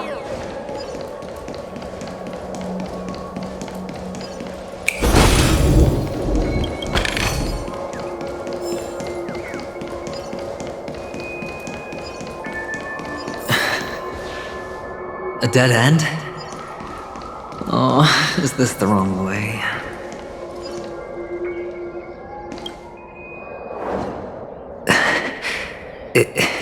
Is this...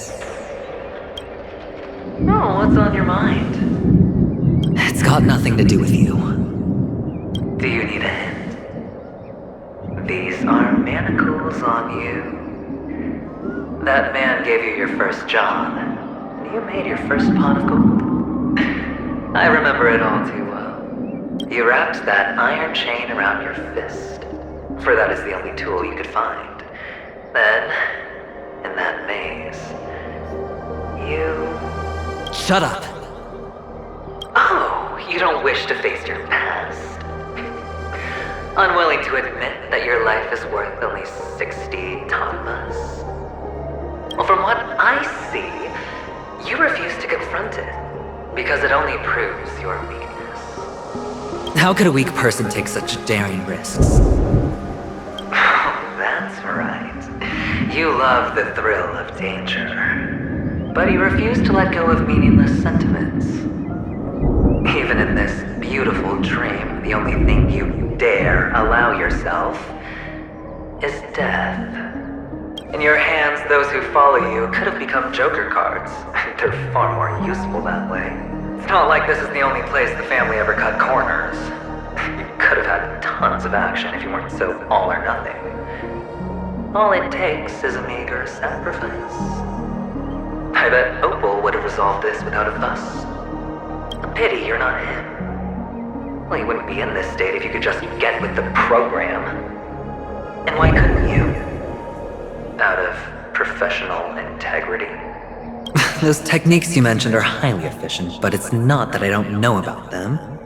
It's more like I couldn't care less. Get it? What fun is it if the fight isn't fair? Fair? You assume your opponents would fight fair in the first place. The odds are obviously not in your favor, so how are you just breezing by? But did that masked fool's words awaken something in you? Well, she gave me an answer that could turn everything upside down. Everything? You mean it could make all the cards on the table just disappear? That's cheating. If these leaves could be brought back, would they bloom into new flowers?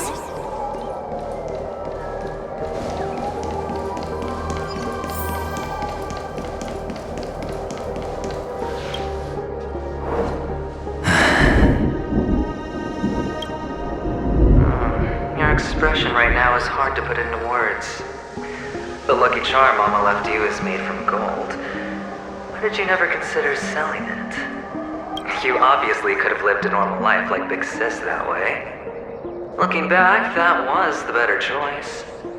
Mama only left us with 2 pieces of jewelry. A necklace and a lucky charm. There won't ever be a 3rd piece. That's what you always say, but you actually regret it, don't you? That you didn't sell them. You can zip it if there's nothing to talk about. I know. You must remember what Big Sis told you. You are a child blessed by Gaiathra Triclops, and can lead the clan to happiness. So always remember to protect yourself and never resent the pain and poverty you're going through. The words still ring in your ears, don't they? You're a good kid, so you definitely won't have forgotten. So, you surely won't forget how tragic her last moments of life were. How the piercing laughter behind you felt like it was drilling into your heart. You ran away without looking back, just as she told you to. Tisk, tisk. A lifelong regret indeed. Enough! Do you not have anything better to talk about? Oh, shut me down like a champ! Well, I guess when it comes to mind games, this isn't exactly your first rodeo. I think I finally get you. And woo! You are nuts! In the end, I'll ruin this beautiful dream and create the grandest death. Well, you stuck to that start to finish. Think about it. There's a Stellaron in play, the fabulous Robin loses her voice, 2 unsolved murders, cryptic messages from a masked fool, and a chance to go head-to-head with Sunday himself. No only thing to pique your interest is one word. The last word. A word that's right there at your fingertips. Death. But whose exactly? We'll know when the dice falls. All right then. Reserve a seat for me in the audience. I'm curious to see just how capable you are. Still, you never answered my question. If you could start over, would you still want to be the child who received Gayathra's blessing?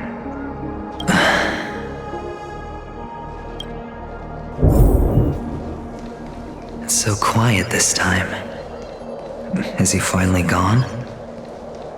Or am I the one about to disappear? Finally, made it out of this place. We're going home? But I don't want to go back yet.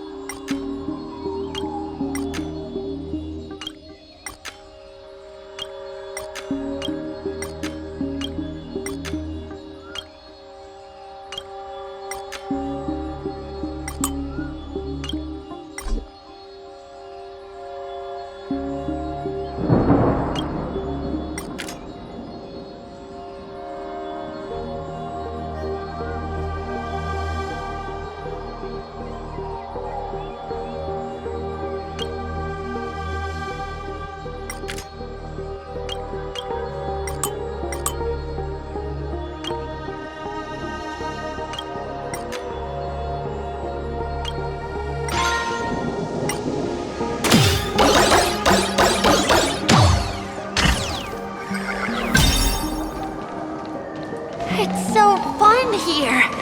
I want to stay here forever.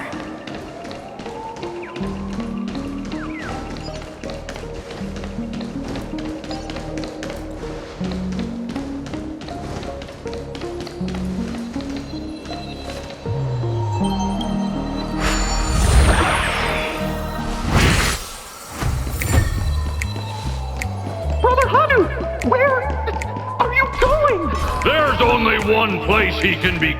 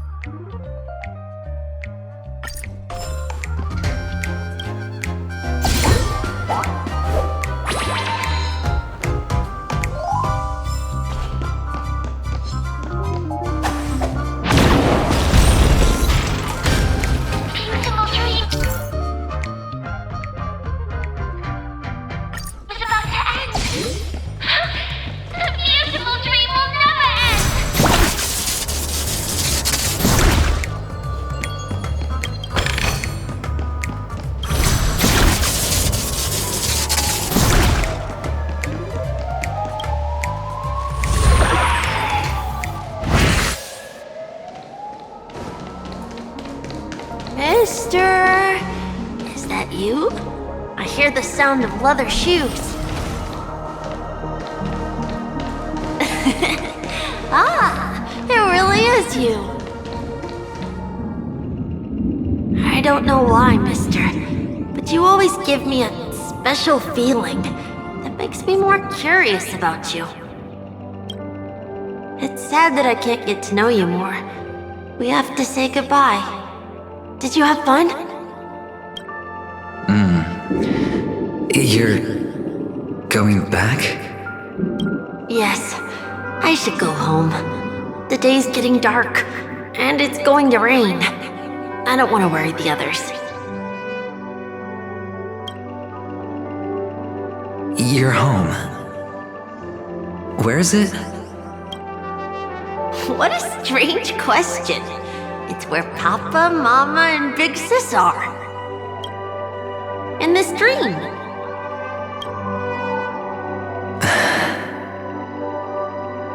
This amusement park. This beautiful dream. They really are peaceful. Everyone loves it. But, mister, why don't you like it? Because they're not here. Where are they then?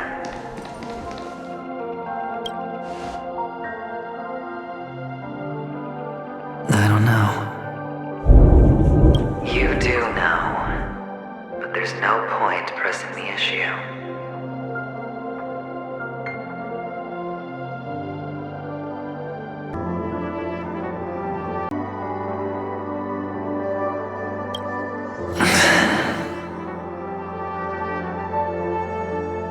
Admit it. You're tired. We all are. Which is why we chose to stay here. Me and him. Your past and future. How long will you stay? Forever. We'll be with you forever in this dream. This is the greatest honor that we can offer to those who hurtle towards death.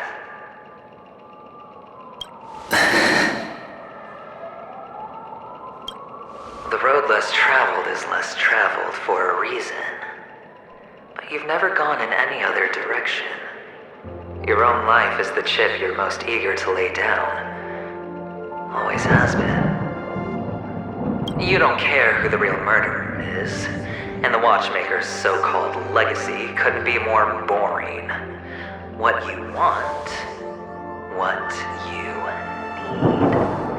need, is to be the smooth operator, the solid gold deal maker who doesn't waste a drop of sweat, even when he's up to his neck in danger, deep inside family territory. You want to be polished up, cuffed with red-hot chains, and spotlit center stage. You'll be the closing act, the final sacrifice. I can do it. And it will be flawless. Of course you can. Your luck will help you at the right time. A Stellaron and an Emanator. It's that simple, no? That way, the IPC will earn a place at the table.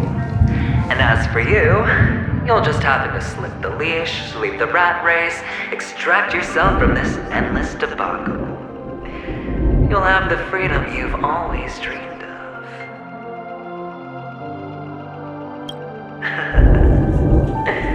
This isn't the first time. You've been an escape artist from day one. This fiasco started with a death, and its curtains will fall on another death. Oh, so that's why Diamond chose you.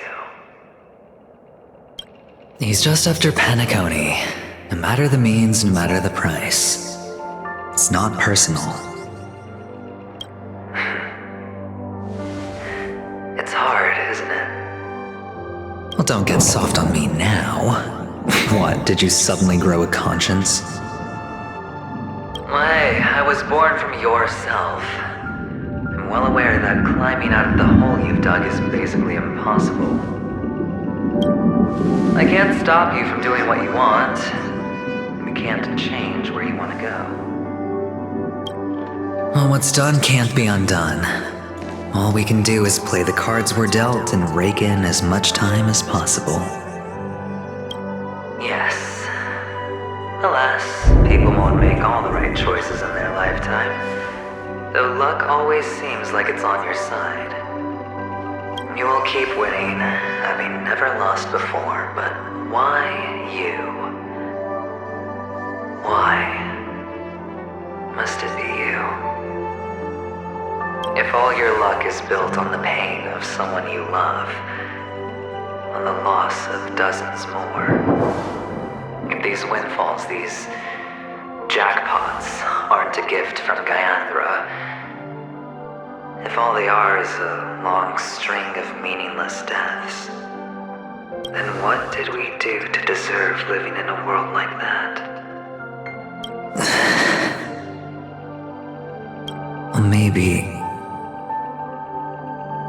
Maybe when I get to where I'm going and look back, I'll know what the trip was all about. Fine. Time to make a move, my friend. I'll be waiting up ahead. Say goodbye to the kid before you shuffle off. It's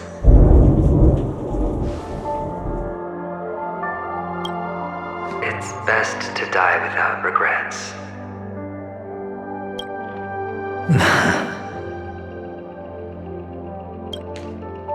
And now, only we are left. Can you take a photo for me? I want a memento. Sure. Come on.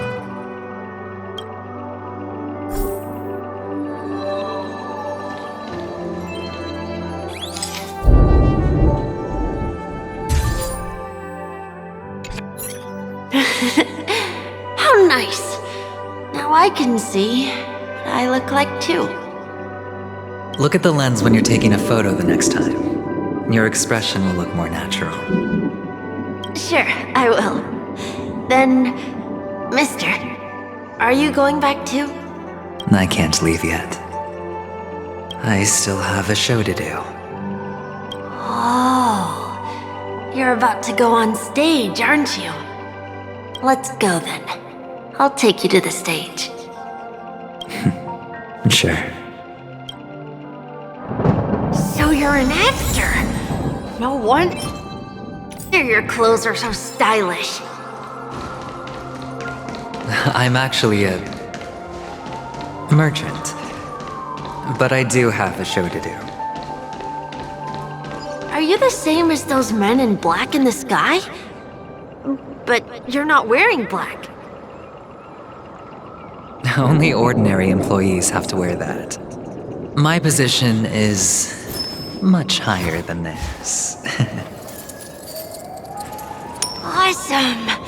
I hope I can become as good looking as you when I grow up. Of course you can. You'll be better and stronger than me.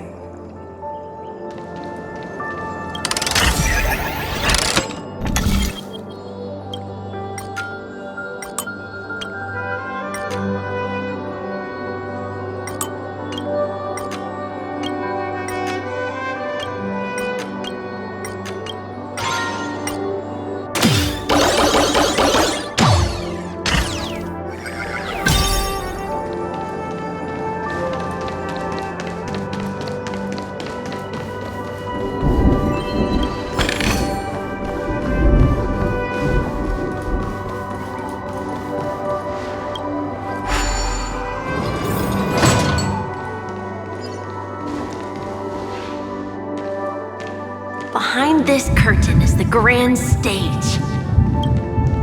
It's almost time to go on stage. Are you ready? Good luck with your show. Thank you.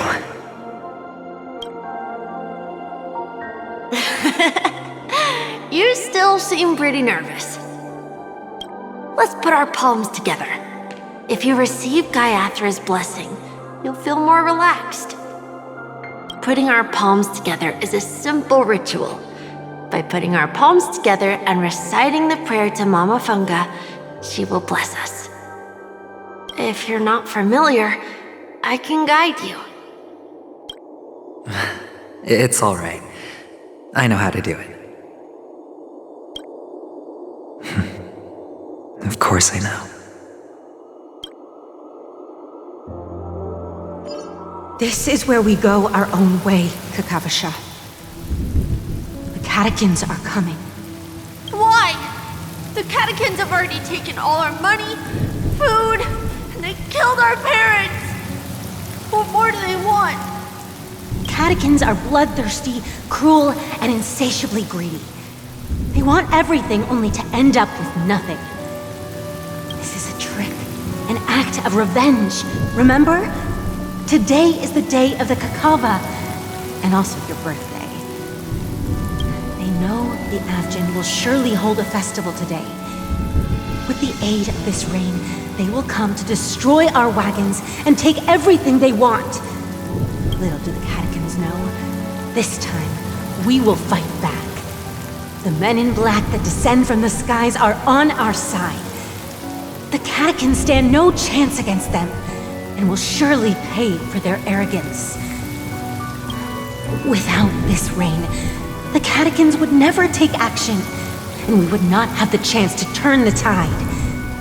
This is a gift from Gaiathra, and you are Kakavasha, whose good fortune will bless your sister with success.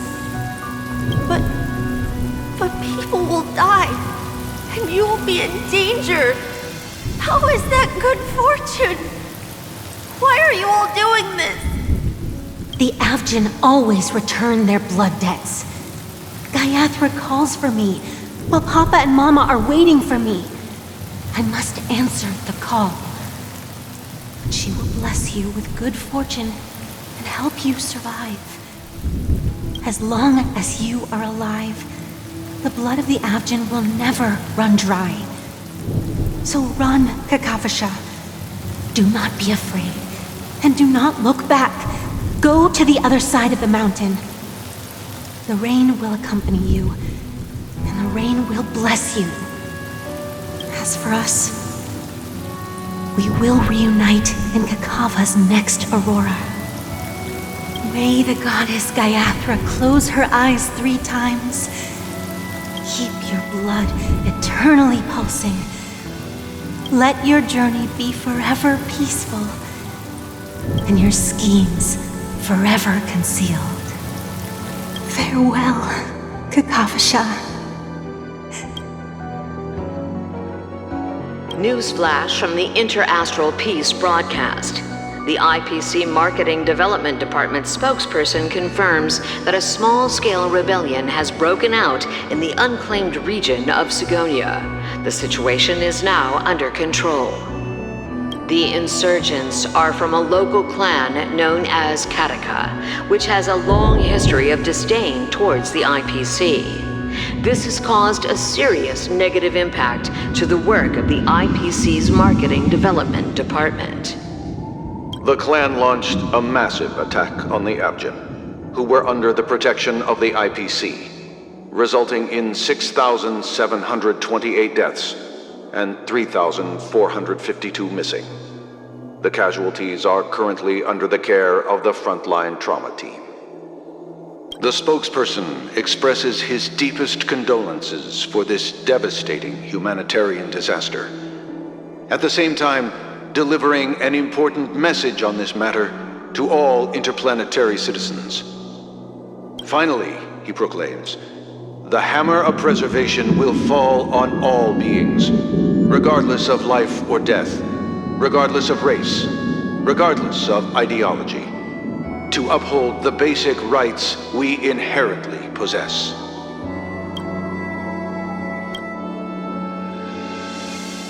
Kakavasha?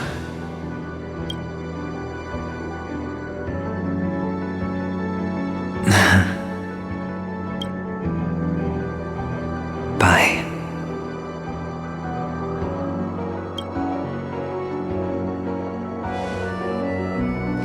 Okay.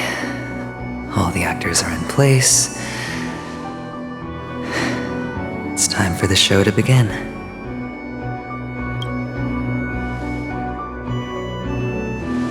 This act is dedicated to you. I hope it'll be an unforgettable memory for you.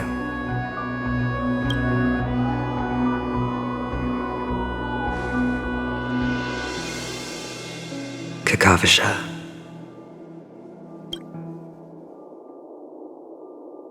By the way, before you go, I have a personal question. Do you truly want to destroy the world with your own hands?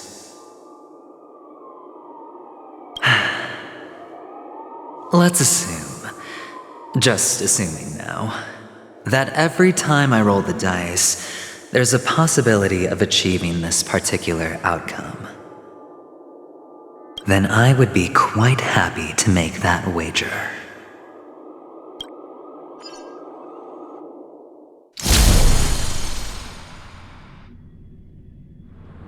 Is this Miss Acheron? Hello, I'm Himiko, the Astral Express's navigator. Hello, I'm March 7th. I'm sure she needs no introduction, as you definitely know her. Hello? None of you seem surprised by my arrival. Since Welt has decided to travel with you, it means that he trusts you. And we trust his judgment. I envy your close friendships. Miss Acheron here doesn't present a danger, and she's of no threat to the Astral Express. Aventurine's prior accusation was based on nothing more than his own subjectivity. Which is why, before we continue working together, he has a duty to explain himself. You want to create a situation where all three parties are present? There must be some deeper meaning behind Aventurine's actions. I suspect he's been aware of Penacony's secret from the beginning and has been continuously strategizing to unveil it. In that sense, the Astral Express's role in his plans would be imperative. In the worst-case scenario, he may use us to do something unexpected. Assuming things do escalate to that stage, having an extra ally is a good insurance policy. Penacony has numerous factions, and the state of affairs is significantly more intricate than that of Belobog and the Xianzhou.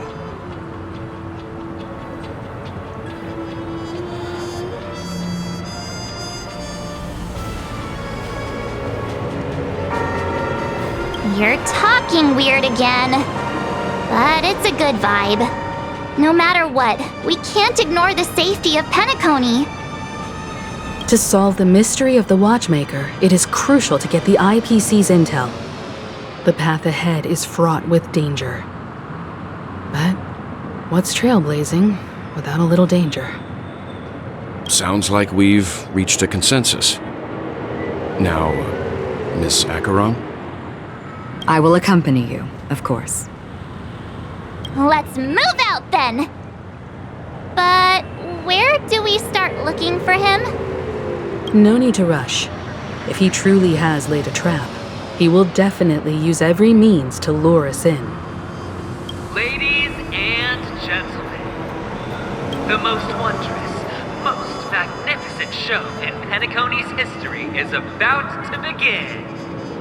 The IPC cordially invites everyone to Club Studios Theme Park. Look. Should both the performers and spectators fail to arrive, won't all of Aventurine's plans be for nothing? Let's get going, everyone. The hour of trailblazing is upon us.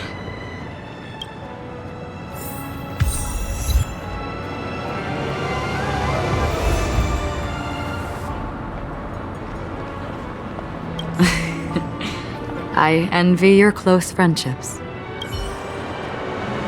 Let's get going, everyone. The hour of trailblazing is upon us.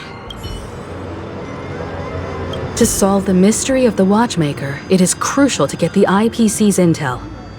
The path ahead is fraught with danger. But what's trailblazing without a little danger? I have a bad feeling that something big's gonna go down. Are you ready? Let's waste no time and head to the theme park then. Mr. Yang.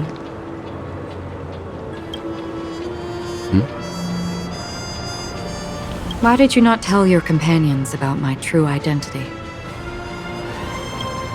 It's just like you said, an inability rather than an unwillingness. Plus, it's a long story, not something that can be summed up in a few words. But I chose to believe you, and my trust in you stems more from my own personal judgment. I also believe that if it were their choice to make, they would make the same one. Thank you. I'm grateful. To reciprocate, in the upcoming confrontation, if the odds aren't in the Astral Express's favor, I will stand with you, if my meager strength is required.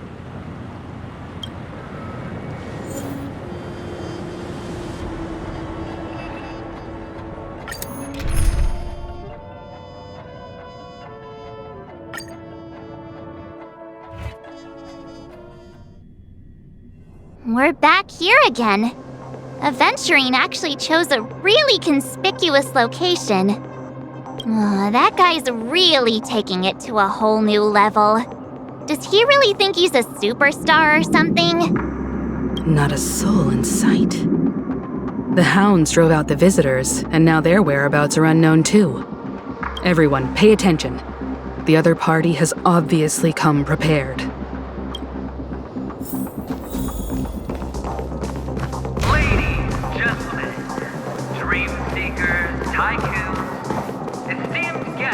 Of the Watchmaker and the family. Also not forgetting the nameless of the renowned Astral Express. Welcome to the Interastral Peace Corporation live show!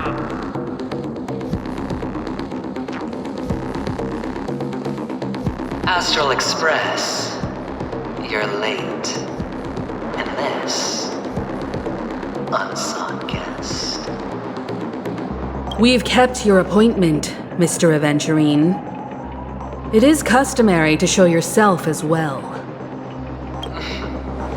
I will, naturally. But before that, I've got to introduce our guest of honor. Everyone, give it up for Miss Stellaron!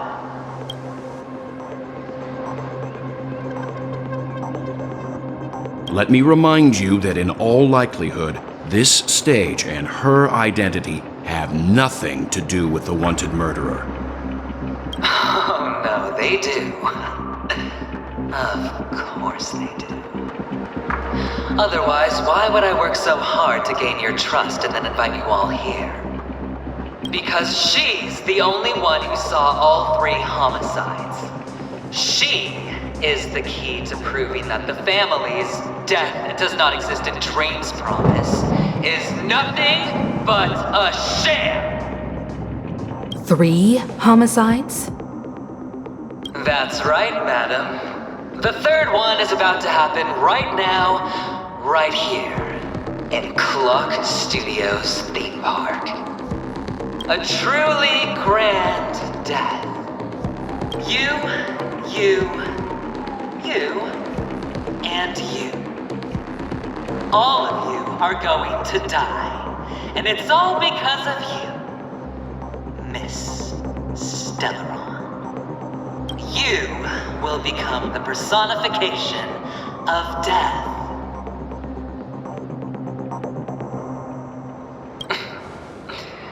Never underestimate yourself. Like I said, you have the power to turn the tide on the entire game. Let me be a little clearer. I will detonate the Stellaron in you and cause a teeny, tiny accident on Penacony. BAM! The entire theme park will be reduced to a shattered dream. Then before the family can even react, I'll become the IPC fleet's navigator. Your bluff isn't fooling anyone. If you could really do that, you would have done so earlier. You wanna bet? Sure, I'll bet with you. I'm betting that it'll be a sweeping victory for me. by detonating an unprecedented explosion to prove that the vow of harmony is a complete and utter joke. You won't do it. Of course I can. It's just another gamble. I came from the wastelands of Sigonia. For just 60 red copper coins, people paid to brand me. Put me in chains. Place me in the gallows and bury me in the golden sands.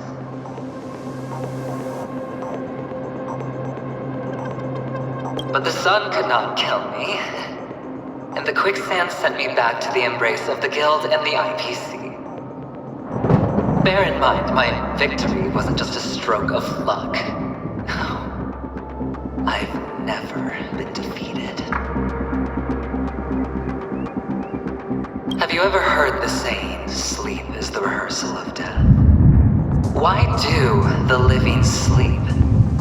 Oh, because we are not ready for the final rest. Every night is practice for the end. You and I are escaping into our dreams for fear of death at this very moment. And death will surface in our dreams. Friends, the game has commenced, and you cannot choose to decline. Nor do you have any reason or grounds to!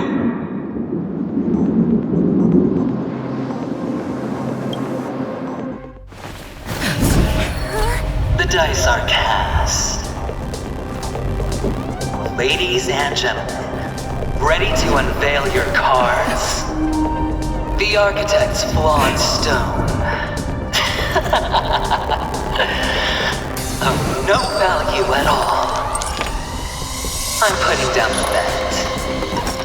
I'm taking the gamble. I'm claiming the win. Oh, and fate spin the wheel. A daring gamble. Walking the brink of death for rebirth. Oh, for the Emperor Lord! All right. Let's see who has the last laugh. Let the games begin!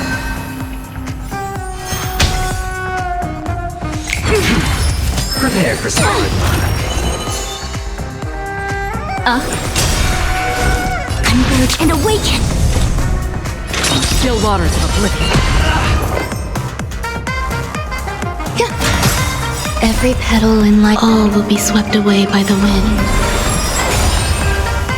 I weep for the departed. It too shall fall. Memories are beneath the waters lies an endless abyss. All or nothing.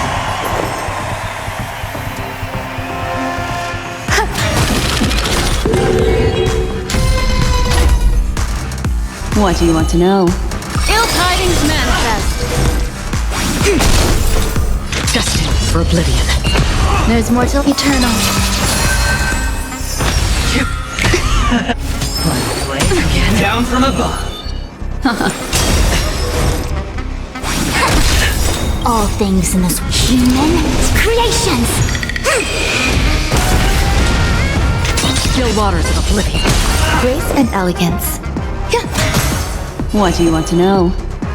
Ill fate descends. I see through together as one! Even on a losing streak, as long as people still have hope, they'll keep throwing money on the table. The chance,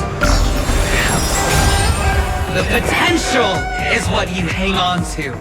That's what justifies the gamble! I weep for the departed. It too shall fall. Destined for oblivion. Destiny isn't chosen. Ill tidings manifest. You got prepare for some hard luck.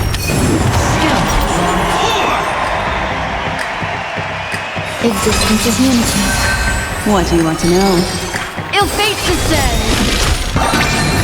A quick divination.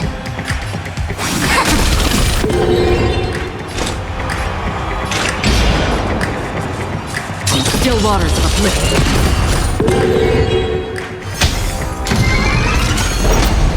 It's all or nothing! Mine from Joanne's yang. Every Destiny petal isn't and all chosen. will be swept away by the wind.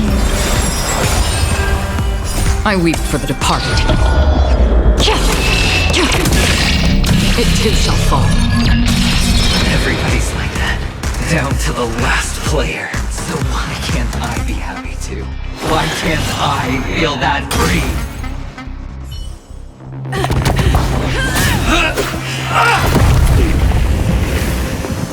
Always hide your ace with a straight face. I'm starting to get a little impatient with you all.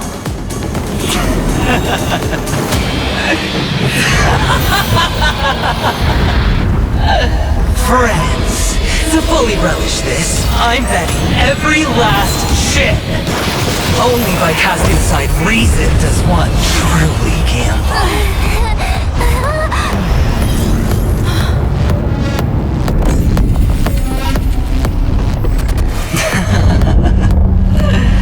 Emanator, I know you'll match my wager, right?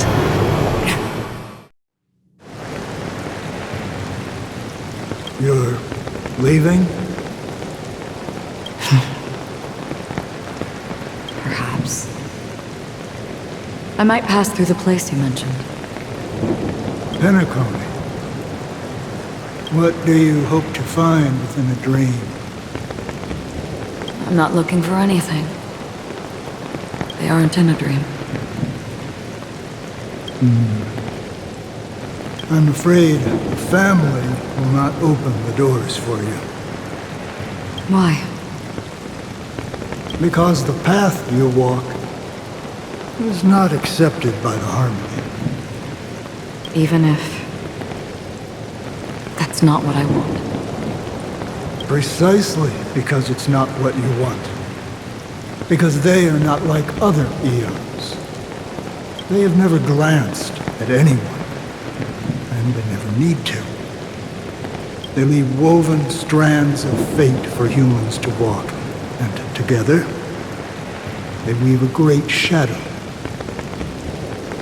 And this shadow silently envelops them. There are always those who rise from the shadows. They mostly become a part of the shadow. In your eyes, am I the same? You still have a strand of color, but not much.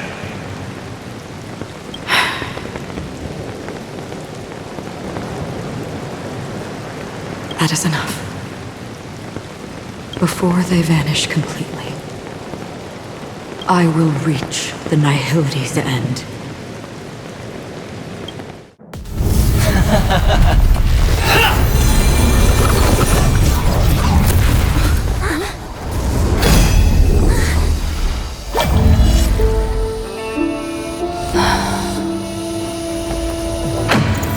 I wish to mourn the departed, weeping like rain, to swell the crossing stream.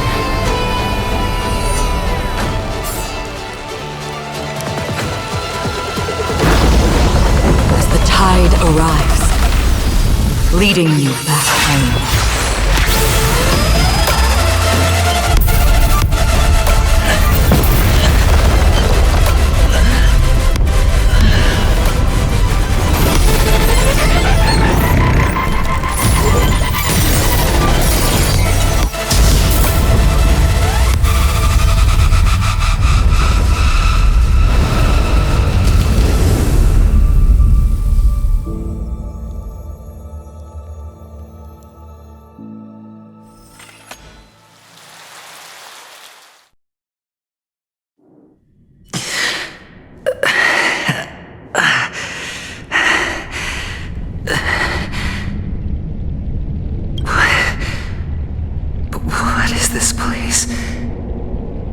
A gigantic black hole. And see.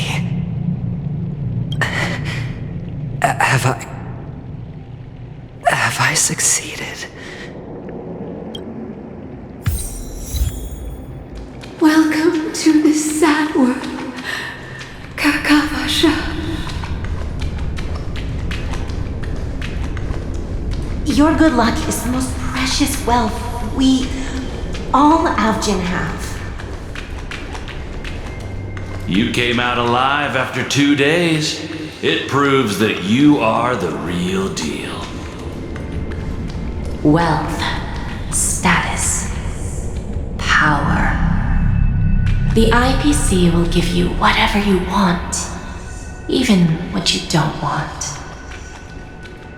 As for us, we will reunite in Kakava's next Aurora. It's a pity this is not the place you were expecting.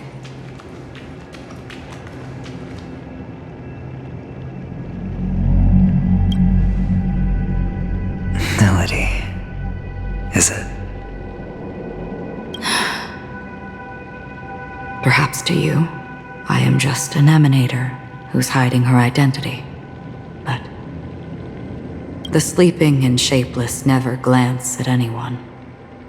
They have no face, no form, and even less of a will to speak. The nihility envelops everyone equally. Only some who have gone under their shadow can go farther, tainting themselves with more nihility. That's all. That's all.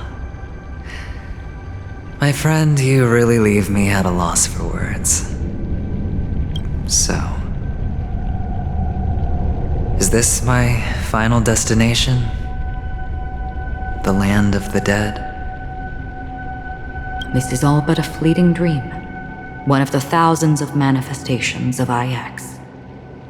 Under the watchful eye of nihility, we momentarily linger here before moving on to our own paths. It seems that my death has already been determined. Even if you wish for it, I can't promise you anything.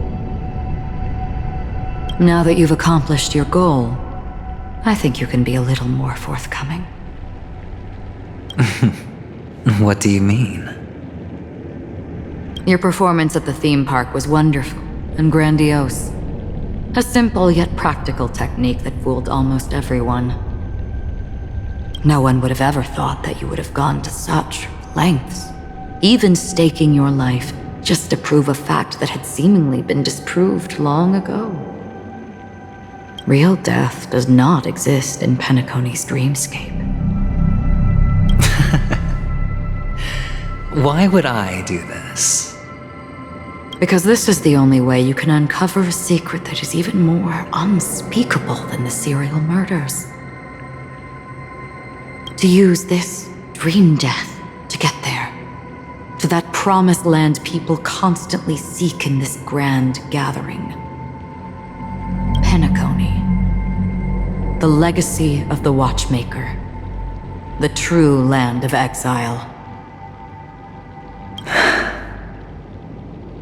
How did you find out? I never imagined that something I learned about unexpectedly would become the key to connecting everything. It's our Stellaron friend's identity, isn't it? I see you're in the know.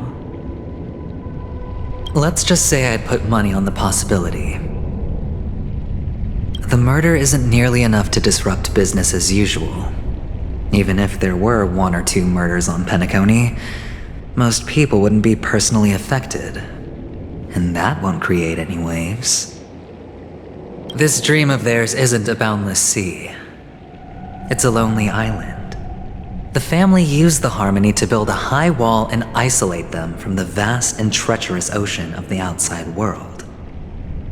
That barrier they built keeps death out, but it also keeps the secrets that are lost in that watery abyss from floating to the surface. in a beautiful dream free of suffering. Who would want to go fishing for those secrets? No one. Unless someone goes to the other side of the barrier and lives to tell the tale. Someone already has. I got the idea early on, chewing on that masked fool's little hint. If a mute isn't someone who cannot make a sound, then it has to be someone who cannot speak. Someone who survived the treacherous depths, but is unable to take the stage and speak the truth. Well, I'm happy to know she's safe and sound, and still on Penacony. Hint? Is that not proof? Well, proof is the one thing I don't have. The only thing that can prove these conjectures is for the family to come clean. And with the way they buttered up these outsiders, it seems pretty clear they're intent on covering their tracks. But you don't need proof to have a suspicion. And for me, suspicion is enough. I didn't need to find the memory zone meme.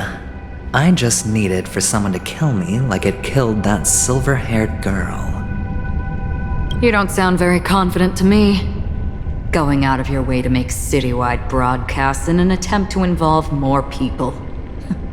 You are simply betting on the possibility of someone being able to break down the barrier.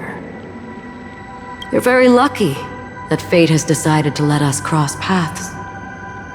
I happen to be equipped with a very sharp blade, sharp enough to slice through the veil of dreams. I can also carve the Harmony's brand off of you. You possess great cunning, deliberately setting us up to be on opposing sides, constantly repeating the words of the Emanator in front of others, leaving me no choice but to draw my blade against you. And that's how you win. Opportunity and strategy, both are essential. And in your plans, the IPC always wins. Even if you lose the bet. To the family, the life of an ambassador is still invaluable. That's a huge gamble, isn't it? But allow me to point out a mistake. The IPC's success is not guaranteed. I, unfortunately, have no contingencies for such an important matter. Detonating a Stellaron. I can't do it. The Aventurine Stone is too broken to even safeguard my escape from the stage. If, at the end of the day, you did not unsheath your blade, I would have lost the bet. It is pointless to discuss what-ifs. You have won. Your prize is an entry ticket into that deep sea. And after this, whether you can return from the abyss is another gamble of yours. Have you never wavered? Wavered? Of course I have. But I can only bank on my own good fortune. Because other than that, I have nothing. Wake up from this dream and go to where you should be. Your gamble is not over yet.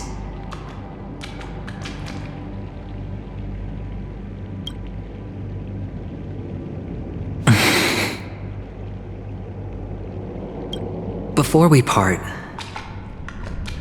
can you answer one more question? As someone who has traveled on that road, can you tell me, why are we born into this world? If it's just to die. I don't think this and never have. Nor do you. But the nihility envelops you and I. And everyone.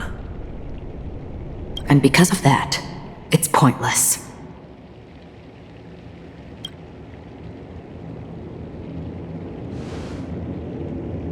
But it is still there.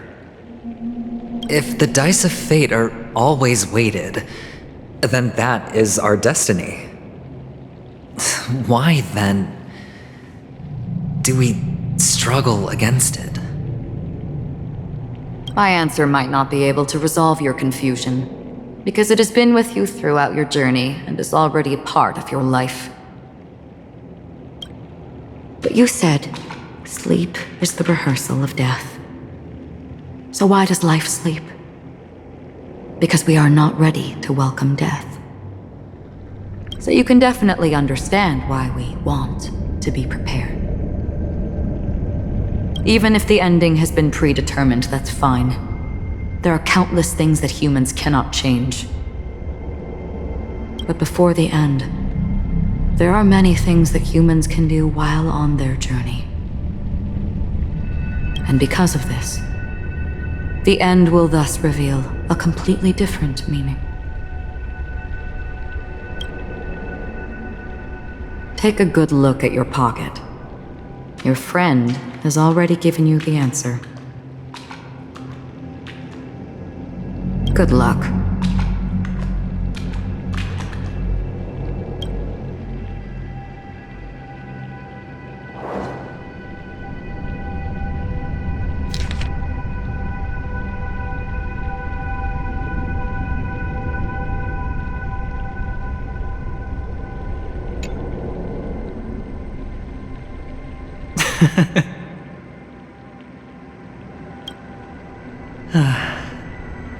Then I shall get going.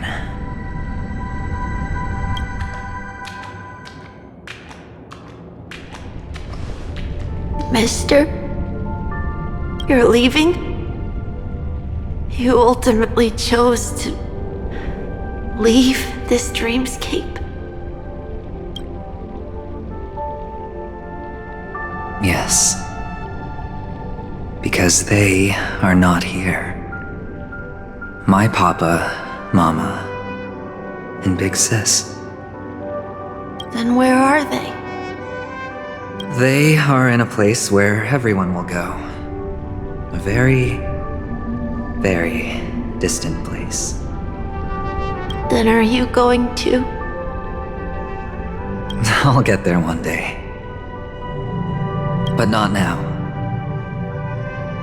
There will come a day when the sky will drizzle, and I will hear the call of Gaiathra Triclops, and know that it is time for me to go, and be reunited with my family. So, until that time comes, I should be preparing. Preparing for what? Well, preparing to face them, Kakavasha, and to make them proud.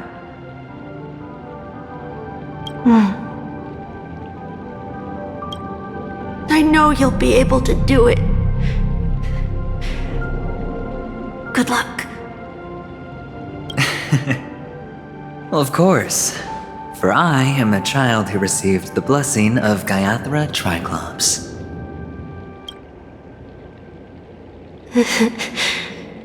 But you still seem nervous. Well, I seem that way because I am nervous. You know what? Maybe you can help. What do you say? One last time? Put our palms together?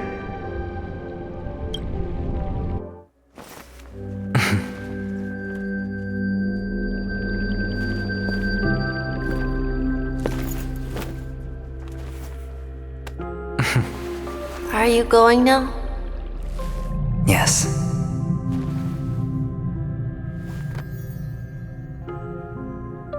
May the Mother Goddess thrice close her eyes for you, keeping your blood eternally pulsing. May your journey be forever peaceful, and your schemes forever concealed. Our paths will cross again beneath Kakava's shimmering auroras.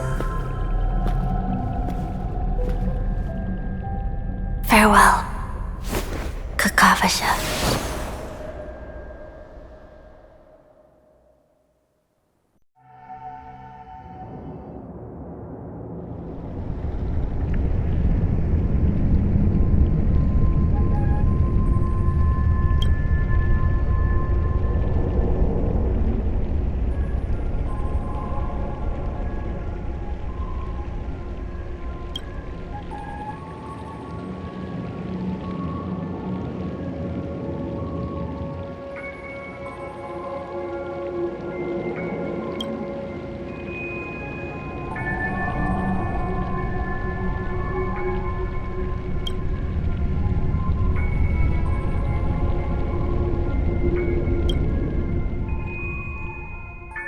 The light of the Aventurine Stone has disappeared. This only represents one outcome. He kept his promise. And got what he wanted.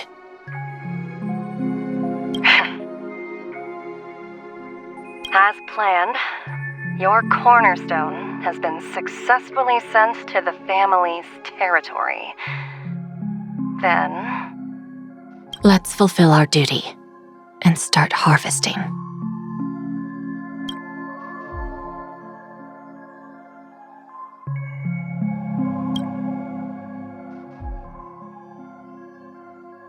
I come for an audience. I come to fill wine, and I come to claim. I bestow poison in the guise of sweet dew. Come the toil of spring and yield a fall. I patiently wait for the branches to be heavy with withered fruits. All for the Amber Lord.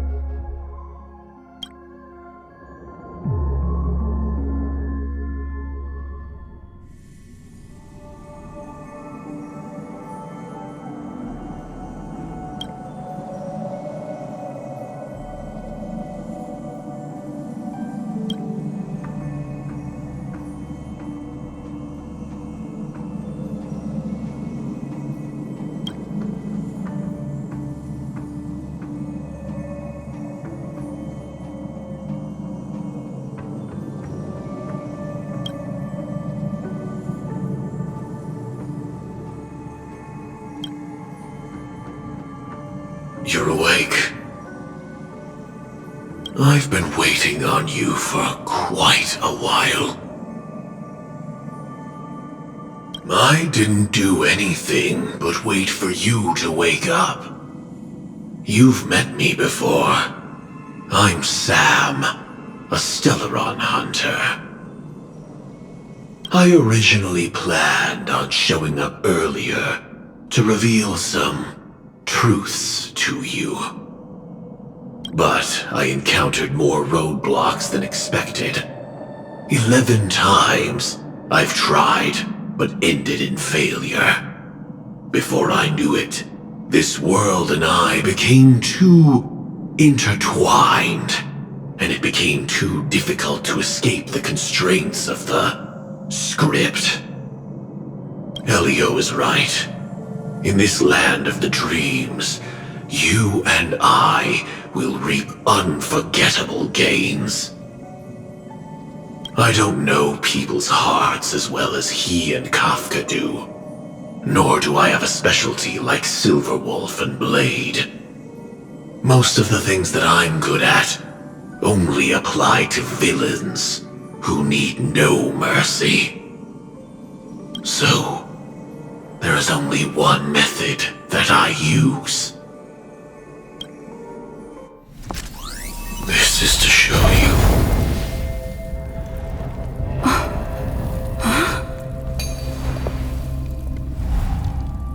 All that I am.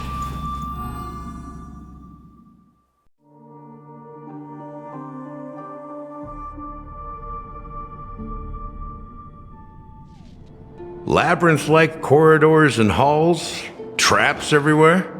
The owner of this mansion must be a bit paranoid.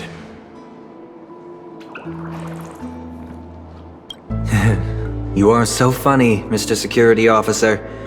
I hope that sense of humor of yours has helped you find the serial killer. Just expressing a personal opinion. Why? Did I hit a nerve? Mr. Gallagher, my patience is wearing thin. Neglecting duties will only make me more suspicious that you and the real serial killer are connected.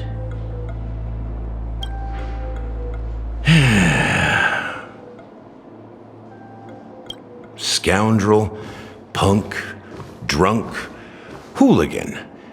I have heard this trash talk all too often.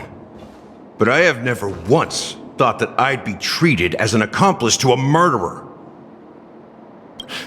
I take back what I said.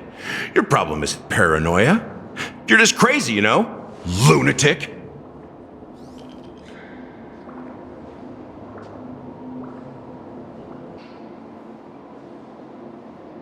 You, the family, you broke my spine and pulled out my fangs, and now you want to accuse me of murder? Ridiculous. Only idiots who've drunk too much Soul Glad will berate a stray dog in the streets. What exactly is making you say all this nonsense? You should be more concerned about the Outworld visitors who are making a scene in the theme park than me. I don't need you to remind me. Once that ambassador walks through the doors of the mansion, I will know what he wants. My servants see everything. His little magic tricks may have fooled me, but no matter. I'm happy to see how it's turned out. Why do you think that I just let him go? And why do you think I emptied the theme park stage? Because my target from the beginning has always been you, Hound. The more noise he makes, the more opportunities I have to make you and your true master pay in blood.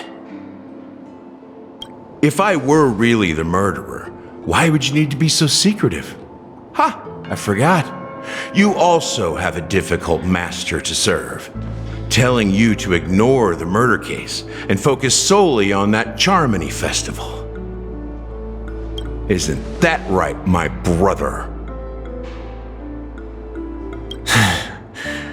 Looks like your disguise has helped you successfully understand every facet of the family. Disguise? You must be blind to be accusing me of being a fake. Open your eyes and take a good look.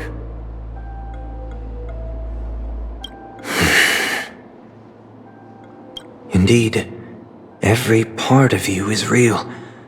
The brown hair, soft and curly like Benny's. The orange eyes, which make me miss the gaze of Sir Whitaker. That odd scar, the mark of Wolsey. And the gray vest, tie, hound emblem, bottle, the bartending, and your role as a security officer. These are all true traits from all 52 loyal family members. When they are gathered, countless tiny truths are woven together into a lie. You collected a small piece of each of them and claimed them for yourself. Then you invented this facade, a complete Gallagher. Tell me I'm wrong.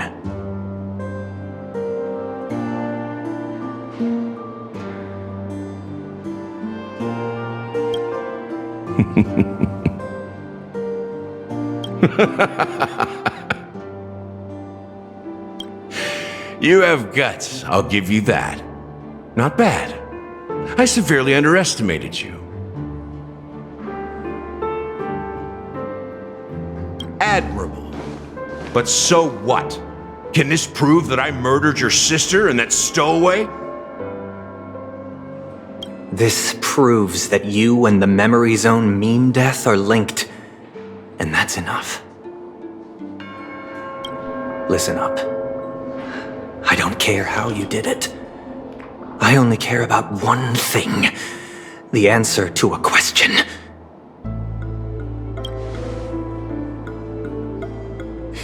You devil. You wretched, despicable dog. Why did you kill her?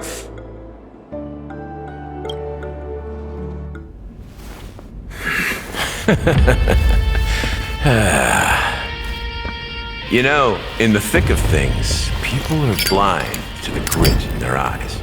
Yet they can always feel it scratch. Want the answer? I'll give it to you. The whole thing is just fate playing a cruel joke on us.